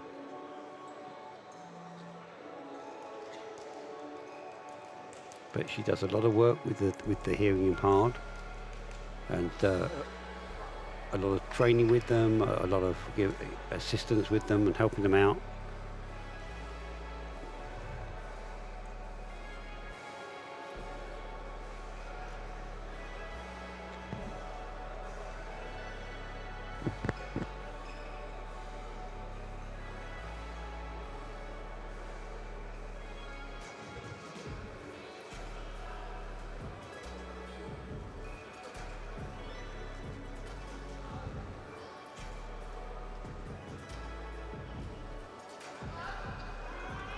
Yeah, straightforward pin there.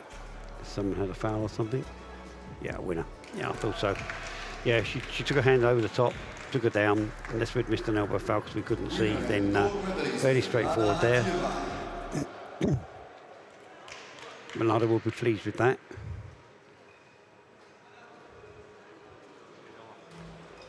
And last time I spoke to her, she actually, for some time, has been living in Germany, but she still competes under our home passport of Bulgaria because she wants to, basically. You know, she's very, very loyal to her country.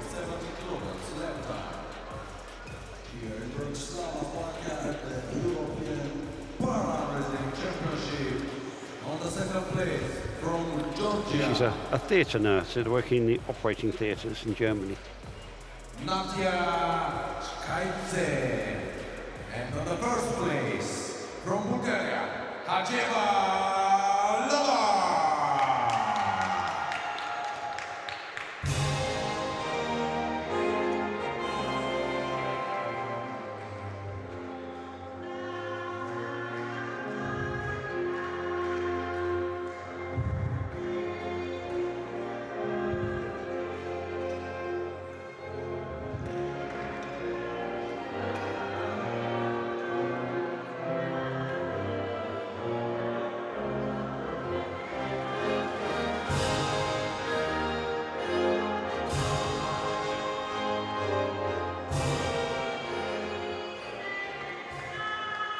Congratulations, European champions.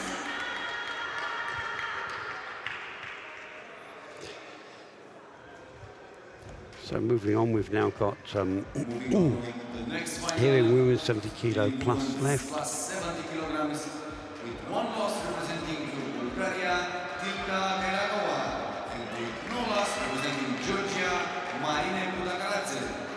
So we've got Tilka Karakov from Bulgaria with one loss, and Marina Putikzade from Georgia with no losses.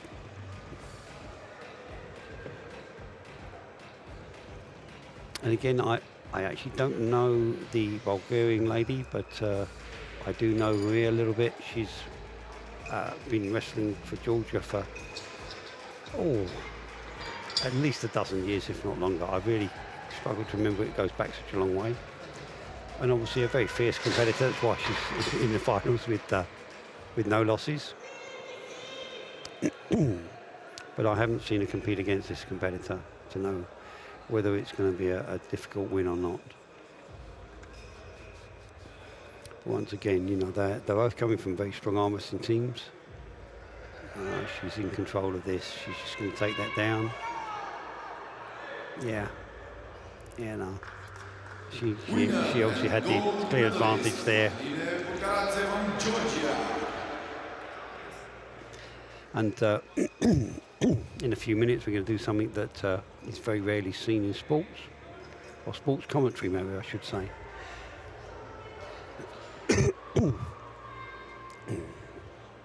We're just going to watch the awards here. Well, we're actually watching some replays at the moment, but while they're just setting them up for the awards. A nice straightforward match, nice clear win there. One thing I've always been impressed with in arm wrestling is just how strong the girls get.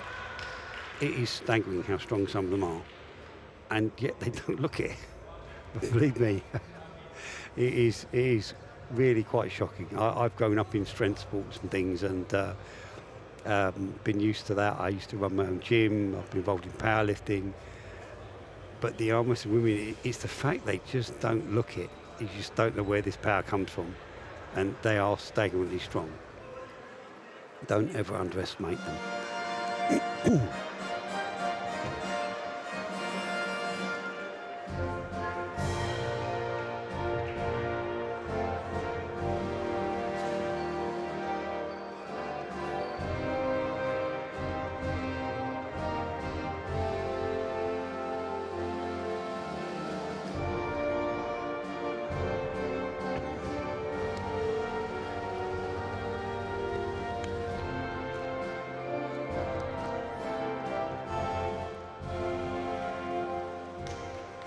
And here we go, so I'm going to do something else. I'm going to be really hard for me because I've been talking, and now I'm going to stop talking. So I'm going to step out from behind the microphone, and I'm going to referee this match for you. I'll see you in a minute.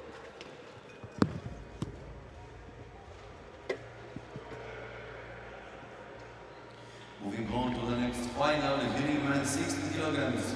Coming from Georgia with one loss, Georgie Muzaradze. And with no loss, also coming from Georgia, Goga Gogaladze.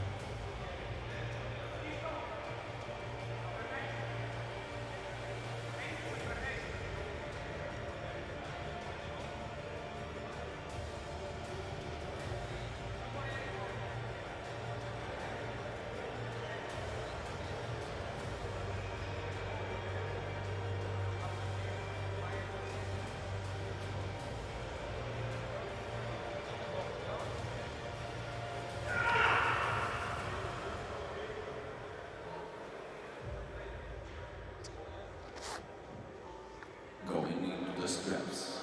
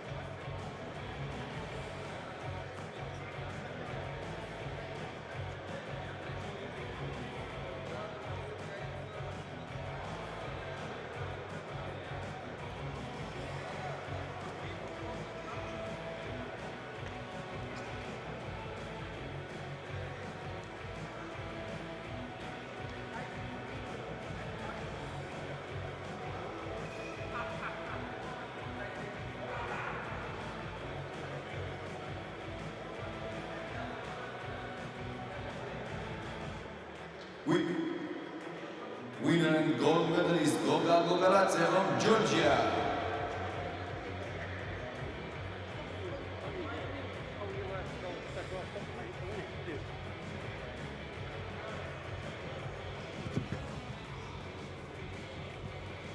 Well, in case you didn't guess, I wasn't the one with the long hair. I was the bald one with the glasses. Representing Georgia, Usaradze Georgi. The first place representing also Georgia, Gogaradze Goga. Again at the awards here, we've got Georgia with Bulgaria coming in third. But I did just want to do one match, and it's quite nice to step out from behind the microphone, which of course, as you can tell, I'm not a professional commentator. I'm just standing in for today to try to give you a little bit of extra information to what's going on in some of the matches.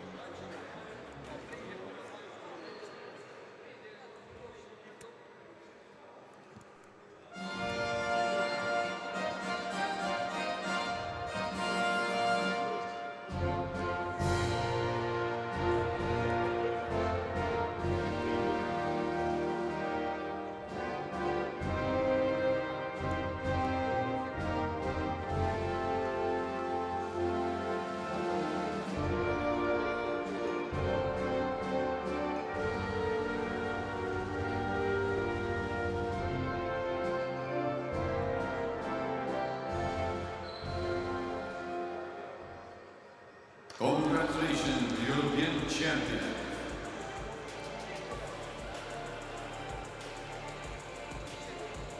Moving on to the next final, hitting men 70 kilograms with one loss representing Georgia, David Jigolashvili, and with no loss representing also Georgia, Georgi Yashvili.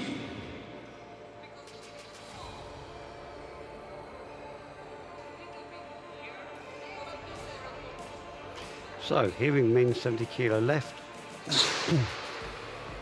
David Gorowski from Georgia with one loss, and Georgi Jaksaville from Georgia with 0 losses on the left. Dennis from Romania, top referee, with once again Hristo from Bulgaria. This is number 2.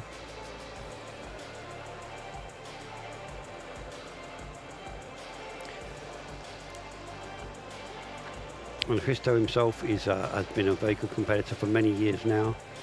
Not quite won it, he's got silver medals, not quite managed to win the world, but a very good wrestler, very capable.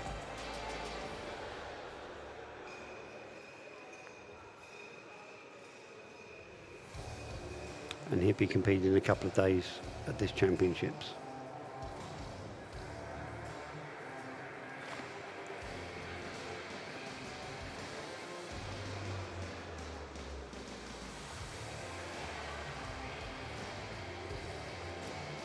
This is where it's kind of interesting, well, from my point of view, because when wrestlers walk away like that, quite often we call them back to the table. But of course, when they're hearing impaired, you can't call them back if they can't see you. But luckily he didn't walk too far. Going into the steps. Again, a nice start from Dennis. But yeah, not sure that wasn't an elbow foul there, but as I said, some of these camera angles do look deceptive.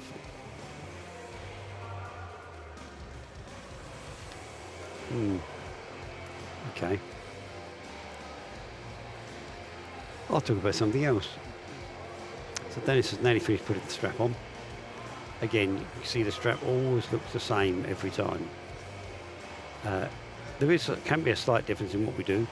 The wrestlers are asked whether they want it up or down. In other words, how high do they want it on their wrist? If it's up near the wrist joint or down their arm a little. But they're only allowed a 1 inch difference anyway. But the majority of them always want it down, so it always looks exactly the same.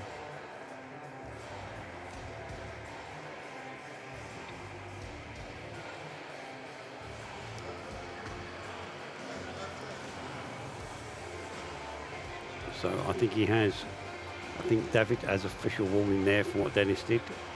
We're going to go. Yeah. That's a clear win, but I think he's unhappy about something. But I think he was being very difficult to set up. Gold medalist. That sometimes can be because they don't feel happy that whatever happens, they're going to lose the match kind of thing. And sometimes what they do is they're so busy trying to get themselves either into their perfect position or even to gain a small advantage, and they forget to concentrate on the wrestle. And so the referee lets it go, and they've not got their full focus, and they don't do their best wrestle. And that kind of what that looked like to me. Whatever it was a nice clear win for Georgie. And again, so of course, Georgia 1 and 2, Bulgaria 3rd. Oh, sorry. Yes, of course. Sorry, though. Sasha was in the way. Yes, it's Bulgaria 3rd.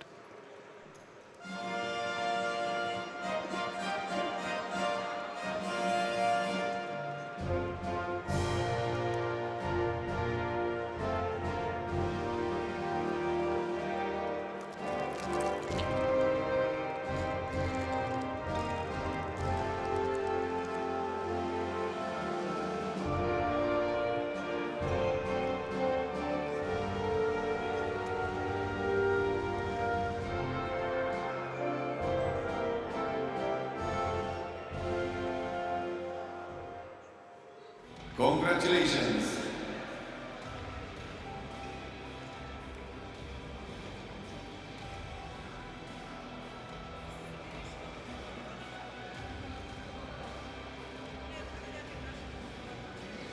So moving on, here we remain 80 kilo left with Grigol Kurbashadani from Georgia with 1 loss on the right. Gentlemen, 80 kilograms. And One loss. Sergio Representing Georgia, Grigol Rajmedani, with no loss. Koba Representing also Ashi Georgia, Valley Segor from Georgia with Rashvili. 0 losses on the left.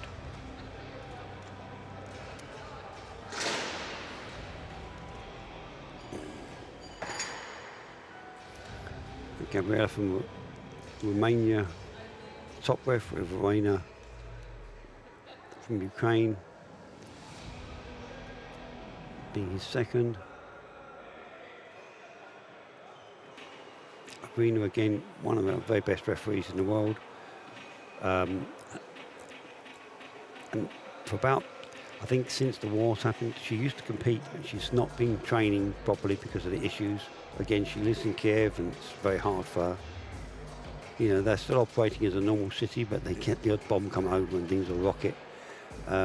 It's pretty difficult. But yeah, I've seen her get a number of medals at European and World Championships. She's a very good wrestler, very capable woman. And I really like her refereeing.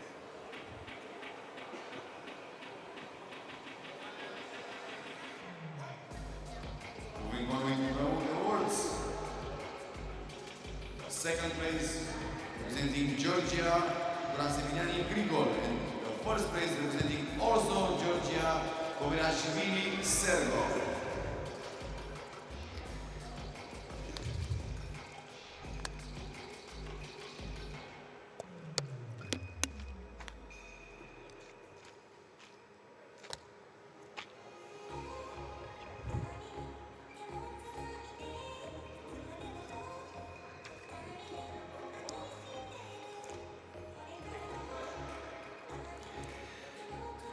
So, Georgia.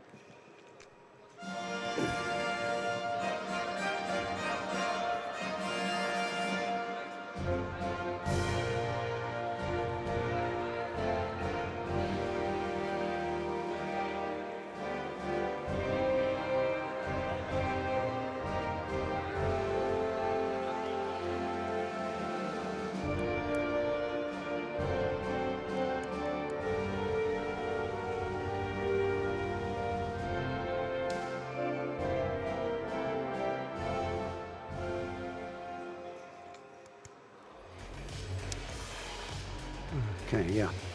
I do feel that when I do get to go to Georgia, every person I bump into the street is going to be an arm wrestler because they seem to have so many here.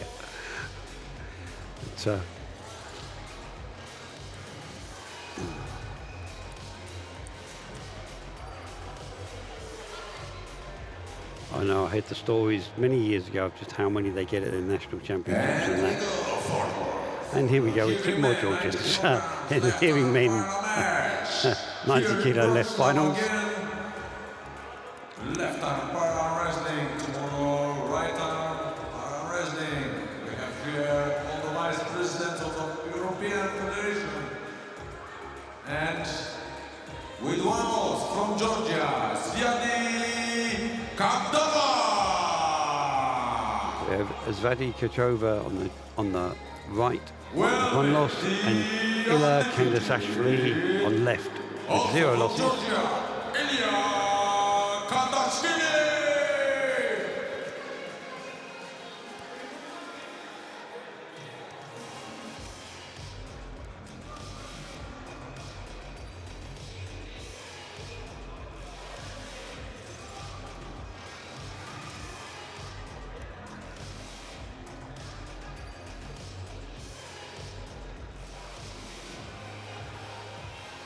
Athlete already. Again, without I'm asking for Ukraine refereeing here, Irvin from Romania backing him up.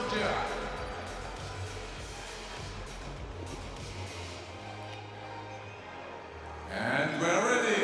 And without doubt, A bit of a straightforward, easy match there. is the new European para-wrestler of Bratislava, Slovakia 2024. That just took that completely away from him.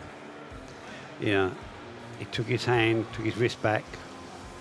Really nice drop down.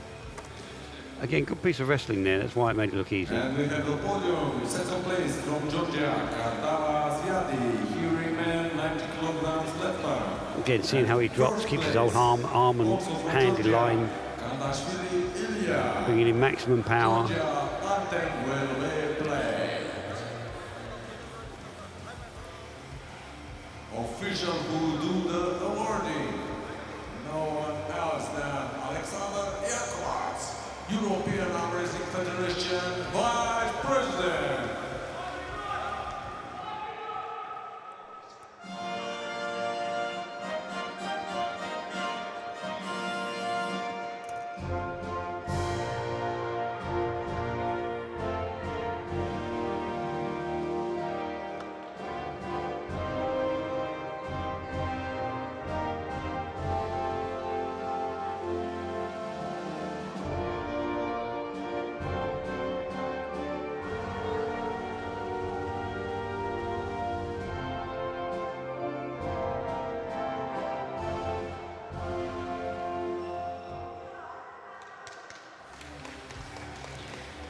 So Georgia take another 2 medals. And here we go with the 100 kilo left final. So Kumbhajalvali from Georgia again with 1 loss, and Koba, I'm sorry, I just can't say that, from Georgia on the right with no losses. Something I found out when I was relatively young, languages are not my thing, pronunciation, definitely not.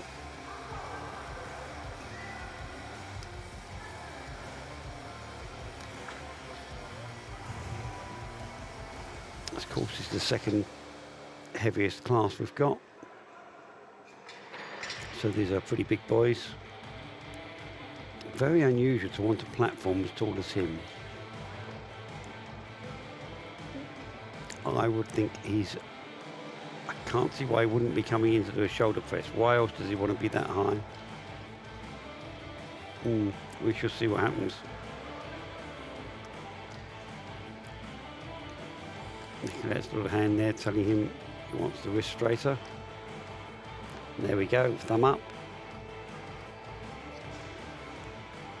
And we have an elbow foul, yeah.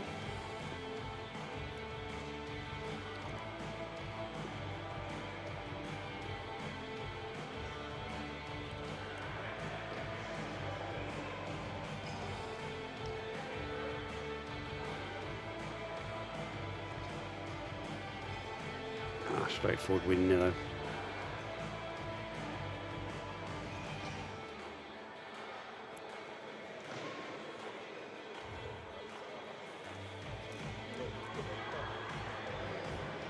And we continue with the awards of the Hearing Men 100 kilograms. The third place representing Germany, Lienushko Alexander. The second place representing Georgia, Umiashvili Soso. The first place representing also Georgia, Mamatarashvili Kova.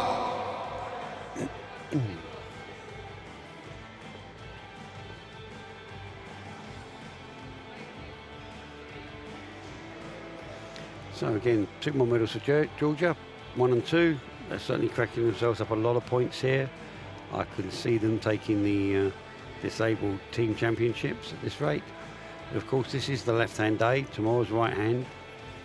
And of course, Georgia are going to do well, but sometimes wrestlers that don't spend quite so much time training, don't train so much with their left and don't do so well.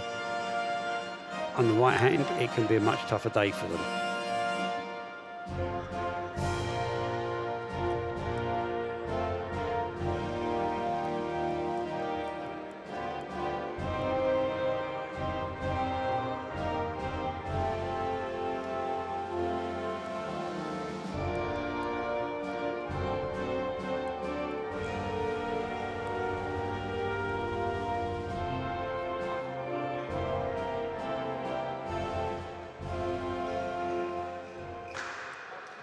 Congratulations. With Lithuania coming in third there. Sorry, Germany coming in third there, sorry. My mistake. Not recognising the white flag.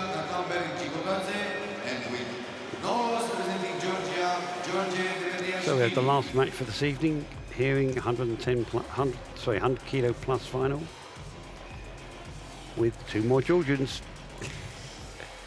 Again, a little bit repetitive here, but it does show what a strong team they've got.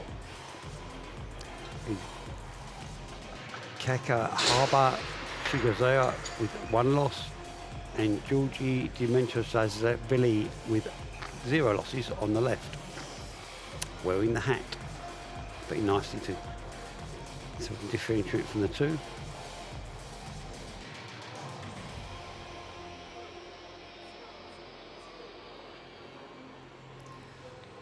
You might notice there is a slight difference in their team uniform.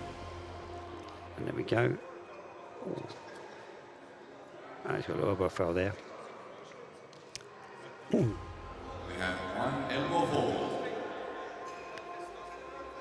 And one of the reasons why they're allowed a small difference in their uniform, because ordinarily they wouldn't be, is that the Para have their own uniform, and the senior classes have their own uniform, and they're slightly different. Because they're competing in the senior classes, some of these guys are competing in the senior classes, they have the senior class uniform, and they've been allowed to pull with it here as well. It's very little difference, only a slight difference in the colour on the back. Again, fairly straightforward day there.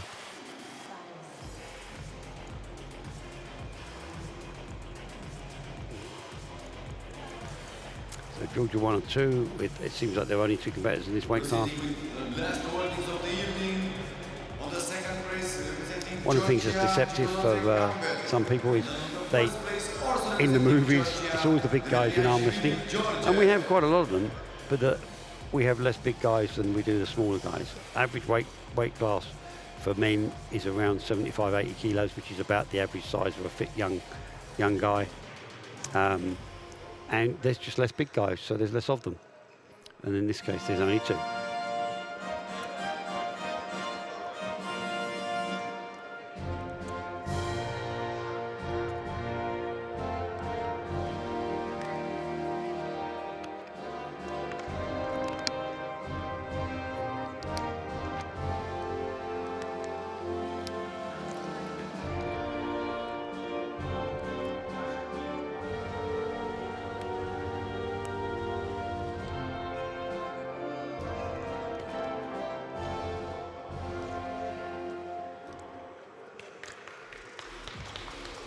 So that's all for this evening. I hope you enjoyed that. I hope my commentary wasn't too terrible, but it's really not my first job. I'm really a referee. So I'll leave you to it. I'll sign myself off and hope you enjoy and switch on again for us tomorrow. Good evening. Ladies and gentlemen, this was our last final for tonight and the awarding ceremony. We will start tomorrow with the right hand of the Para-Armwrestling classes. So see you tomorrow and make the strongest win.